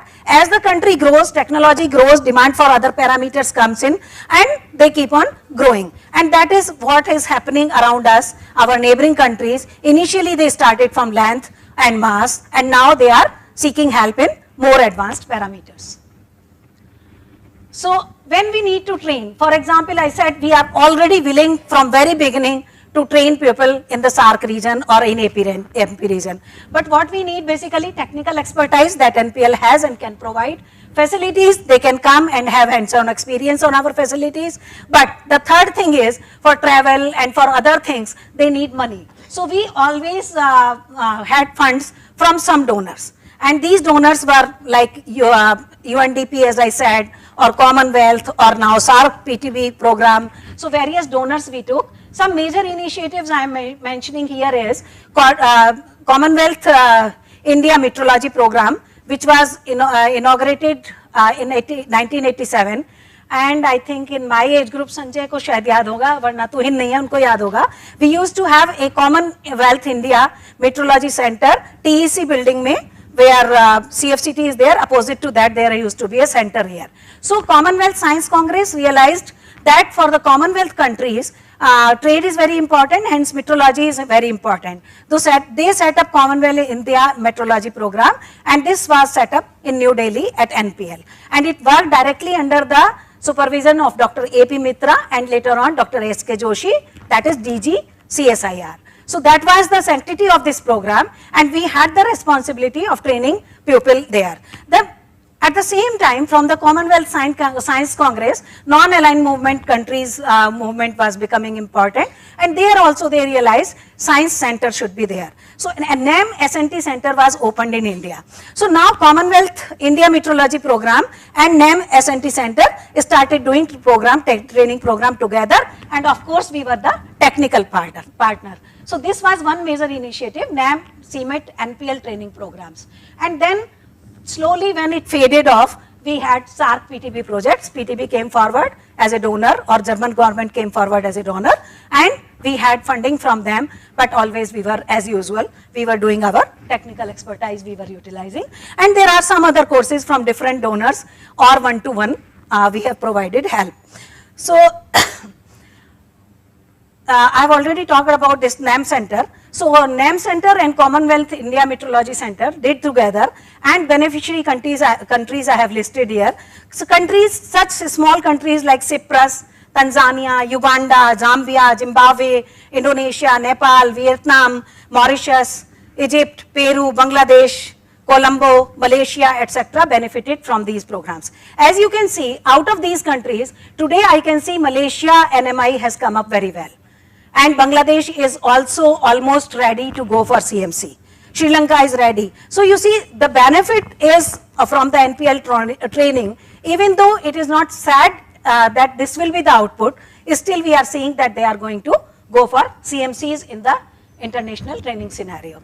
Okay, so some of the training courses I have listed here. From the down, if you see, in 94, we have done training on metrology and quality management.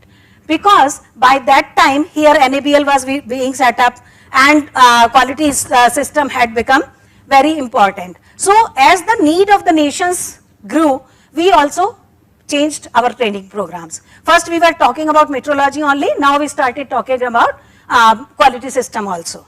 In 1995, I remember UCAS people came here, that is UK's accreditation body, and trained a lot of us. Like 25 people, out of which about 14 were from NPL, and I think I am the last one here from that batch because I was the junior most there.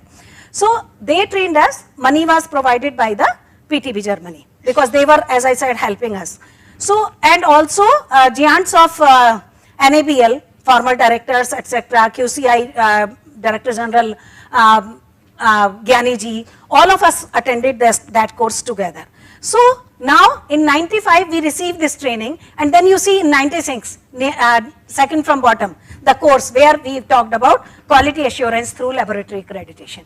So we were getting and we were disseminating also. So right from here, 96 I remember, 94 I don't remember, I myself was a faculty for these courses. All these courses we were teaching them metrology, accreditation and lots of things. So, and I can tell you, now it's a routine thing for us. But at that time, seeing these small countries, people coming and looking forward to us, whereas I was, for example, a junior most scientist maybe here in NPL. But for them, it was a big thing to learn. Whatever we knew was a big thing to learn. So it gave us a sense of pride also. So it's not that they were only benefiting, we were also benefiting, that because what we were doing, in some of these courses, we were from that money itself, we were calling experts for these courses, for example from BIPM, from NMI Australia also. So we kept topics in such a way that some topics we were teaching and some topics we were benefiting also. So we have grown and we have done the hand holding of the nations around us. Okay, now about APMP, because reason was APMP, reason also I have given the title, I thought I will talk about it. As I said, NPL has not worried about the region. Whatever donors came and wherever the need was, we aligned ourselves and we delivered the courses. As far as APMP goes, APMP NPL is the founder member. It was the Commonwealth Science Congress meeting that was held in New Delhi at NPL India, where formation of APMP took place. You can see our gentleman here, Professor A.R. Verma, I think, who was then director. So context was that importance of standardization and quality has to be taken forward in APMP region. And slowly countries started joining here. And now today, if you see, there is a Gulf Met also, if you know, Regional Metrology Organization. But SASO is a member of APMP also. Because these, sometimes, it is not within that region that they are getting all the facilities, they joined here. And when I talk of SASO, now it is in APMP region, there was a MOU with SASO also. Some of our colleagues went to SASO, that is Saudi Arabia Standards Organization, and wrote calibration procedures, quality manuals, provided training. So I think Sanjay is also one of those. So all of them went there. So we helped them also, though even though at that time it was not in APMP region or any of the region. Recently I visited, for example, Ethiopia. It was in a World Bank project. So we are helping African region, we are helping APMP region, and now Dr. Neeta is talking to Kazakhstan. They want to come and get training, so we are open to that also. So NPL has been taking this as a challenge to develop the metrology infrastructure in our neighboring countries or the countries which are underdeveloped countries or developing countries which are there, because in this region we are seen as a leader, and whenever there is a choice, for example by the World Bank or UNDP or PTB, they choose us for the technical expertise. So that has been our scenario.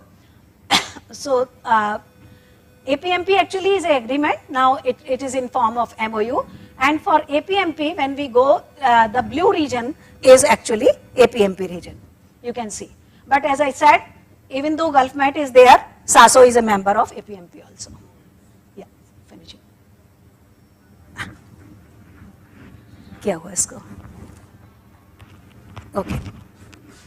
So in APMP region, we have been regional coordinator in the beginning, as I said, and now many of us are technical committee chairs. For example, Titus, Dr. Bandopadhyay was technical committee chair for MAS. I was jury member for APMP awards. I was coordinator for CMC task force. CMC task force is again a task force where we will be holding hand for the countries like Kiribati or Bangladesh or some other countries to bring them to CMC. I think Dr. Neeta is looking now as a mentor for MAS for Bangladesh, and similarly it will be coming up. And we do reviews for APMP, peer reviews for their entry to MRA. And recently our director, Professor Venugopal, has got the seat in Executive Committee of APMP.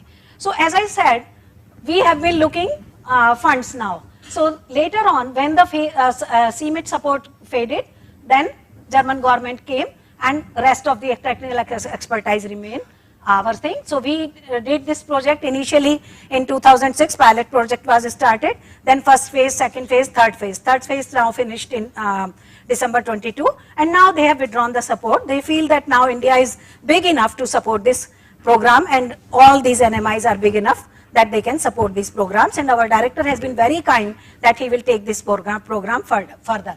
So in this program, main initiatives taken have been that first and foremost scientific interaction program or training programs we did in physical mode. During the COVID we did in online mode. We have done interlaboratory intercomparisons because they need to prove their CMCs. We have done also demand oriented consultation mission, you can say, or training program where our experts have gone, 4 of our experts have gone and given training to them in areas. So areas so far that they have used is length, mass, electrical metrology to some extent, and to some extent pressure, blood pressure measurement. So these areas they have mainly done, and I think some part in temperature measurement.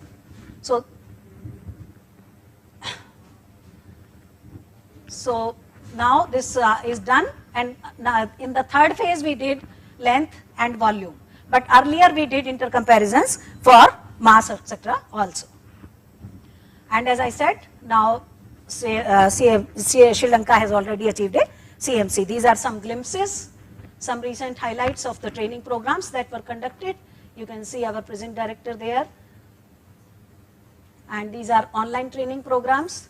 So now future, as I said, we will continue to help, and we are also providing apex level calibration facilities, as was pointed out by Dr. Neeta in the morning. Now we are formulating ways or convincing our government or our DZ to support financially also, so that we don't remain dependent on donors only. And this online mode is also very useful mode where we will not need much of fund, only permissions are needed. So we will continue to grow it, and it is not only for the benefit of them, but also for the benefit of our consumers who are getting goods imported from these countries. Thank you.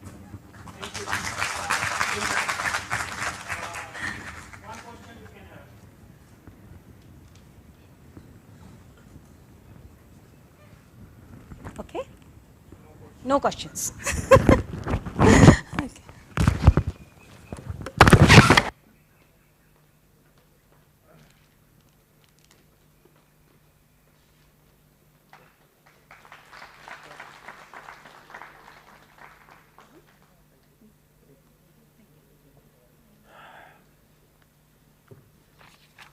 Now, next talk is on photovoltaic metrology, and this talk will be delivered by Dr.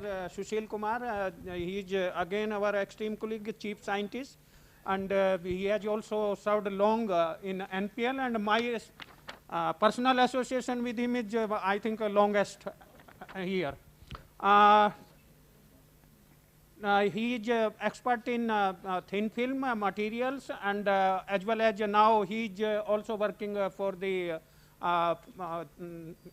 photovoltaic metrology laboratory, especially these solar calibration facilities. I request Dr. Sushil, please be in time. Yeah. Already we have to finish one more, so probably we can do. Yeah. Thank you, Chairman. for introducing me. Yes, I have a longest association with Dr. Sanjay ji when I was a student here. Yes. Okay, as for the today topic, I have been asked to speak about photovoltaic metrology, and I will talk general the photovoltaic metrology, after all what is and why it is needed and what we are doing in NPL. You all know that Government of India has initiated a solar mission program, very vast program, and also a organization or a group of countries that is called ISA, International Solar Alliance. Basically those countries lying between Tropic of Cancer and Tropic of Capricorn, 123 countries who are blessed with the sunshine. They have a potential to use the solar radiation so that we can have a sustainable development. You know that it is a need of the time, we have to. So as for this, India is targeting 500 gigawatt renewable energy by 2030, and by 2070 we want to have a net zero carbon. This is what our aim. And as on 31st March, we have already installed 66 gigawatt of solar module. Yes. These installations are in a big way. Basically, these are the solar park. Like the largest solar park in the world is with us in the Jodhpur district of Rajasthan, that is with the 2.245 gigawatt. You can imagine the magnitude of it. Just for the comparison, I have given one figure. The Indian power capacity at the time of independence, that is in the 1947, we had only 1.3 gigawatt total capacity of electricity production. And thus if one solar park is double of that, you can imagine.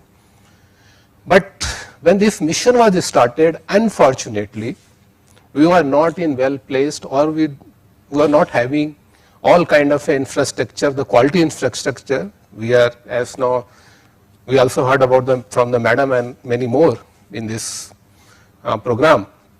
For the photovoltaic, I mean to say photovoltaic basically a semiconductor device, solar cell and the solar module we call, and the system photovoltaic all is a semiconductor device which converts sunlight into electricity. So basically it is a device, a complex device. It is not a one thing and depends upon many parameters. I will discuss briefly that. The solar cell, solar module, solar array, and the solar panel system, the panels, the park I have shown you in my previous slide. In the solar cell, when the smallest component in a solar module, the efficiency is important here. And how do we measure the efficiency, how precisely we measure? And India, as of now, we don't have any proper setup. In NPL, yes, we are going to have this very soon. We are in the process of development. And when solar cell become a modules and other things, normally we talk about the power. It is the current and the voltage, how much it is producing, because many other factors comes. The solar cell, as I mentioned, it is basically when comes into a module, the module is the various layers there, the sandwich between your glass, the EVA, and all those things are there. So module itself is also a large components involved, and quality of module, basically the component is very important there, what they are used. In the country, all those modules were installed here. They were not up to the mark, yes, because few are degrading very fast, and as such, the lifetime of these modules are 20 to 25 years, because proper standard has to be followed. As such, for the solar cell and the module, standards are well placed. But in recent part, yes, we came into with this, yes, we have to do it. As for the solar cell, basically it is a choice of the material, which materials we are using for making of a solar cell. And the silicon and the thin film solar cell, the first generation and second generation solar cells are called. Basically they are the commercialized cells, commercialized module, and 95% of it is a silicon and rest 5% with the thin film solar cell. Others are emerging, but efficiency of those solar cell has to be measured properly. That is also very important in the lab. And these are some standards I have mentioned for IEC standard. Now we have a Indian version of it also, IS standard for the thin film. Some more things are added there because of the stability factor. And for the emerging photovoltaic, as it is not commercialized, it is not at the pilot scale of that level, but the efficiency of these solar cells are measured with the STC condition, I will tell you. Now, going to NPL, basically what we are doing it, in the solar cell, we are establishing a primary standard facility. It is with the help of MNRE, the funding agency, and lowest uncertainty for reference solar cell calibration will be there with this facility, and this will be a 0.35%. And organic and industrial silicon solar cell calibrations facility we have, but hardly we get any samples from outside. Reference solar cells, we want to develop it, we have initiated some work. Module test calibration STC, we want to start with. We had a discussion with PTV and they are ready to help us. Indigenous module test setup for establishment of a PID setup. And then in the synthesis of organic and perovskite and other materials we are doing, and PV related testing for glass and the silicon. This is a facility which is developed with the help of PTV in collaboration basically, and also the MNRE supported. It is of a unique kind. PTV has, but with more uncertainty. This will be the lowest uncertainty, because you know that I'll show you some before that. Anyway, let me go this. Basically, this is the outlook of that system, and here the uncertainty value shown 0.35%. Basically, this is going to be the lowest. This uncertainty value already measured with the developed system, and also it went through the round robin with the various labs as mentioned here, except the TIFF China, because they were not ready. Somehow we could not able to make contact with them. It is with the NREL, AICT Japan and the PTB. So our facility will be the lowest, and we will be in the map definitely by April 24. We will disseminate this facility. Now, as for the efficiency of solar cell, basically the solar cell, as I mentioned, it is a various layers there. When light falls on it, the current, which is important, the current generated in the device. So important is your input. Input is basically the radiation, the solar radiation. When your module is in the sun, your light is there. So it has to be properly measured. That is the most important. Then only you can say this much is the efficiency, input and the output. Then only if you have the current, and the voltage and other parameters are basically the voltage, yes, the device resistance there, that is the parameter, others are the external parameters. Now, for optical radiation, you can have a quartz halogen lamp, xenon lamp, or the LED or the laser. This laser is a new technology basically. The PTV has, and the NPL is going to have this facility. So what happens, suppose if you are choosing some wavelength, here it is shown for 854 rather, 50 something. So I mean to say, when you have a laser, the bandwidth will be lower. You have a LED, bandwidth will be more, xenon lamp having the more. And particularly this facility is called the DSR facility, differential related. Basically the bias light is also there. So other harmonics can be eliminated. So this is the region which is giving us a better uncertainty, because the wavelength we are allowing to fall on our solar cell, it is precisely known with the lesser uncertainty in the bandwidth, lower bandwidth I mean to say. So because of that, it is uncertainty is lower. As for the solar cell measurements, these are the standards given here. 60904 basically the standard. They have 9 things, and one is 60891. And this text tells about your solar spectra, how it should be, how it should, basically what are the things one has to follow. So all are there. I am not going to detail of that, but yes, one has to follow the STC condition, standard test condition. Basically, it has to be your air mass 1.5. Basically, air mass 1.5 is your, when sunlight is coming, it has to be at 48.2 degree. 1 by cos theta. So that theta is at that point, AM 1.5 is that. then total intensity has to be integrated intensity of that spectra 1000 watt per meter square, and it has to be measured at 25 degrees Celsius. So that is the requirement for, and this is under 60904-3 standard condition. Now we have the solar simulator class AAA. Basically the solar simulator, the artificial sunlight, I mean the source, it is defined as various classes. So class AA, basically all the 3 parameters there, it has to be within this range. This is what it is defined there. Initially, few years back, we made our solar simulator as a secondary standard. Basically, these are all commercial setups. We purchase from outside. This one is dedicated for silicon solar cell, other is for thin film solar cell like organic or perovskite solar cell. And each component of these, we made it calibrated with our standard facility, our Apex facility, with all these parameters, and we declare this as our secondary standard facility. So these facilities we have, and here we have shown like a standard reference solar cell. It is procured from NREL. If you see the value given assigned by them, basically it is 14.4 plus minus 0.1 there, and we have measured with this our solar simulator 14.38. It is quite close, I mean to say. So our standard is working perfectly well. So basically the calibration in 2 ways, one with our Apex facility, other with our reference solar cell procured from NREL, and that is traceable to NIST. And we also do the spectral response measurement. Basically when your device is there, test device, that is a solar cell, all the spectra has to fall on it, and the current produced there, that is also called the quantum efficiency, that has to be measured. And these are the some of the R&D we are doing for the PV technology. Silicon, yes, the black silicon, then perovskite solar cell, organic solar cell, and also the heterojunction solar cell, and we regularly measure efficiency of this solar cell.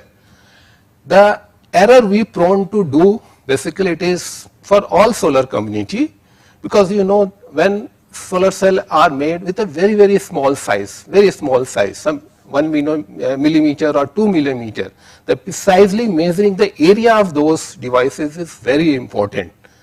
And there chances are that yes, our measurement will be incorrect, not accurate when we do the mistakes with measurements. I'll show you this data. It is done by us. Various samples, all bars are various samples, the blue and the green one. The area of the devices we got from the solar cells made person, and we have measured with our standards, and you see the variation in the efficiency. So this is very important to we measure the area of the solar cell very precisely. These are the samples we got from the bark. This data is given for the dye synthesized solar cell, and with various aperture you see how the efficiency is varying.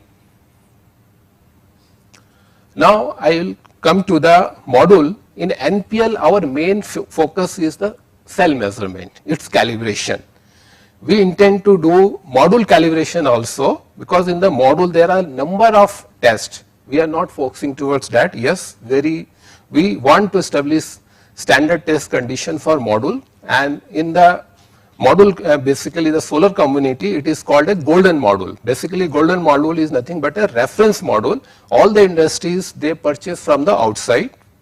In country we don't have, so as I mentioned for solar cell calibration, also for the module we don't get calibration of the modules in the country. This facility has to be there, and these are the standards which has to be followed for other. As yes, one of this important test that is, yeah, I will just 1 or 2 slide I think. The PID, that is potential induced degradation test, earlier it was not in the standard, but now it is there. Particularly this is very important for a country like ours. We have a harsh condition, means high temperature and high humidity. So what it does basically, you know that when solar cells are there, that is sandwiched between 2 layers of polymers, ethyl vinyl acetate, and a high current flows there. You know, like in the solar park, basically they are the several gigawatts, na? So in a wire, basically when the connecting wires are there, thousands of volts travel there, basically volts generate there, high currents are there, and because of that there is a chance of failure of those polymers, the encapsulation. So this PID test is very important, and in NPL we are working it there. Dr. Pratap is very much involved here there, and this is very important for country. And here I would like to make my conclusion. The primary calibration facility we are going to have very soon, and efficiency validation of all kind of the solar cell we do through our calibrated solar simulators, and further we want to develop reference solar cell. Reference solar cell is nothing like the BND, basically, I mean to say. The way BND we use for calibration of the instrument, the same way reference solar cell can be used for calibration of the solar simulator. And also, as I mentioned, facility for module testing calibration we want to develop. And this is our team. And it is a contribution of all of these persons, my colleagues. Thank you very much. Thank you, Dr. Sushil. Very illuminating talk, and pride for the NPL that this facility is being coming up, one of the best. They have done a lot of hard work last several years. So now this facility will be dedicated to Indian customer. So if anybody want one question, we can have. So no question. Thank you all. Thank you, Dr. Sushil. Thank you, sir.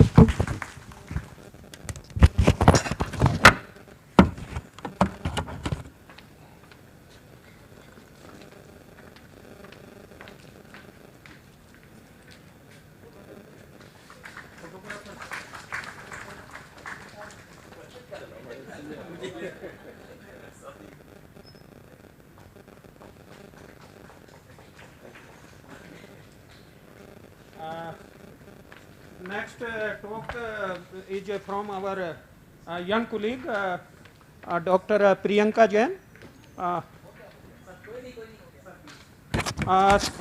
She is working in electrical metrology, and she will be talking about the metrology for e-mobility and energy. And these young guns are for the taking the meteorological movement forward for the country now. Dr. Priyanka Jain, request you to be time, because we are a bit late now.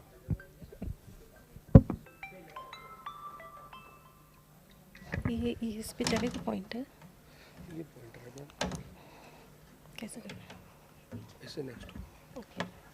So good afternoon all of you. So sir has told me young, I am not so young. So I am at NPL since last 13 years, almost 13 years. So my metrology area is electrical metrology. So today I will talk around the CSIR-NPL role for e-mobility and energy. The outline of the presentation is role of NPL, as all the speaker has told something about NPL, why it is important. So I will skip this slide. Then I will go to the National E-Mobility Mission and measurement requirement for EV infrastructure, facilities at our division for measuring and support the government mission for e-mobility. So these are the National Physical Laboratory, what it is, how it is supporting every industry. If we can say to grow industry, the metrology should be sufficient enough to support the industrial growth, hence the growth of the country. So in this regard, we are also working to support the EV industry with our measurement capability. So what is that National E-Mobility Mission? So this is the government program to create policy framework and charging infrastructure to ensure that 30% of the vehicle on road are electric by 2030. And similarly, as previous speaker has mentioned, the target is 0% emission till 2070. So this is the why government has run this program, e-mobility. So the factor influence the establishment of National E-Mobility Program is, we all know the petroleum sources are depleting. So vehicle environmental impact of vehicles is also harming the environment. So we have some alternate source of fuel which can take over the all transportation industry. So if we talk about some renewable energy sources, so transportation industry is the major fuel consumption industry in India.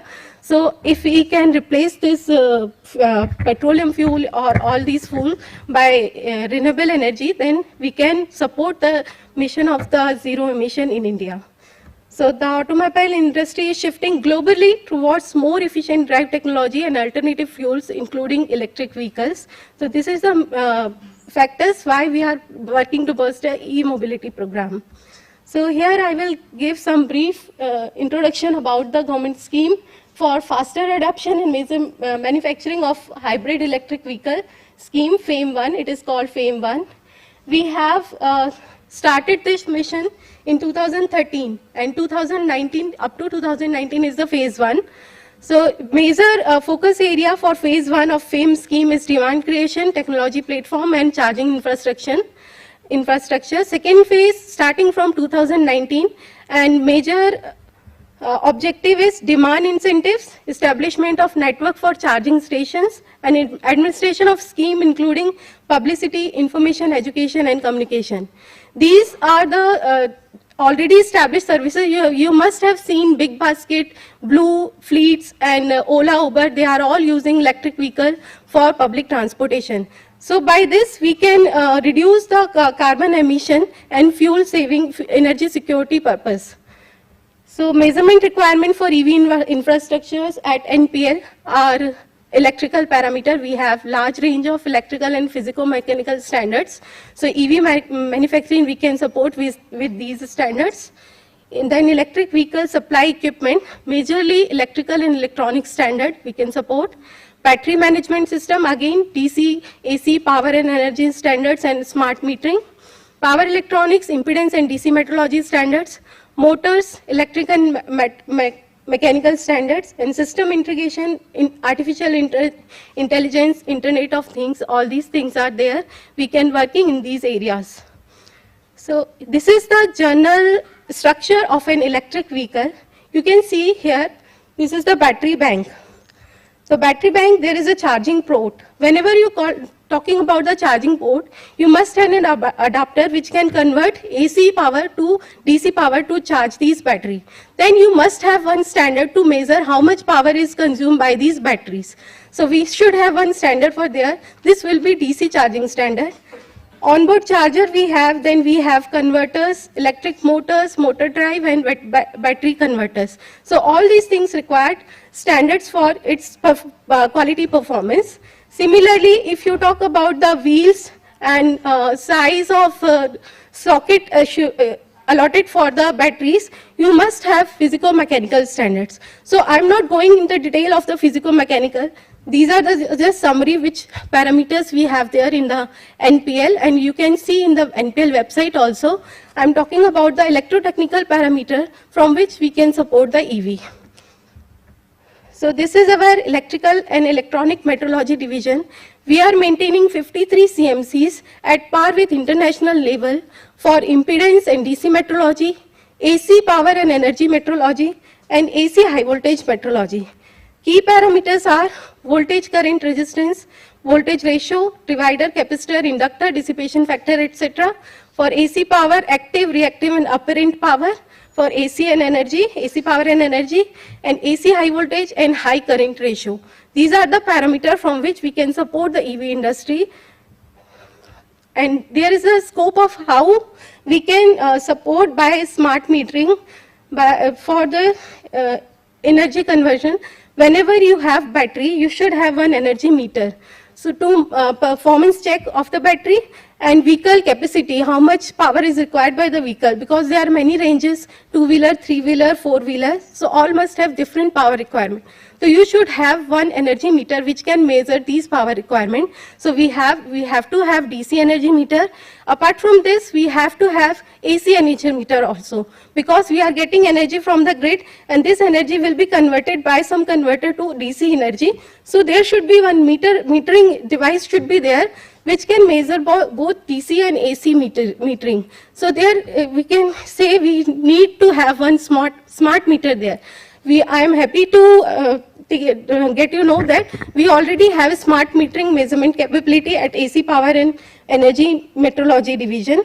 So this is a block diagram of a electric vehicle, and this is utility where power is generating. So we have control should be there. We can know how much power is required by the vehicle and how much is consumed by the particular charging station. So this is the calibration of AC/DC energy metering. And similarly, this is a journal block diagram which is showing how we can generate energy from photovoltaics, wind turbines, all renewable energy sources, then batteries and fuel cells. These are the all mode of energy providing devices which can be available in a power grid. So for these energy generation station, we must have energy meters which can accurately measure the required amount of energy at each particular plant. So in this regard, I can say this is how we are maintaining the traceability of this energy metering. India is moving towards zero or low carbon mission. So transportation industry adopting EVs and popularity of renewable energy resources like local power plants, microgrids, it is increasing. To measure the amount of energy generated by these small units of power generation plant, we should have AC/DC conversion and AC energy metering and then tariff computing. Similarly, if you go for the DC metering, you can direct measure the DC energy by the smart grid, microgrid on all these localized power grid. So tariff computation. So this is the smart meter and its application in the management of electric vehicle. We already have this facility. And what is the purpose of electric meter, a smart meter? That is, whenever you have one vehicle, electric vehicle, it should have some ID will be allotted by this meter to this vehicle. Then smart meter will take the data from charging station and then it's stored in centralized unit.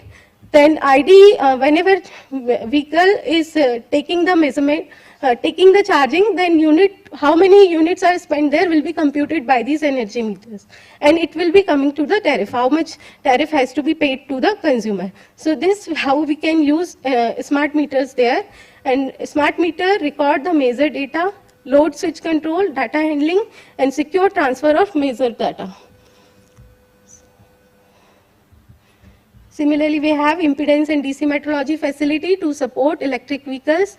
Every manufacturing industry, whenever it is EV manufacturer or battery designer or someone who is working in this field, they must have DMM multimeters. So for these measurement, we have large range of measurement facilities at impedance metrology and DC metrology section. We have DCC bridge, calibrator, LCR meter, capacitance bridges, and 8.5 digit multimeter to calibrate various measuring equipment used in the automobile industry as well as electrical industry. So we are the beneficiaries of these services are BARC, BSF, ISRO, DRDO. All these are the beneficiaries which are taking calibration services from us. Other organizations including MSME, electrical and electronic industry, automobile industry, and manufacturers of electrical components and accessories, etc. We also have POMECAL system at CSIR-NPL for smart grid.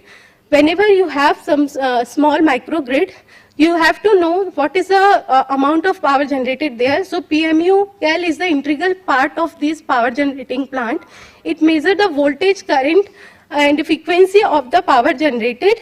So it is there in each utility to measure the performance of the energy generated. So we also have this facility at our division, so which is traceable to the primary standard of voltage and quantum Hall resistance and primary standard of low frequency voltage and current, and cesium atomic clock for time measurement, because whenever compute energy, the time will come into the picture.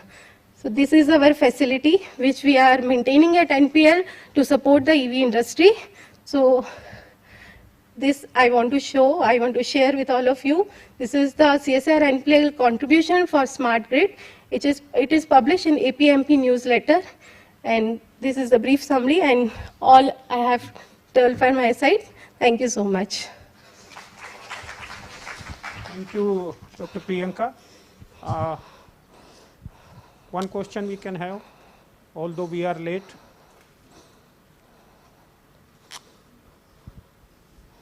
So people are waiting, I think, for the next.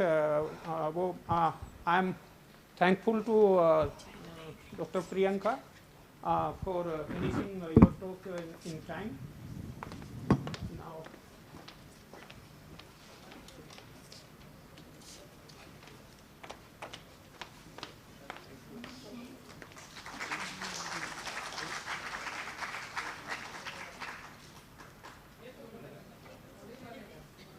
and I feel sorry. With, No problem, in sir. spite of my all efforts, 7 minutes late.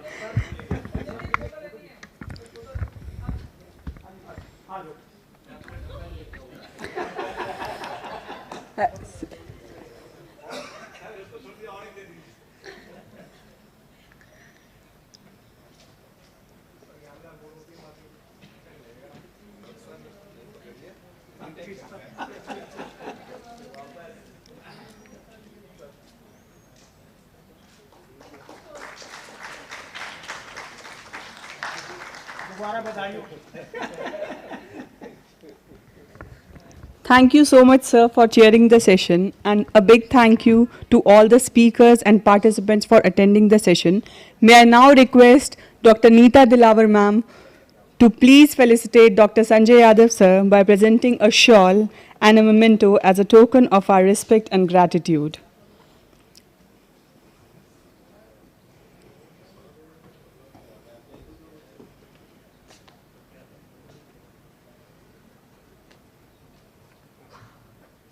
Please join me in thanking him.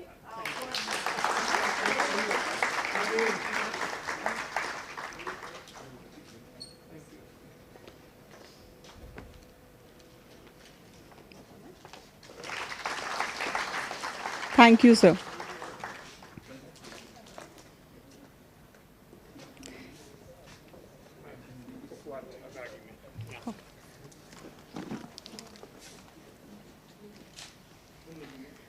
Now let us have a break of 10 minutes and relax and recompose, and after that we will join back for the metrology quiz and the panel discussion. Thank you.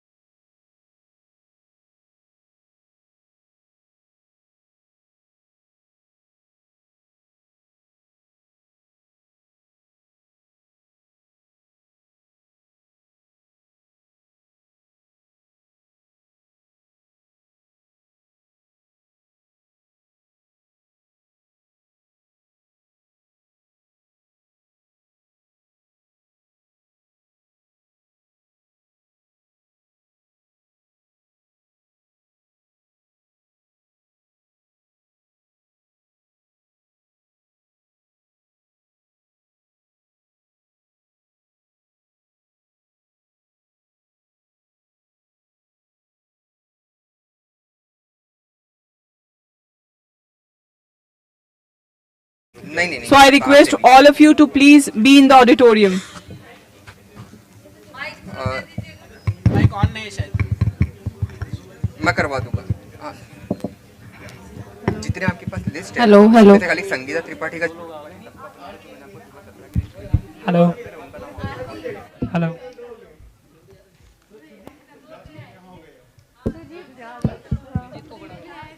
Hello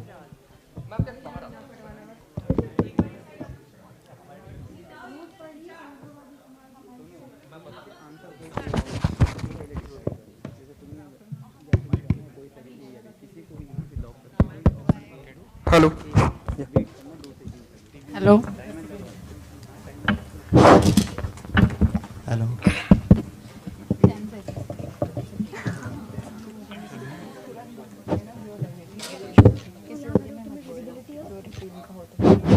4 teams are ready, है ना?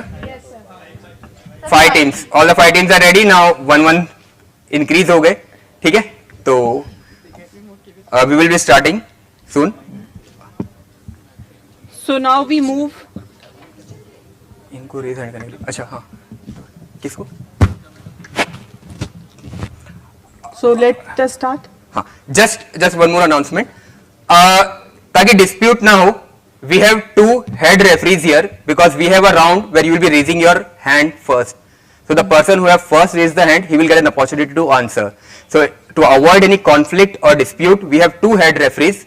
I request Neeta Dilawar ma'am and Ritu ma'am to kindly then Reena ma'am is here. To Neeta ma'am, please join us. Sir. तो we have the 2 head referees. तो अगर आप लोग में से किसने भी पहले उठाया, if there is a conflict, whatever decision they give, it will be binding on all the teams. Okay? हाँ. Raise hand. The questions will be coming up in the round. It will be explained to you subsequently. But in case of any dispute, the decision of these 2 referees will be final, and it will be binding on all the teams. Hello hello And one more thing, for the audience, जो ये answer नहीं कर पाए, then we have few goodies for all of you. तो audience में जो answer करेगा, they will get the goodies. और अगर ये बची रह गई तो 5 मेरी, ठीक है?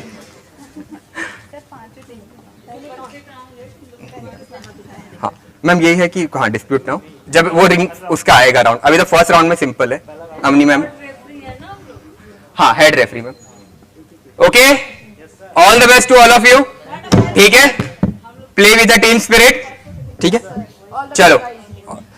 Okay, now we move Score will be done by towards the metrology quiz competition. Atul ji, The game of mind, Scoring. intellect, interest, power and joy.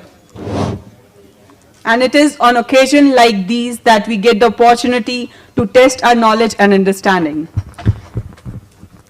So we know that all of you are so excited and curious about the quiz, but hold your heart for some time and let us have a glance at the quiz competition rules. So we will be having 5 teams, namely ampere, meter, Kelvin, candela and mole. And there will be total 4 level of rounds. And you have to give your response within 10 seconds after reading the question. In level 1, we will be having true and false type of questions, 1 question each for each team, and each question will carry 2 marks. In level 2, we will be having MCQ type of questions, and each question will carry 3 marks. And in this round, if a team will not answer the question, then, or if the answer is wrong, then forwarded to the next team, and the next team will be given a marks of 2 marks, and if the answer is wrong, it will be -1. So there will be a negative marking in the past question. In level 3, the level 3 will be hand raise first round. In level 3, the team who will raise the hands first, they will be allowed to answer. And the question will carry 5 marks. And in level 4, we'll be having multiple choice questions, and each question will carry 5 marks. So I guess the rules and regulations are clear to all the participating teams. So can we go ahead? Ma'am एक question है. Yes here ma'am, level 3 में अगर एक ही team बार बार first raise करती है तो बाकी teams जो ओके, मतलब चाहे एक टीम 5 बार रेज करे तो 20 मार्क्स होते हैं. पर मैम अगर लेवल 3 में जिसमें हाथ उठाना है, अगर उसमें नेगेटिव मार्किंग नहीं तो कोई भी हाथ उठा के फिर पहले. Level 3 will be having a negative marking. Satish ji उसमें लिखा नहीं है लेकिन अभी. लेवल 3 में नेगेटिव मार्किंग कितनी है? लेवल 3 में कितनी? नहीं, -3. Minus In level 3 there will be +5 or -3. और मैम लेवल 2 में बोला है कि क्वेश्चन ठीक है आगे फॉरवर्ड हो जाएगा. तो अगर मान लीजिए इन्होंने आंसर नहीं किया, हमें फॉरवर्ड होगा, हमें करना ही नहीं आंसर तो Don't answer, then the question will go to the audience. Okay. And ये जो आपने लिखा है कि 10 second after reading the question respond करना है, तो आप टाइमर सेट है. ना वो क्वेश्चन नहीं है. आप मान लीजिए ये कैसे डिसाइड करेंगे क्वेश्चन कितनी देर के लिए डिस्प्ले होगा? Question will be displayed. No, you are saying the question will be displayed for 10 seconds. Then No, the question will be displayed. You have to answer within 10 seconds after the question is read. after the question is. जब question पढ़ लिया जाएगा उसके बाद आपको 10 second मिलेंगे answer करने के लिए. You will get sufficient. Moderator will be reading the question after that 10 seconds.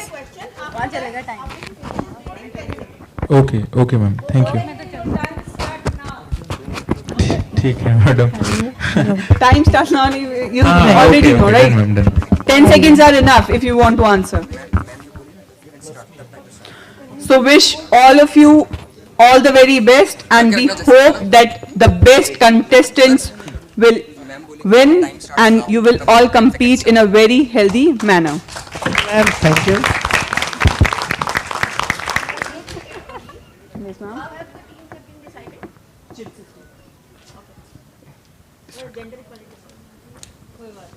Ma'am, it's luck. It's their luck. It was an option to all. तो जिसने जहाँ उठाया.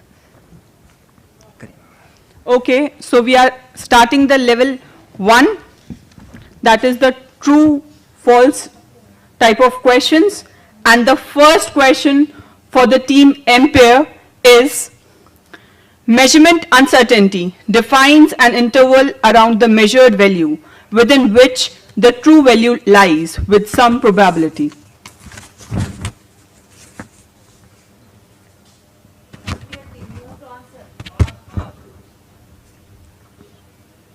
Last 3 seconds. It's true. True. So the answer is correct. Well done. Now the next question for the meter team is, if a measurement result has uncertainty, then it means that the measurement was not performed correctly. False. False. Yes, the answer is correct. Now the next question for the team Kelvin is, reproducibility is defined as a standard deviation of a mean result determined under conditions in which the same analyst performs a series of independent measurements of a test material with the same measurement system in a short period of time.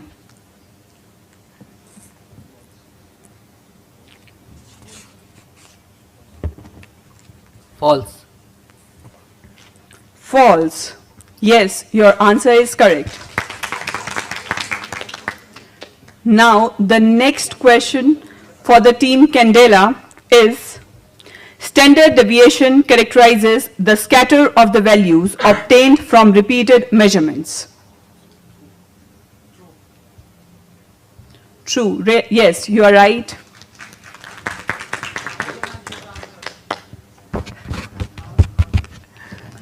Please use your mics to answer the question so that the audience can also listen, right? Now, the next question for the team MOL is, the revision of SI base units was agreed by the CGPM in November 2018 and effective from May 2019. It's true. It's true. Right, you are correct. So, at the end of round 1, all the teams have the same score. A big round of applause for all the participants, please. अच्छा कर रहे हैं ये लोग, अब धीरे धीरे बढ़ेगी कठिनाइयाँ, ठीक है? तो be prepared. चलिए, next, round 2. So now we are moving towards level 2. In level 2, the first question for team Ampere is, SI unit meter is defined in terms of Boltzmann constant, speed of light in vacuum, or Planck's constant. Speed of light in vacuum. Correct. Now the next question for team meter is, who was the first director of CSIR-NPL? Dr. S.S. Bhatnagar, Dr. K.S. Krishnan, Dr. Homi J. Bhabha. Dr. K.S. Krishnan. Yes, you are correct. Well done. Now the next question for the team Kelvin is, atoms of which element define SI second? Rubidium, cesium, terbium. Cesium. Cesium, yes, correct. Now, the next question for the team Candela is, Metrology Day is celebrated worldwide on 1st January, 4th January, 20th of May. 20th of May. Right, correct. So now for the level 2, next question for the team MOL is, Nobel Prize was received for the work Josephson effect, quantum Hall effect, or both? Both. Correct. You are right. So at the end of level 2 also, all the teams are scoring equally.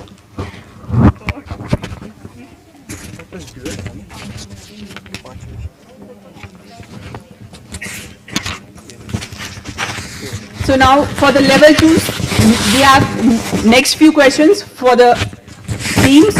Now the next question for the team Ampere is, GUM document released by International Bureau of Weights and Measures.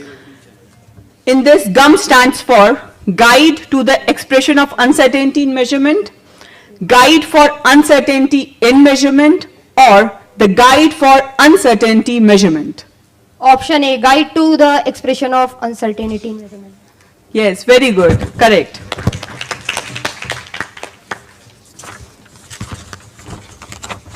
Now the next question for the team meter is, uncertainty in measurement corresponds to precision, accuracy, or both?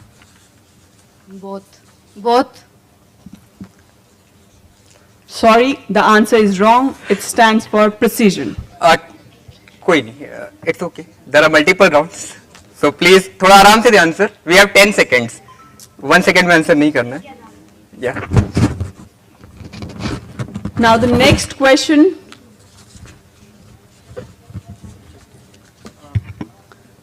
for the team Kelvin is,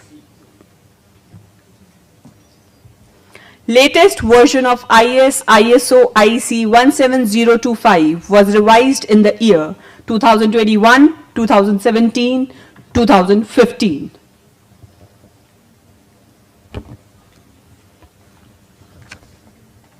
B. जब ma'am का answer stop होता है उसके बाद. Yes, you are right. It's 2017. Now the next question for the team Candela is, what is the full form of UTC? Universal Time Code, Coordinated Universal Time, or Uniform Time Coordinated? Coordinated Universal Time. B. Right, you are correct.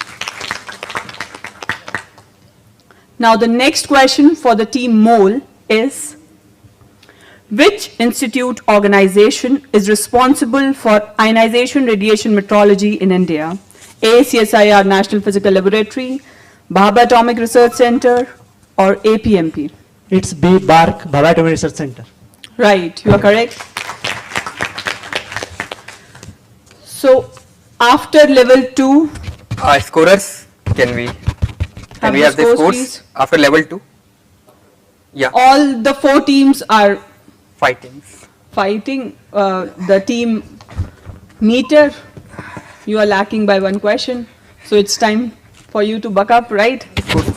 And in level 3, we will be having hand raise first type of questions. And in level 3, no one will speak. Please follow the rules.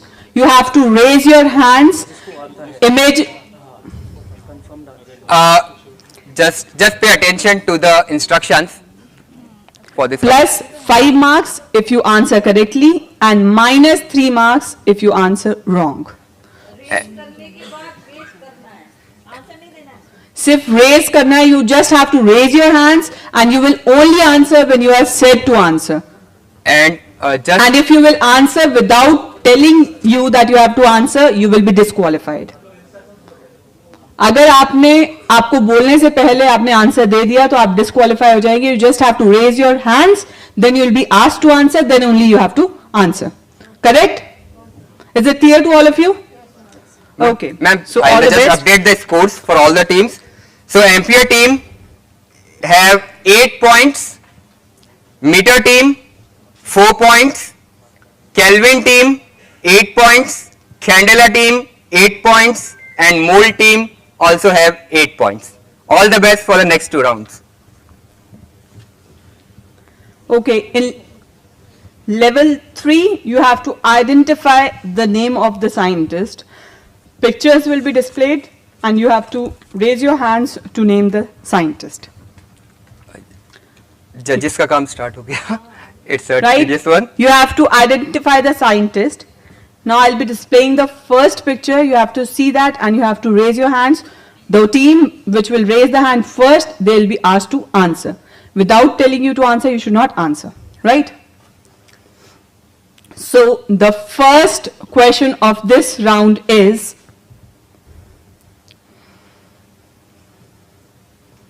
Okay. okay, the referees will tell. This team. Yeah. Okay. You have 10 seconds to answer. Right, you are correct. A big round of applause for Team Kelvin. Now the second question in this round is,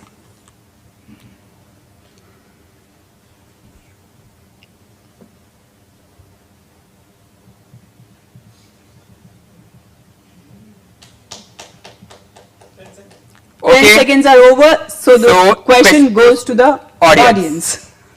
You And also have to from the raise the audience. hands. Sir, raise the hand first. Okay. Shivgan sir, raise the hand first.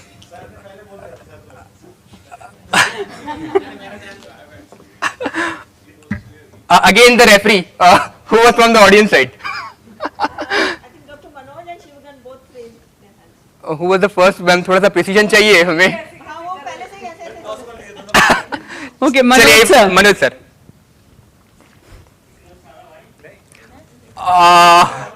ठीक है, next Manoj शिवागन sir. Yes, sir is correct. So we get a prize. Sir gets a prize for this answer. So now we move forward, and the third question for the quiz round is, all of you please pay attention. And the third, he is Brian David Josephson.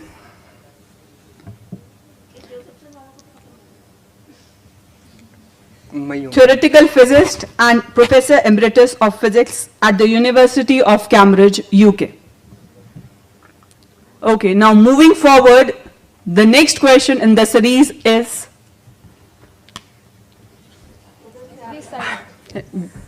okay, first team. Dr. K.S. Krishnan. Correct.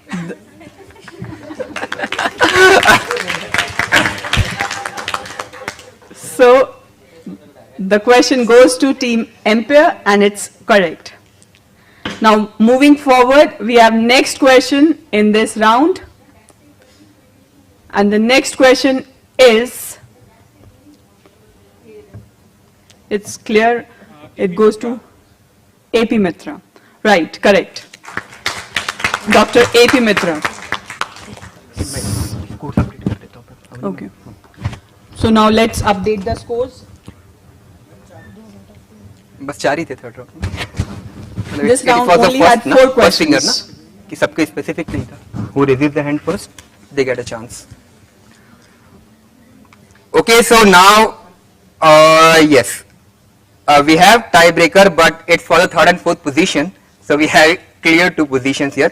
So Candela team is leading this quiz competition with 18 points. A big round of applause for team Candela. Team Ampere have 13 points and they are on the 2nd position. There is a tie between Kelvin and Mole with 8 points, and Team Meter have 4 points. We have prizes for the 2, but anything can happen in the next round, so please try your best. All the best to all of you.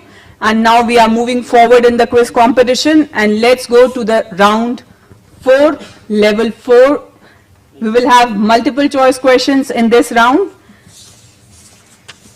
Now the first question for the team Empire is, CSIR-NPL India was opened on the date 21st January 1950, 4th January 1947 or 4th January 1950.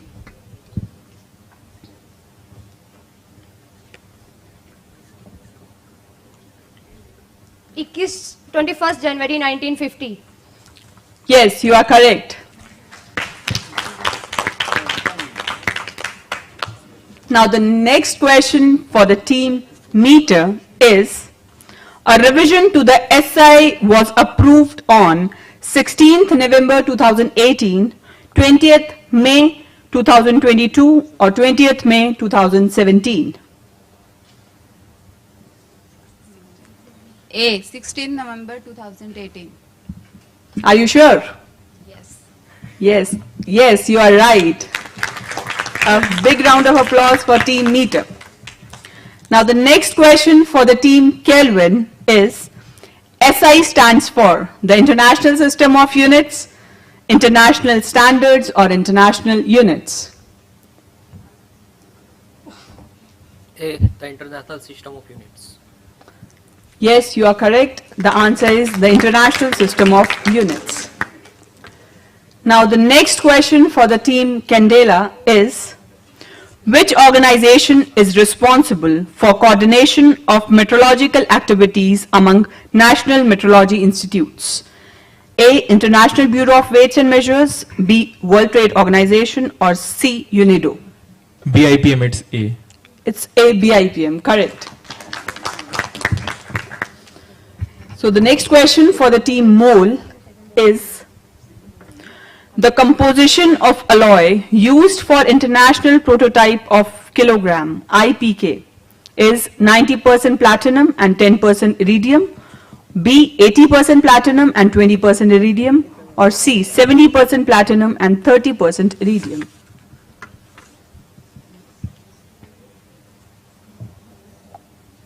Ma'am, A. 90% platinum, 10% iridium. Yes, you are right. The answer is correct. Okay, so moving forward, the next question for the team Empire is, foundation stone of CSIR-NPL India building was laid down in the year 1950, 1947 or 1952. Option B, 1947. Yes, correct. The answer is 1947. Now the next question for the team Meter is, which alloy is used for the development of high value resistance? A. Nichrome, B. Constantin, C. Both.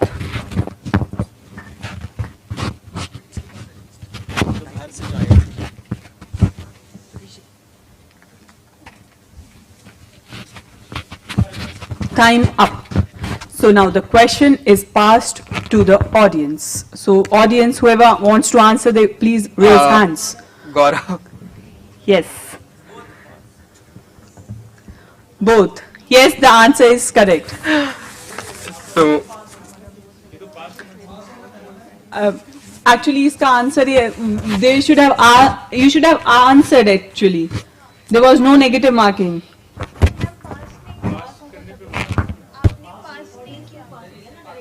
Because ma'am, इसमें answer ही ऐसा था both, तो we will be having a tiebreaker round. No problem.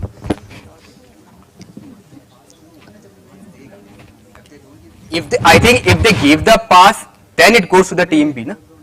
Or If they give the answer. Actually, if the team passes without answering, then it will pass. Otherwise, it will go to the audience if they don't answer it, because it is understood that they will get a negative marking for that. There is no negative marking, but it is understood that they have not answered it, so it goes to the audience. If they pass it to you, then it can be passed to you. But negative marking, ma'am, fourth round में we don't have negative marking, right? We don't have negative marking. If you would have answered, there was no negative marking. So लेकिन you should ma'am have फिर tried. किसी team को ऐसे पास नहीं होना चाहिए, फिर ऑडियंस को ही जाना चाहिए, तभी ऐसे इक्वल रहेगा. Okay.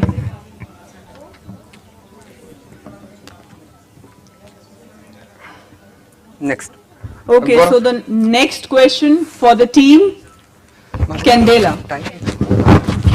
It's for the third, yes. For the team Kelvin. The next question for the team Kelvin is, what is common among Asia Pacific Metrology Program APMP, European Association of Metrology Institute Euramet, and Inter-American Metrology System SIM? Regional metrology organizations, national metrology institutes, or regional accreditation organization?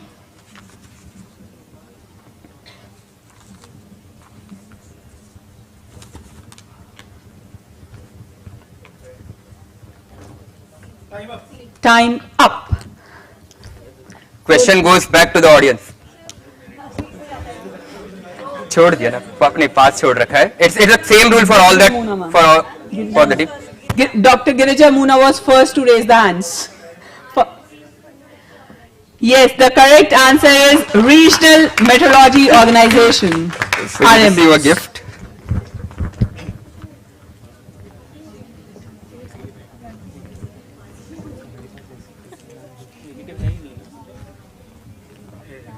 Next. Next. Done. Now the next question for the team Candela is, what is speed of light in vacuum precisely defined by the Committee on Data for Science and Technology? A, ma'am. A. Yes, you are correct. The answer is A. Now moving forward, the last question for the team Mole is, in which year India became member of the General Conference of Weight and Measures, CGPM, International Bureau of Weights and Measures, BIPM? 1957, 1958 or 1960? Ma'am, A 1957. A 1957. A big round of applause for team Mole. It's correct.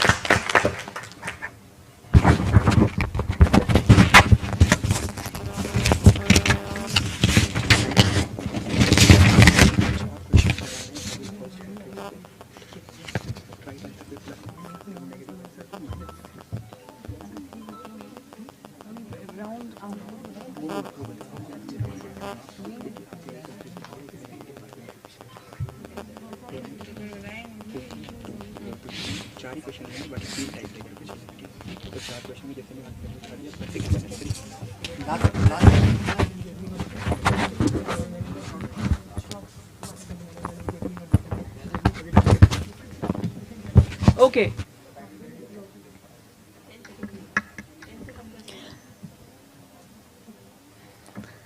So now again we will be having few questions as raise hand first. Those who will raise your hands first, they'll be asked to answer. So you have to read the question and raise your hands. For the right answer, you will be getting +6. For wrong answer, it will be -3. The time has been reduced. It will be only 5 seconds. And okay, so please raise the hand and please see the question and please be attentive. It's just a 5 second.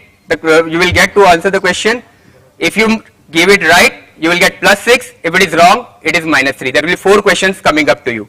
So after the round 4, the team Candela is on the first position with 28 points. Team NPL is on the second position with 23 points. Team Mole is पहुंच रही है नजदीक धीरे धीरे. They are on 18 points. So let's see what happens in this round. Team Kelvin 13 points. Not bad. Team Meter को थोड़ी और मेहनत करनी होगी इस राउंड में because you have direct 6 points for the right answer. They are on the 9 points. So this is the last round coming up. So please be attentive. You will be getting only 5 seconds to answer the question. So 5 seconds after the question is displayed, +6, -3. and +6 for correct answer and -3 for incorrect answer. Judges again, be ready. Okay, so let's start. Be quick to answer. And the first question is, unit of E square by H is. So the question goes to team NPL. It's A, O. May I change? No. No. It's You have done. answered. Question goes You to the have audience. In case of wrong, it will It's go to the audience. Wrong. So -3 for you, and the question goes to the audience. Ma'am audience में कौन था? मनुष्य. Okay.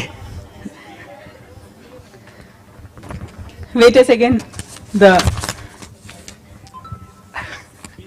It's B. Right. The answer is correct. So please introduce yourself. Thank you.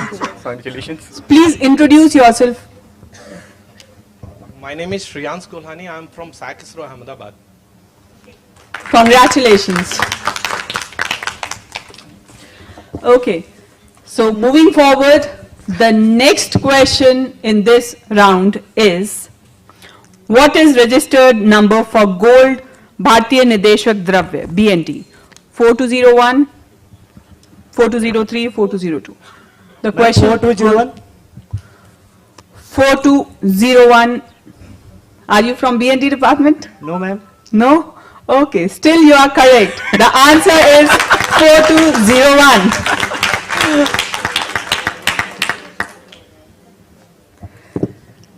So, moving forward towards the third question of this round. So, the third question is, which SI unit will be realized by Kibble balance? Kilogram ma'am. Ma'am बोला था इन्होंने. Okay. An easy question, you scored it. Very good. अब last question आ रहा है बस.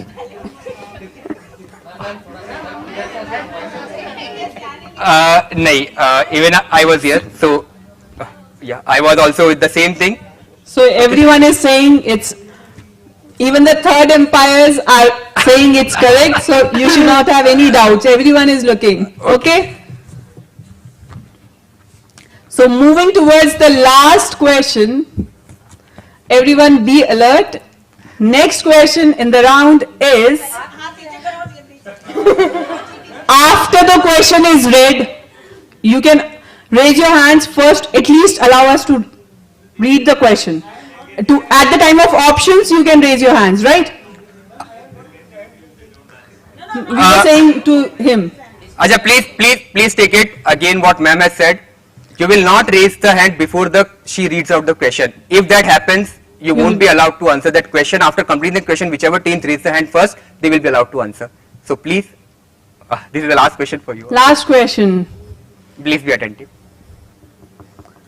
Okay. So the last question is, What is the value of elementary charge as per revised SI unit? No, I object here. I also object here. He raised the question. Team. He raised his hand Yes, first. before the question was read out. It was elaborated Yes. earlier too. किसको पता लग गया? किसने बोला है? एक minute, किसको पता लग गया? किसने बोला answer? Who has said the answer? I think no one has said that. No, have you revealed the answer? No, no. You were not supposed to, because you were asked to Raise answer your it, right? hands before the question was read. We have another question. We will change the question. We will not give this question to anyone. Okay? Like that doesn't go through the rules. As per the Yeah, we will not go with this, because since no, it is very much clear and it is binding on all the teams. When I was saying the statement that you have to please be attentive, it was sure that he raised the answer before the question was even read out. So it stands disqualified. First team will answer. Yes, option B. Option B. Yes, you are correct. The correct answer is option B. Rule is please common. अगर मैं ऐसा करूँगा तो मेरे को second round में फिर वही करना होगा. So scores please. That's we why cannot be rules play a answered. He very raised that. important In the half of the question point only he raised and a part in your life. You should always follow rules and We have to be regulations. attentive. हाँ, because नहीं मैंने it was announced ना. अभी just तो announce कर रहा था. Okay. I was announcing it. Have some team spirit. It's good. In the half question itself, it was raised by him. Okay, so now we have the final. Do we have a tie Scores? break? No, no tie break.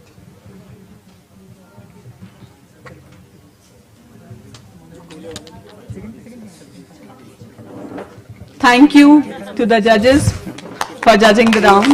A big round of applause for ma'am.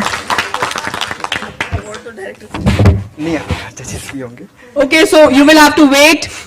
We will announce the winners at the end of the program. Yes. Just you will your have to wait for the results, and that will be announced at the end. So now we will move forward towards the panel discussion. You all are invited. Hold to the your panel breaths discussion. and let's see who wins, and that will be disclosed at the end during the prize distribution ceremony. All of you are requested to take your seats. Thank you so much for participating.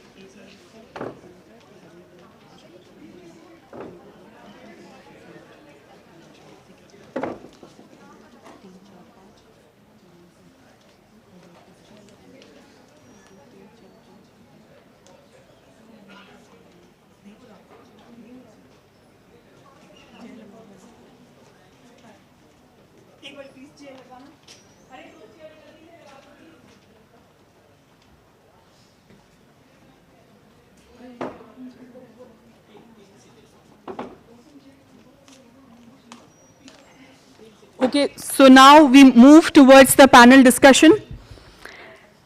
And I request the panelists to please take their seats on the dais. I welcome you, sir, to the panel discussion. I request Professor A. Sen Gupta, Honorary Scientific Advisor, CSIR-NPL, to please come on the dais. Professor P.K. Kankar from IIT Indore, sir, please. Shri Arun Kumar from BIS. We request you, sir, to please come on the dais. Shri Ashutosh Agarwal from Legal Metrology. Sir, please. Ms. Nishant S. Hawk from BIS. Ma'am, we request you to please take your seats on the dais. Dr. Venugopal Achanta. Okay, sir. Dr. Neeta Dilavar.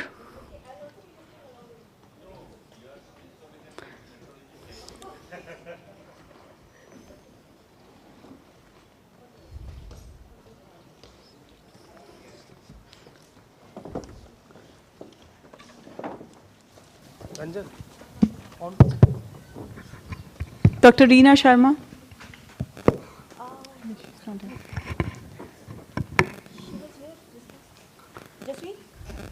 Reena ma'am. So now I request the moderators, Dr. Poonam Arora and Engineer Anish Bhargav, to please moderate the panel discussion. Ma'am, please. Very good evening to all of you. Thank you, Avni. So we are almost at the end of this program, and we had a very interactive whole day of this Metrology Conclave. There were lots of deliberations from experts, and we heard from like all the 4 pillars of the quality infrastructure that we say: BIS, NABL, NPL, and legal metrology. So now is the time to like sum up what we went through the whole day, get some directions for future, and see what are the expectations from NPL, also from the other agencies.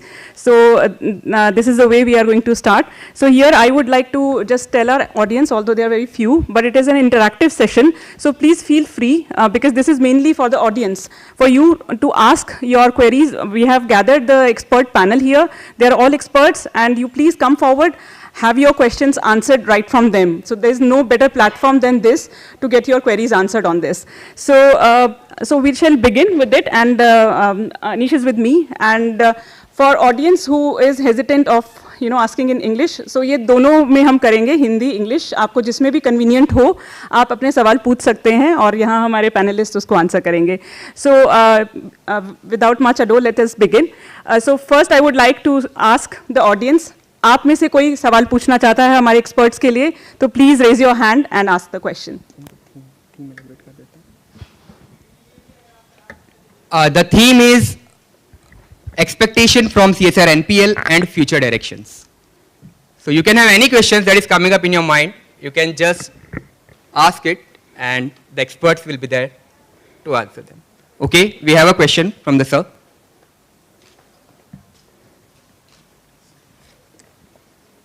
So I'd request you to kindly introduce yourself and then ask the question.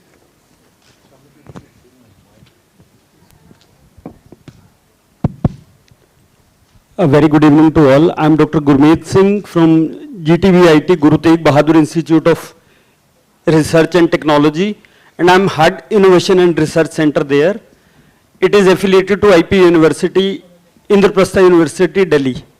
So my question to the panelists is that what is the procedure for the academics organization to be a part of NPL CSIR? How we can be a part and associate for learning activities and other activities with NPL? So from the NPL side, we have, so Dr. Neeta Dilawar may answer. Thank you. That was a very interesting question, and thank you for expressing interest. We have invited Dr. Reena Sharma, who is the HRD head. We have a number of programs here in NPL, which are under Jigyasa program. Many academic institutions send their students for lab visits, for interactions. And we also have training programs which are also industry centric as well as student centric. And depending on the expression of interest that you give us, we organize lab visits, we organize experimental demonstrations, we organize trainings, as well as short-term training programs, or like summer trainings for 2 months, or projects. Your science students, MSc, MTech students can also take up their 6 months projects here at NPL. Can our CSC and IT, computer science and engineering students, be a part of these interns programs? They can, if they can contribute to the software development needs, because this is obviously a national physical lab. We deal with experiments in physics and establishing facilities. But we also need, when we talk about digital metrology, there is a lot of IT and software development involved. So I'm sure your computer science students will also learn a lot here. Thanks a lot, ma'am. Thanks. Sir, I would like to add something. I am from the legal metrology, and at the legal metrology also we are providing the internship programs for the engineering students. Right now 12 children from one of the engineering college 4th year batch, they are doing the internship at one of our laboratory at Ahmedabad, and we are providing them this training free of cost with the help of industry obviously, and industry training program also during this 4 months internship. And we are also trying to have some CSR funds so that they can be given few stipend amount so that the extra burden on the families can be reduced.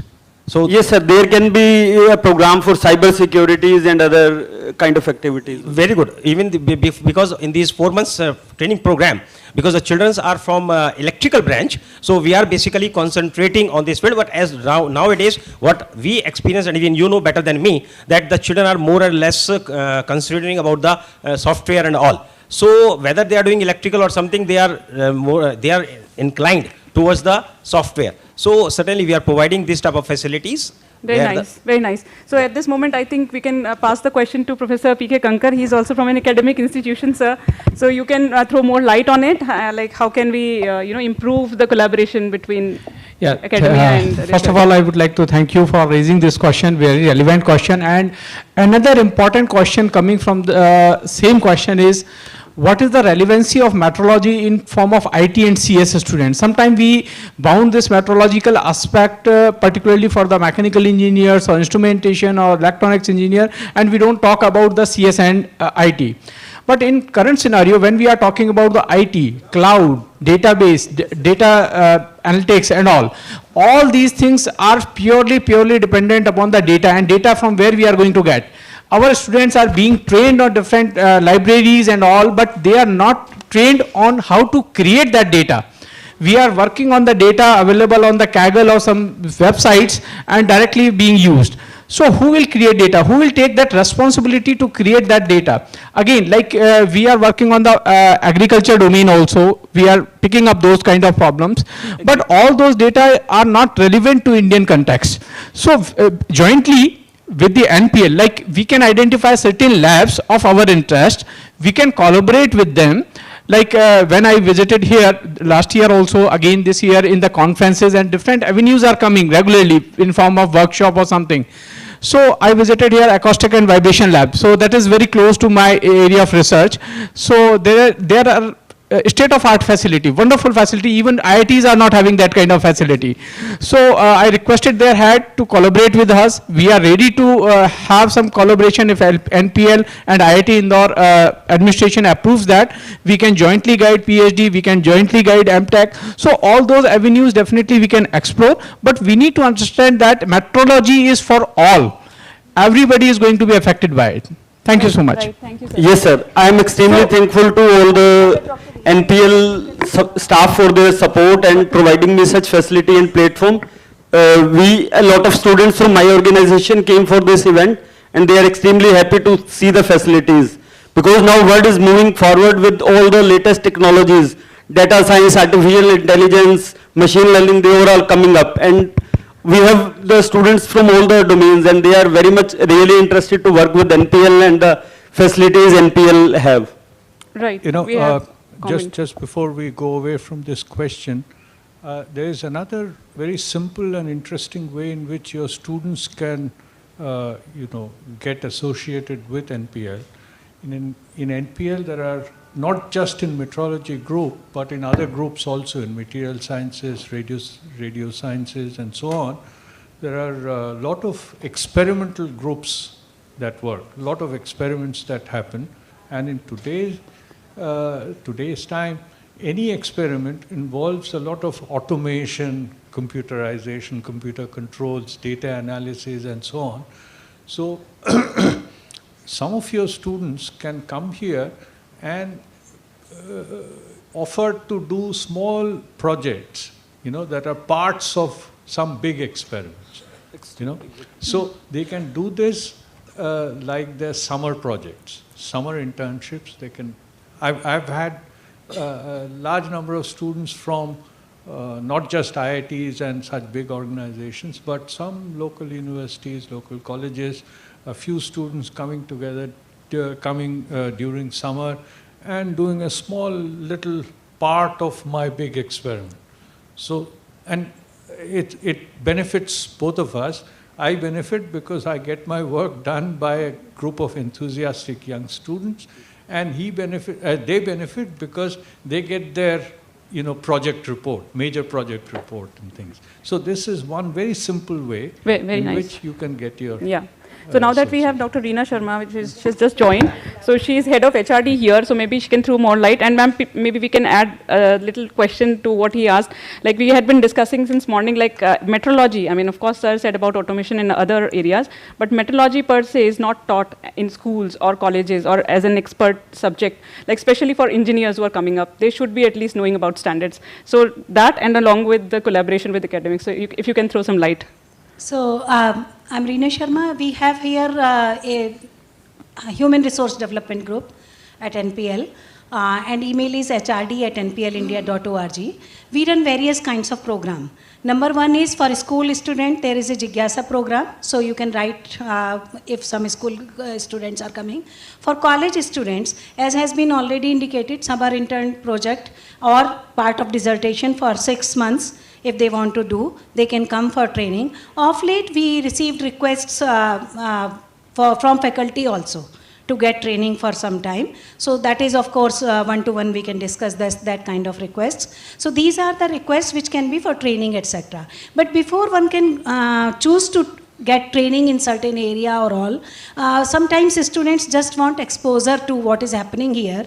So every last Thursday of the month, we allow college students or school students to visit here. So for that, you have to write well in advance and seek appointment and show what particular areas you will be looking forward, that interest you can tell, or we can design a visit. So for that also, they can go around and visit, and if they identify an area there on, later on they can come for the project. So these are the programs which we have for students. Besides this, as metrology should be known to all, it is an enabling science. It is, you can say, it is not very visible at the outset, but from behind it is enabling everything. So this mission NPL had been talking to AICTE and various agencies that this should be in the syllabus. So they have included, I think in first year, some very small basic metrology course where very little they are telling, but not completely about quality system and all.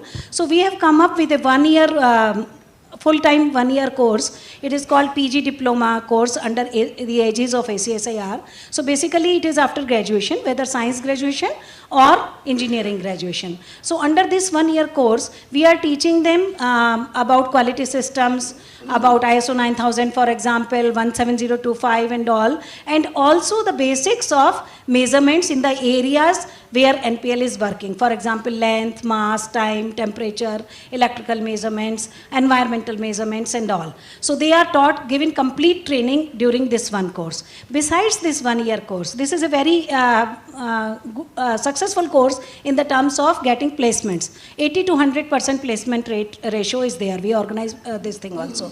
So that is one. Other is that nowadays we have very reduced minimal fee for students and faculty if they want to attend our training courses, short-term training courses, 2 to 4 days training courses. This is available on NPL India website. Our training calendar is available. There are sometimes online training courses and sometimes physical training courses. So those can also be attended. So a lot of details. I mean, you can visit our HRD page, and ma'am has already explained in detail. So do we have any other question from the audience? I think your question is answered. Yeah. Thanks to all the eminent scientists for providing such a valuable knowledge. Very nice. Do we have another question from the audience? Yeah, we have. Okay, one more. Hello everyone. Actually मेरा सवाल है time को लेकर, क्योंकि आजकल हमारे पास time के बहुत सारे सोर्स अवेलेबल हैं, जैसे लैपटॉप, मोबाइल, स्मार्ट वॉच और NPL की घड़ी भी है. तो मैं जानना चाहता हूँ कि हमें कैसे पता चलेगा कि कौन सी डिवाइस, कौन सा सोर्स मोस्ट एक्यूरेट है, क्योंकि कभी कभी मैंने देखा है कि हमारा मोबाइल कुछ डिले चलता है NPL की वॉच से, कुछ सेकंड्स का डिले मैंने भी देखा है. So I yeah, think for Dr. that, Sengupta, I think yeah, we have the expert sitting straight away here. So you're expert in time and frequency. Yeah.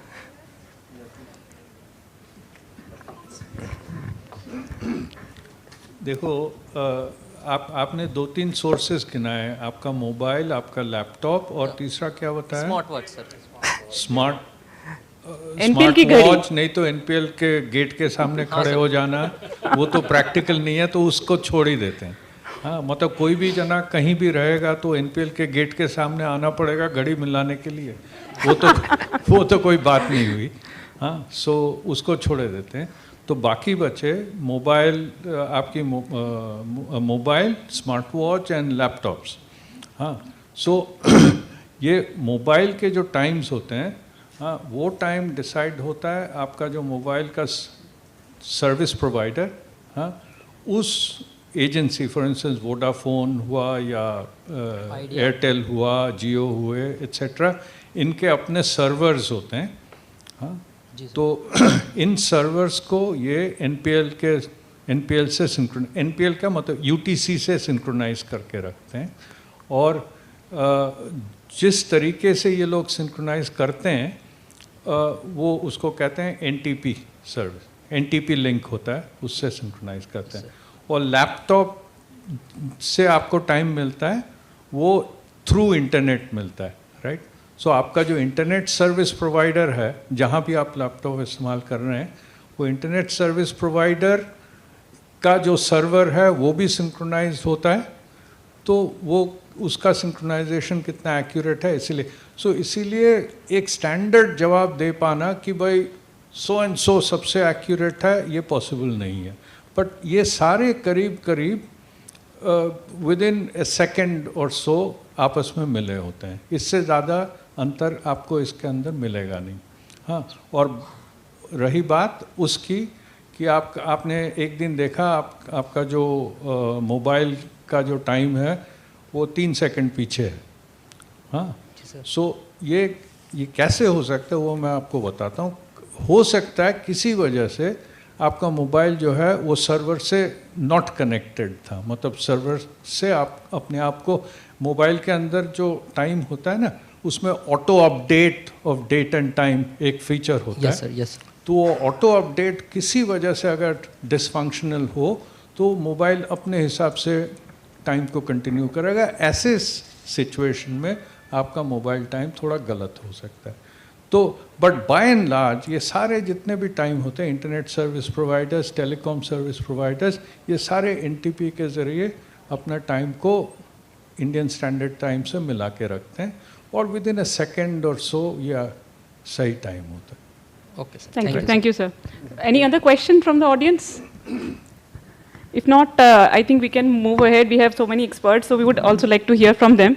So, for example, Nishat ma'am, my question to you is like you're representing BIS here, and today morning we heard from Mr. Tiwari about the bonhomie between the pillars of the quality infrastructure, so all 4 pillars. So how can can you guide us or put some insight like how these can collaborate together to further strengthen the quality infrastructure of the country and improve the ranking which directors had talked about in the morning. So we are already at a good rank, but I think we need to go up. So please tell us a bit about it. Yeah, thank you. So actually like Bureau of Indian Standards, the main work of Bureau of Indian Standards is formulating standards. So we have technical committees which formulate standards. Then we have our conformity assessment schemes which ensure that the products or the services comply to the relevant Indian standards. And we have a network of laboratories, 8 of them are own, and some of the recognized laboratories and some of the labs which are the institutes of eminence like NPL itself. So we have this laboratory activity and we have our training institute. So in this, I see immense role of NPL in all of our these activities. So right from the standards formulation, we have so many technical committees, and I just found out that there are around 76 experts from NPL who are representing on BIS technical committees. So first of all, I would like to thank NPL that this expertise is coming from your institute to BIS. Thank you, ma'am. Yeah, and these experts, BIS is also the national standards body. So BIS is representing on international bodies which formulate the international standards. So we are also having NPL experts on those working groups. So, but that number of working groups on which we have NPL experts for the international representation that's is on less. the lower side. Yeah, so that is what I was Yes. coming to the next question, because Yeah. not much representation is there on the ISO, IEC committees. So if that can be strengthened, or Yes, that yes. some corpus can be built, so that more people Yeah. from NPL can be represented on those committees and have a bigger say because of the expertise in Yes. metrology. So, first of all, we would like to have more experts, because unless we participate in the international forum, our voice will not be heard there, and our views, if they are not heard and if they are not known, I think the world will miss something. So, because it should not be that we are the followers, we are also the leaders, and we have good information, good know-how, and good scientific research with us, which we can share with the world.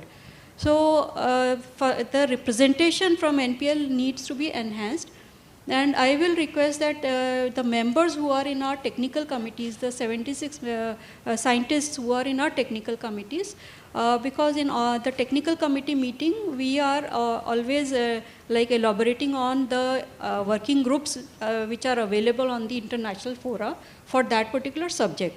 So the participation in that, the nominations should have to come from the NPL. All right. As regards the financial support and the corpus part, I am happy to share with you that BIS supports the National Institutes of Eminence, which includes CSIR-NPL, for participation in the not only the international meetings, even in the national meetings. So we do support that, and but only we need a declaration that your institute will not be in a position to fund this international travel or something like that. All right, that's a So good point based to on know that- for all the NPL scientists for the benefit. So we will be very happy if there is the international participation is increased, and like in the past 3 or 4 years, more and more of our experts are going abroad frequently, and the Nice. participation is most welcome. Thank you, ma'am. So going to another pillar, probably a quick, point of view from Ashutosh ji. So LM and NPL are already collaborating on many ventures, So you just mentioned that you also have a training institute. So NPL is also on the same mandate, to spread awareness about metrology. You are also doing the same. So how can we collaborate in that direction also, to have some collaborative educational programs or outreach programs? I think, ma'am, it is the only purpose of this workshop, that how we all together can work for the better society, for the betterment of our children tomorrow. My request is, as NPL is already working, already supporting legal metrology in all the ways, whether it starts from calibration of the national standards, or providing or establishing the testing facilities or the calibration facilities at our laboratories, and the training which NPL is providing. Yes, true, we have one training institute at IILM Ranchi. This training institute not only provides the training to the legal metrology officers and the industries of India, but also the neighboring countries. Many of the developing countries used to come, and even we are offering these services to the OML. If OML wish to send their officers for the training, because at the OML level, international level in legal metrology, there is a problem of training. So certainly, if National Physical Laboratory, we have already requested NPL. NPL is the part of all our advisory committees. And I think that we are in, NPL is the member of all our advisory committees. My request is, if Director NPL or few of the scientists can have a visit at Ranchi and finalize some concrete proposal for the training of our officers, national and the international level, it will be a very good exercise. Certainly, we can do that. The second part is OIML. Yes, ma'am, we are participating at the International Organization of Legal Metrology, and India is the member of OIML since beginning 1956. So, what I feel since last more than a year or so, we are our representation, technical or the scientific representation in OIML committees is still very less. What we are observing, being the legal metrology officers, we are the member of all the committees, but I don't think that we are actually doing the justice with the job. So my request will be, if we can have the experts of all the fields, we can nominate them on behalf of OML, because OML has nominated me even in ISO. I am the part of few of the ISO committees. So in the same way, in OML, the NPL scientist can represent India with legal metrology, or if not required, separately. So Right. it will be a very Right. good exercise. Thank you. Thank you very much. Thank you. So in this context, like we get to know that, yes, sir.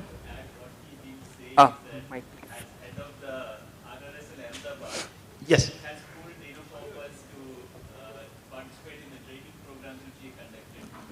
Sir, for that I would like to thank National Physical Laboratory. I am organizing this Saturday program every week, and this is only Very possible dedicatedly. due to National Physical Laboratory. I am always thankful to a National Physical Laboratory for this program, because I am getting all the experts from NPL only. With your kind blessings and NPL scientists, because on Saturday we don't pay anything. It's free of cost. So the scientist who is basically investing their time with in many times, sir, participants are 1,000 plus. Ashutosh, it's always encouraging and happy to hear congratulatory notes and give the credit, take the credit, right? You give the credit, we take the credit. But then you own the credit for initiating this program. So I just want to acknowledge that. Yeah, it's commendable. ALM, you are doing a lot better. Thank you, sir. Thank you very much. Yeah, Thank you, sir. Yeah. So we very clearly get to know that metrology indeed, like NPL being the NMI of the country, has to play a very important role, one of the strongest pillar of QCI. So in this context, my question to Dr. Sirengupta, sir, metrology is very important, you know, I mean everybody, and that is why we are here. So you have been associated with NPL for a very long time, and you are still very active in R&D and metrology. So can you share your experience of how metrology has evolved over the years, how NPL has evolved in metrology, and what should be the future directions in the field of metrology for NPL, where we can progress and, progress in leaps and bounds and move forward and catch up with the international arena? Well, thank you very much for posing this question to me. I've indeed been associated with NPL and metrology and all that over the last 4.5 decades or so. I mean, it's been a real long time. But however, I don't know. I mean, it would probably take me a little bit of preparation before I could, give you a forecast of like a soothsayer or a visionary of how we should be progressing. But I can certainly tell you, I'd like to keep my answer very short because I'm sure you'd like to cover other subjects. I've indeed seen the metrology or the kind of work we do evolve very slowly over the last more than 4 decades or so. Initially, the work that let me just be specific. When I joined NPL in 1979, that's indeed a very long time ago. I joined the time and frequency section of NPL as a young person. And at that time, we used to make measurements with uncertainties of, extremely high uncertainties, extremely small uncertainties of better than 1 millisecond or so. And we were extremely proud of that. And internationally, if they did a microsecond, that was out of this world. The BIPM, all the clocks were measured with accuracy of 1 microsecond, which was fantastic. Now this is the year 1979, and by the time I retired from NPL in 2015, the rest of the world, the accuracies that one talked about, we were almost at par with the rest of the world. We are at par with the rest of the world now. And we make measurements with uncertainties of something like a nanosecond or so. That's 3 orders of magnitude in a matter of 40 years or so. That's unbelievable. I mean, that's the way metrology has evolved. And naturally, when you make such strides in precision, all the techniques, all the methods of working, all details change enormously. So, when you talk about evolution, these are some of the things that have happened. I mean, I could go on and talk about other areas, but I think I won't, because I'm sure. But for some directions for the future, like where we should get active, or where are we on the right, correct path, or improve? I mean, let me just say this very simple generic sentence. To make a prediction about future is impossible.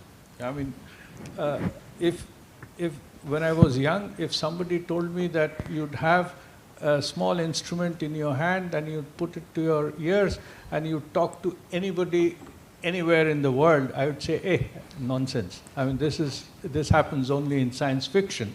But within my own lifetime, I see it, right? Right. So the same applies for, such a, on a subset like metrology. I mean, if you want me to make a prediction, I'll probably make a prediction based on what my mind can imagine. But I can bet you, Poonam, things will happen in another 30 to 40 years in a way that you cannot even imagine. Today. Right. So it's extremely difficult. Right, it's a rapidly for changing. me, the simple answer would be, 30 years later, all these atomic clocks that we make today, which occupy a room full of instruments, you'll probably be wearing on your wrist. That's right. Something like that. Fond hope Yeah, for so that. just to add here, since I was asking, Dr. Poonam was asking regarding the future directions, now a new term has been coined up. Quantum metrology is already there, but a new term which is coming up, it is a digital metrology. And in the admit that was conducted recently, we saw that few groups are working on creating a metrology infrastructure towards digital things. So can you throw some light on that, because it will be a boon for the students those are sitting here. What are challenges or what are the things that they can take up in that aspect, because that term is now being coined up, and hopefully in the next 3-4 years we will going to see something new coming up in terms of virtual metrology or something like that. I'm afraid you've dialed the wrong number. I'm really sorry. I mean, I could probably cook up some answer and tell you, but honestly, I'm not competent enough to talk about digital metrology. I mean, I know broadly what it means, but about talking about the future, etc., and directions, honestly, I'm not the right person. We can have some comments. So, in digital metrology, actually 2-3 things are being targeted. One is like in the morning, our director sir had mentioned about digital certification and all. Other is actual calibration happening at the site without our person going there. So that is an area, for example, in length, it could be done with cameras taking the readings. But right now, there is a lot of research going on training the cameras and AI on that. How the angle of camera will differ, how the images will differ, how these images are to be deciphered into the data that has to be coming, and to how to validate that. So I see its actual calibration using this, at least in physico-mechanical area, will take long time. In case of electrical, perhaps some NMI has reported that they can transmit the reference signal and it can be measured by the user end where they have to calibrate. So that is also happening. So various kinds of things are happening. Our colleagues are participating at APMP level, but it is at a very nascent stage, not only in NPL India, but also at APMP. So we are evolving. So the world over, it is a very evolving field and rapidly changing as well. And one thing which I feel is is hampering our faster growth is, world over, NMIs have people who have like 10 years experience, 15 years experience, and so on. But they don't have expertise in the area of softwares and all. And you were talking about future metrology directions. Of course, directions will be evolving always, but we are already seeing software certification is the need, or taking SI unit to the shop floor level to reduce the uncertainties, because we cannot win over global markets just based on price. We have to go lower on uncertainty, and it can happen if we can take our SI unit linkage directly to the floor level. So these things will be mattering a lot. So it means that even the computer and the IT background students will have a major role to play in the coming years, sir. Yeah. So like ma'am talked about another thing, was that like quantum metrology was another topic that Anish asked. So maybe I can ask quickly Neeta ma'am, like quantum metrology, what NPL is doing, and like what are the efforts in this direction, and what's the plan ahead? Yeah, thank you, Dr. Poonam. I think I talked about the efforts towards quantum metrology in my talk earlier this day. In physico-mechanical metrology, we are well on the way to realizing the dream for kibble balance. We have already successfully tested the 1 to 10 gram kibble balance, and the 100 gram is also progressing well. Maybe by the end of this year, we'll have some good results on 100 gram kibble balance. And depending on the available funding, we'll go for 1 kg balance also. And our temperature section is working on Boltzmann constant, acoustic gas thermometry, and they have also established many of the facilities. And apart from the physico-mechanical metrology, I think our optical radiation section and the length metrology, their definition for meter and candela is just rewritten. It is not redefined. It was already according to the requirements for the quantum metrology. But apart from physical mechanical metrology, our electrical section, they are also working on quantum Hall, quantum resistance, and various Josephson standards. Yeah, Josephson standards. So I think NPL has initiated these efforts, and although we are still far from establishing them completely as per the international standards, but we have made good progress, and we'll get there very soon. Yeah, the time also, like we are working towards quantum metrology with the cesium fountain and an optical clock, but of course we need to strengthen and move forward, and hopefully in coming years we have to strengthen it further. Yeah. So now I have a question for Arun Kumar sir. Sir, in the field of development of national standard for buildings, what you think that what really help you need, or what are the efforts that you need from NPL side in building that up and coming to a certain point? Because recently we have seen a lot of structural changes are coming up. So what do you think? Can you throw some light on that? Yeah, thank you for the question. And not only on the structural part of it, even with the newer types of materials coming, and also a few minutes back we talked in the same fora here, automation in testing, etc. So digital testing measurements are also happening. So we need for all newer materials and for existing materials, quickest way of testing the materials, and for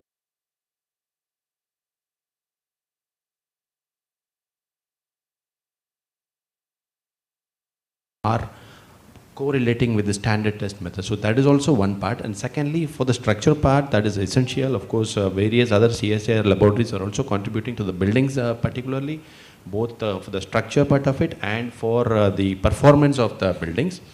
Speaking of structures, the basic thing is the materials, as once again, be it steel or concrete or any other building material. Particularly from NPL, what I would like to also observe is that, request is that, say, the performance of buildings would be seen by the way the inmates of the building are going to behave. So we had a whole day discussion. Are we people tired? Are we people happy? Are we people in a good mood to listen all these discussions, etc.? That itself means we need to have a proper design, proper acoustics, proper lighting, proper ventilation, everything. So all that will not come up just like that. A professional needs to employ the right material, and for that, and more than that, these days we have got newer materials and technologies also coming.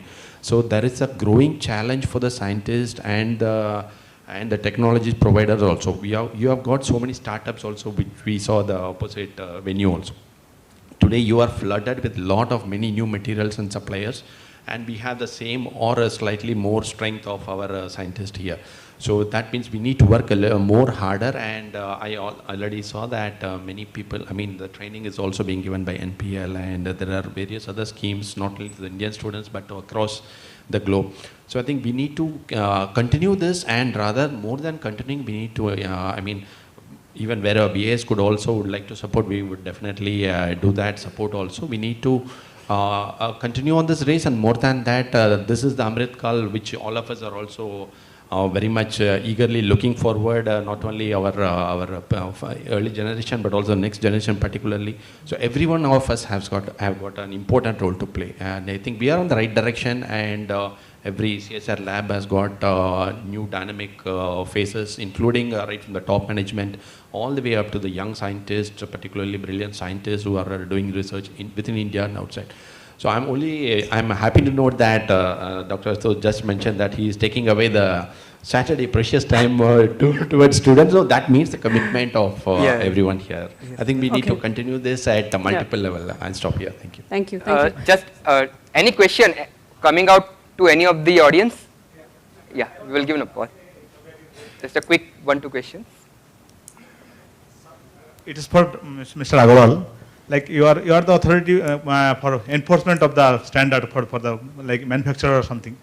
Like a customer like me buy a perfume, and I complain that this perfume is not the same what I got as a sample.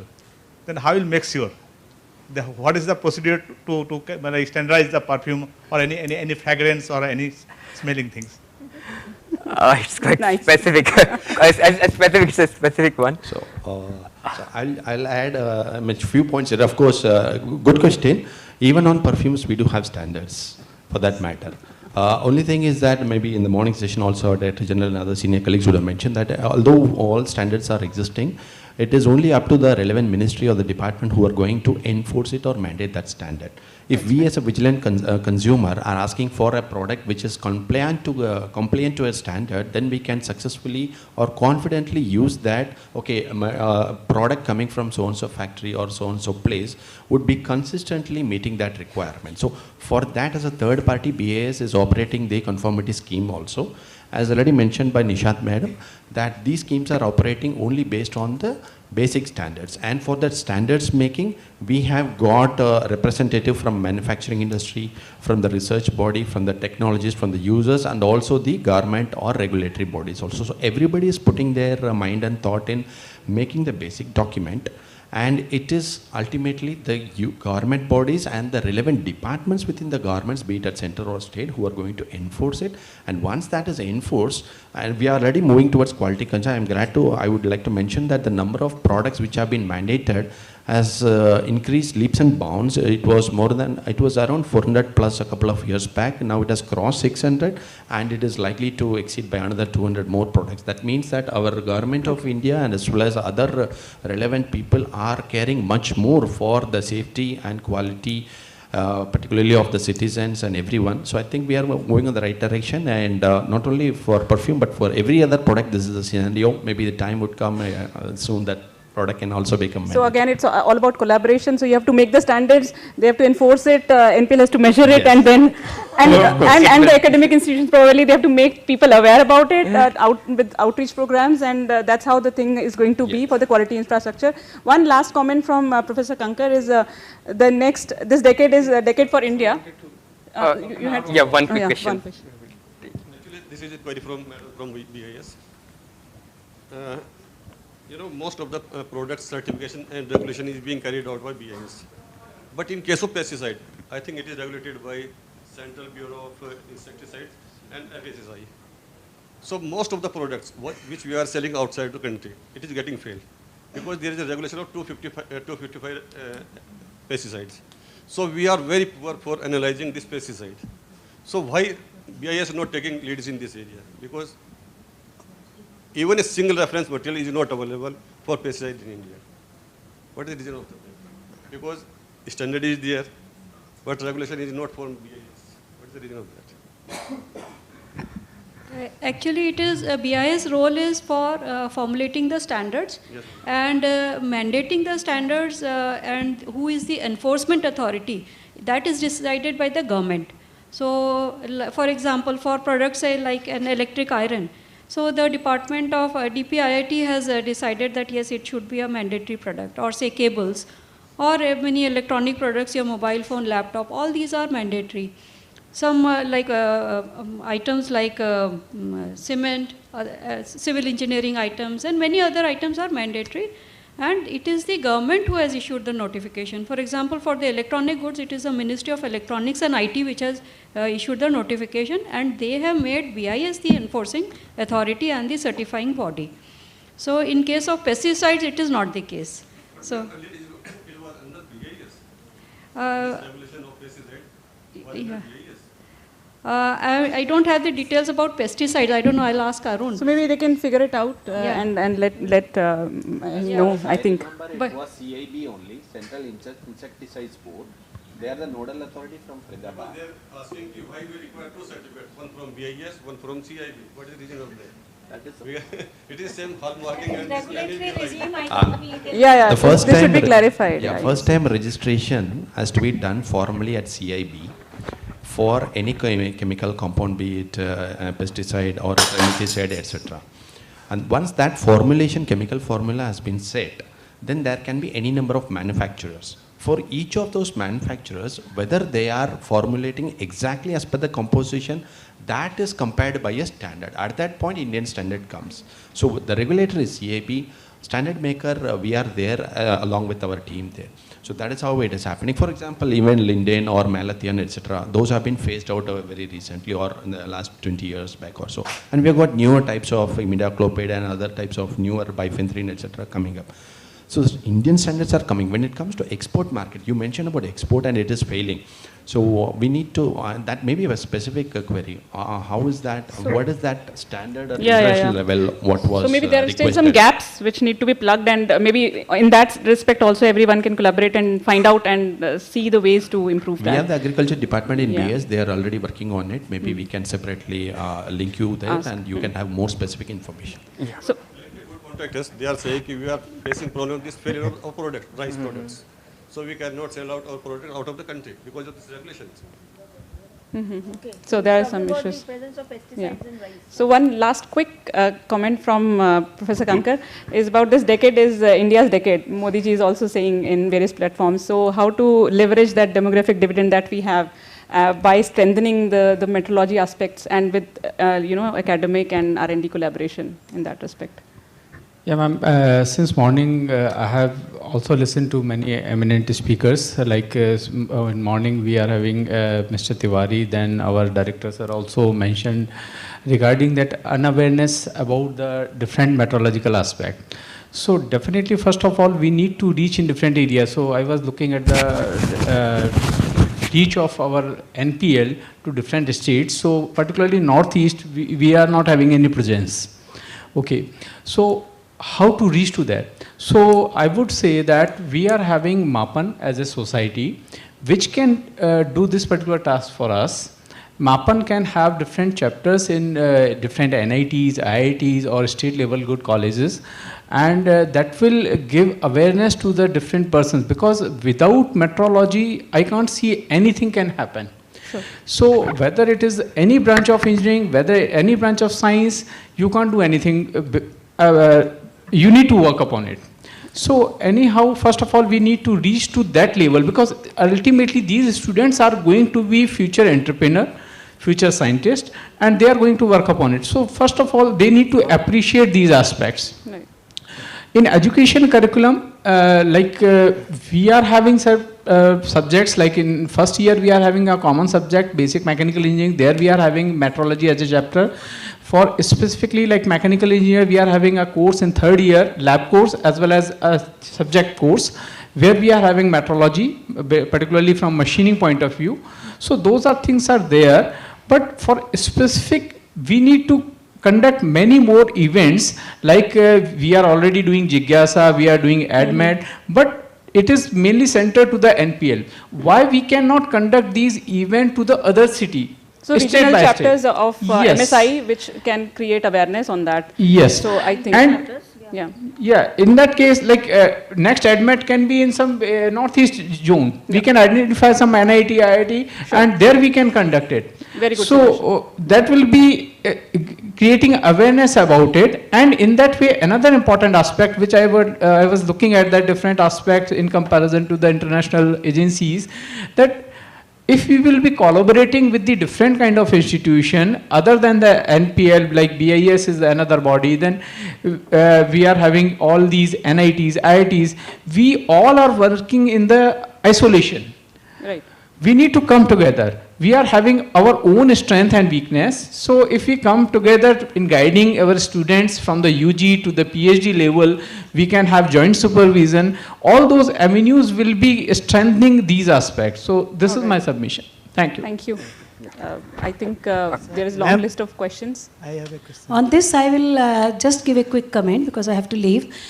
In our book on advances in metrology, we have written a chapter on human resource in metrology. Our recommendation is that gone are the days when only academicians decided the syllabus. Now for syllabus, there should be a consortium of industry people and also academia, and also people from metrology and these quality infrastructure. If we do together, perhaps it will be better taken care of. Very nice. Okay, I will have to leave. So I think we have to close this session because we are already behind the schedule. One or two quick. If there's a quick question. Very quick, yeah.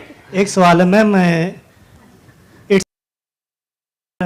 ये खाद्य क्षेत्र से, मतलब food sector से, sir जो आजकल जैसे दूध है, छाछ है, दही है, क्या इनके लिए कोई स्टैंडर्ड है, क्योंकि हम जो कंज्यूम करते हैं वो अल्टीमेटली हमारे जो मेडिकल हेल्थ है उसके लिए है appropriate.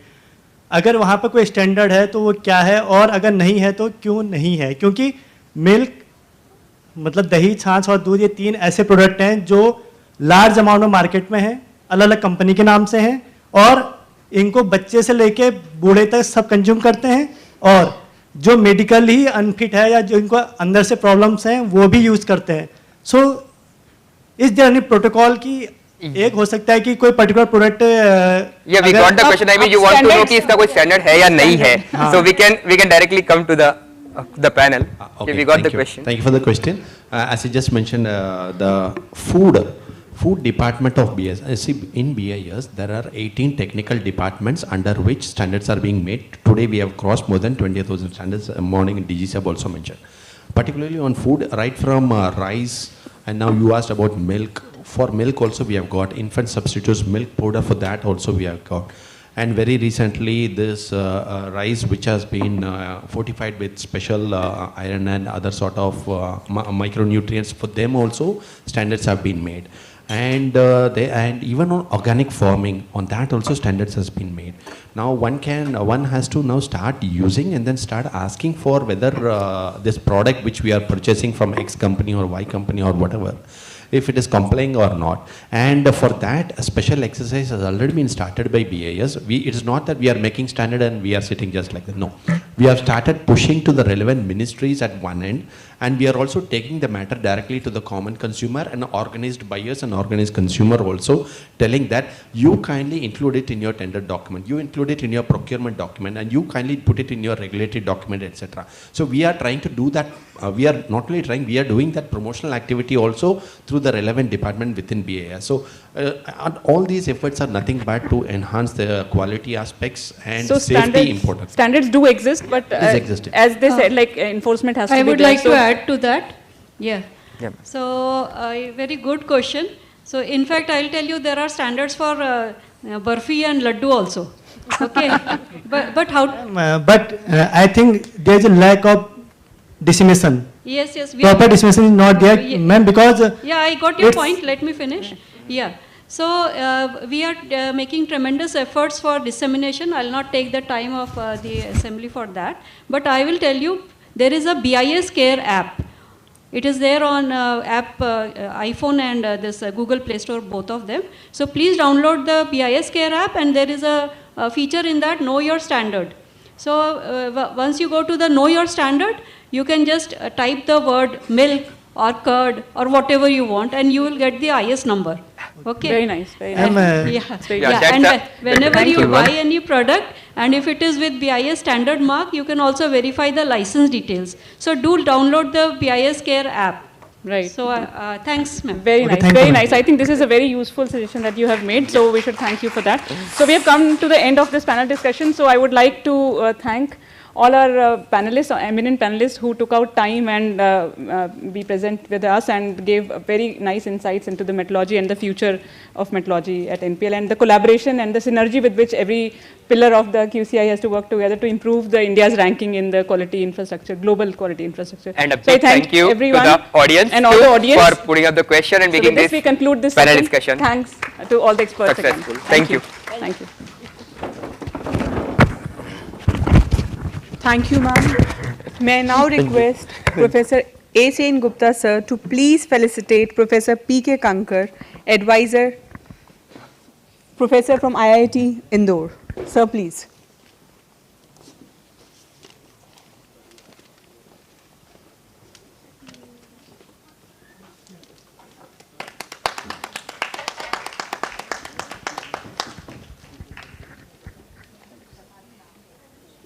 Again, I request sir to please felicitate Shri Arun Kumar from BIS as a token of our respect and gratitude.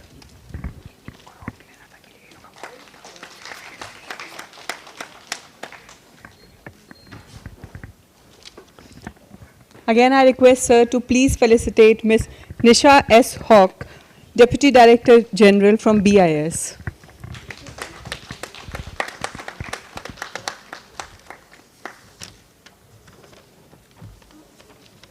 Thank you, sir. We will have prize distribution also now. Say not, the struggle not availeth. Well, it has availed. We have now the fruits of labor, the prizes. So may I now request Professor A. Sen Gupta and Dr. Ma'am, convener 1 week, 1 laugh program to give away the prizes. Sir, please.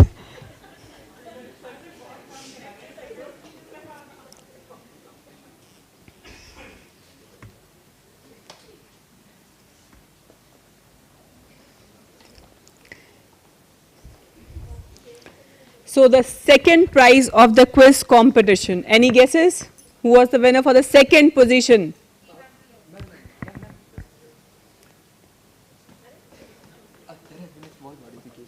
We have made 3 prizes, 3 to 1 and 2 consolation, and on the request of diploma. We will give the prizes afterwards. We will just declare कि 3 to 1 and 2 are the consolation prizes. We will hand over the prizes तो afterwards. 3 मैंने नहीं बनाया. कोई बात नहीं. Okay. हम लोग खाली announce कर देते हैं. So, As per the request of diploma. on request of the convener of program, we will give third prize, second prize and first prize and 2 consolation prizes. So we have prizes for all the participation teams. So a special congratulations and applause for those who have won prizes, which of course deserves all the praises as it is the culmination of their hard work. And I would also like to congratulate all the participating teams because they are also getting the prizes. So the third prize goes to, any guesses?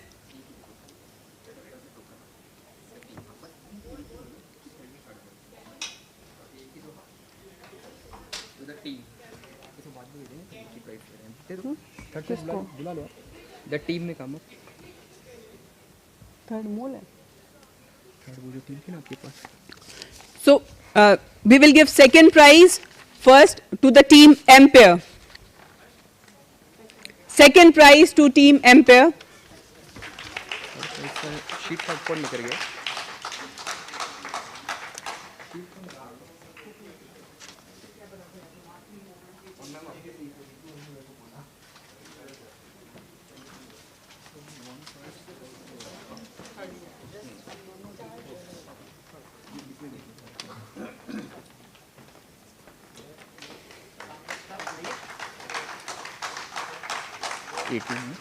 मोल है. Third वो ना. हाँ third मोल है. And the third prize goes to team Mole.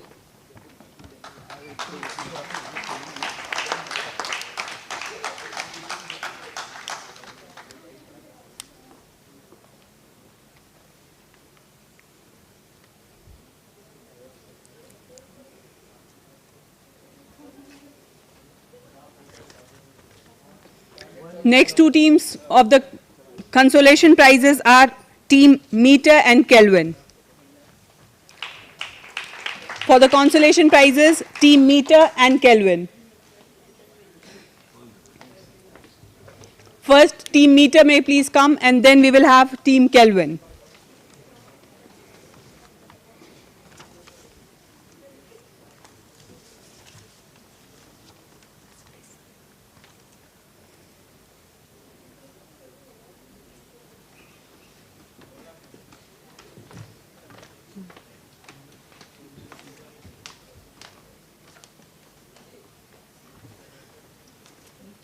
Team Meter.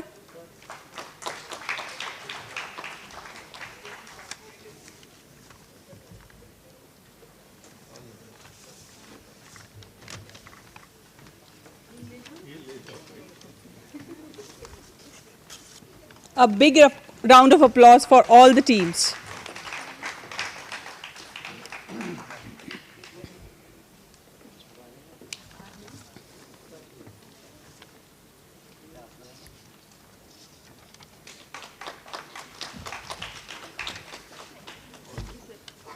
And the first prize goes to team Candela.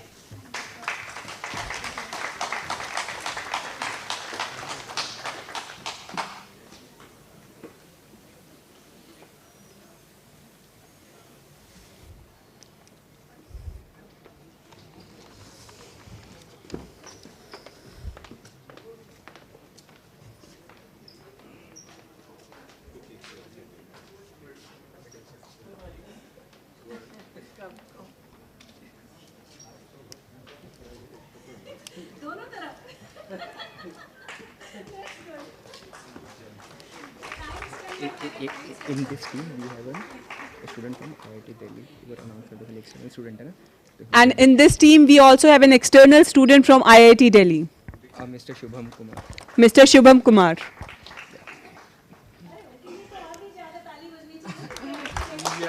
Congratulations.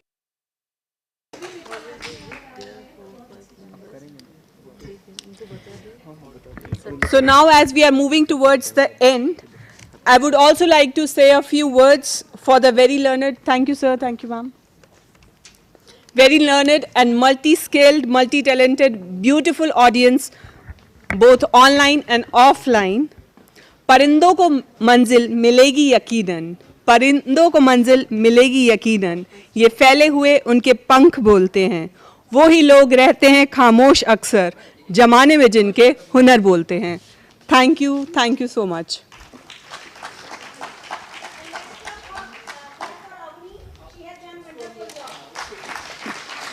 Thank you so much, ma'am.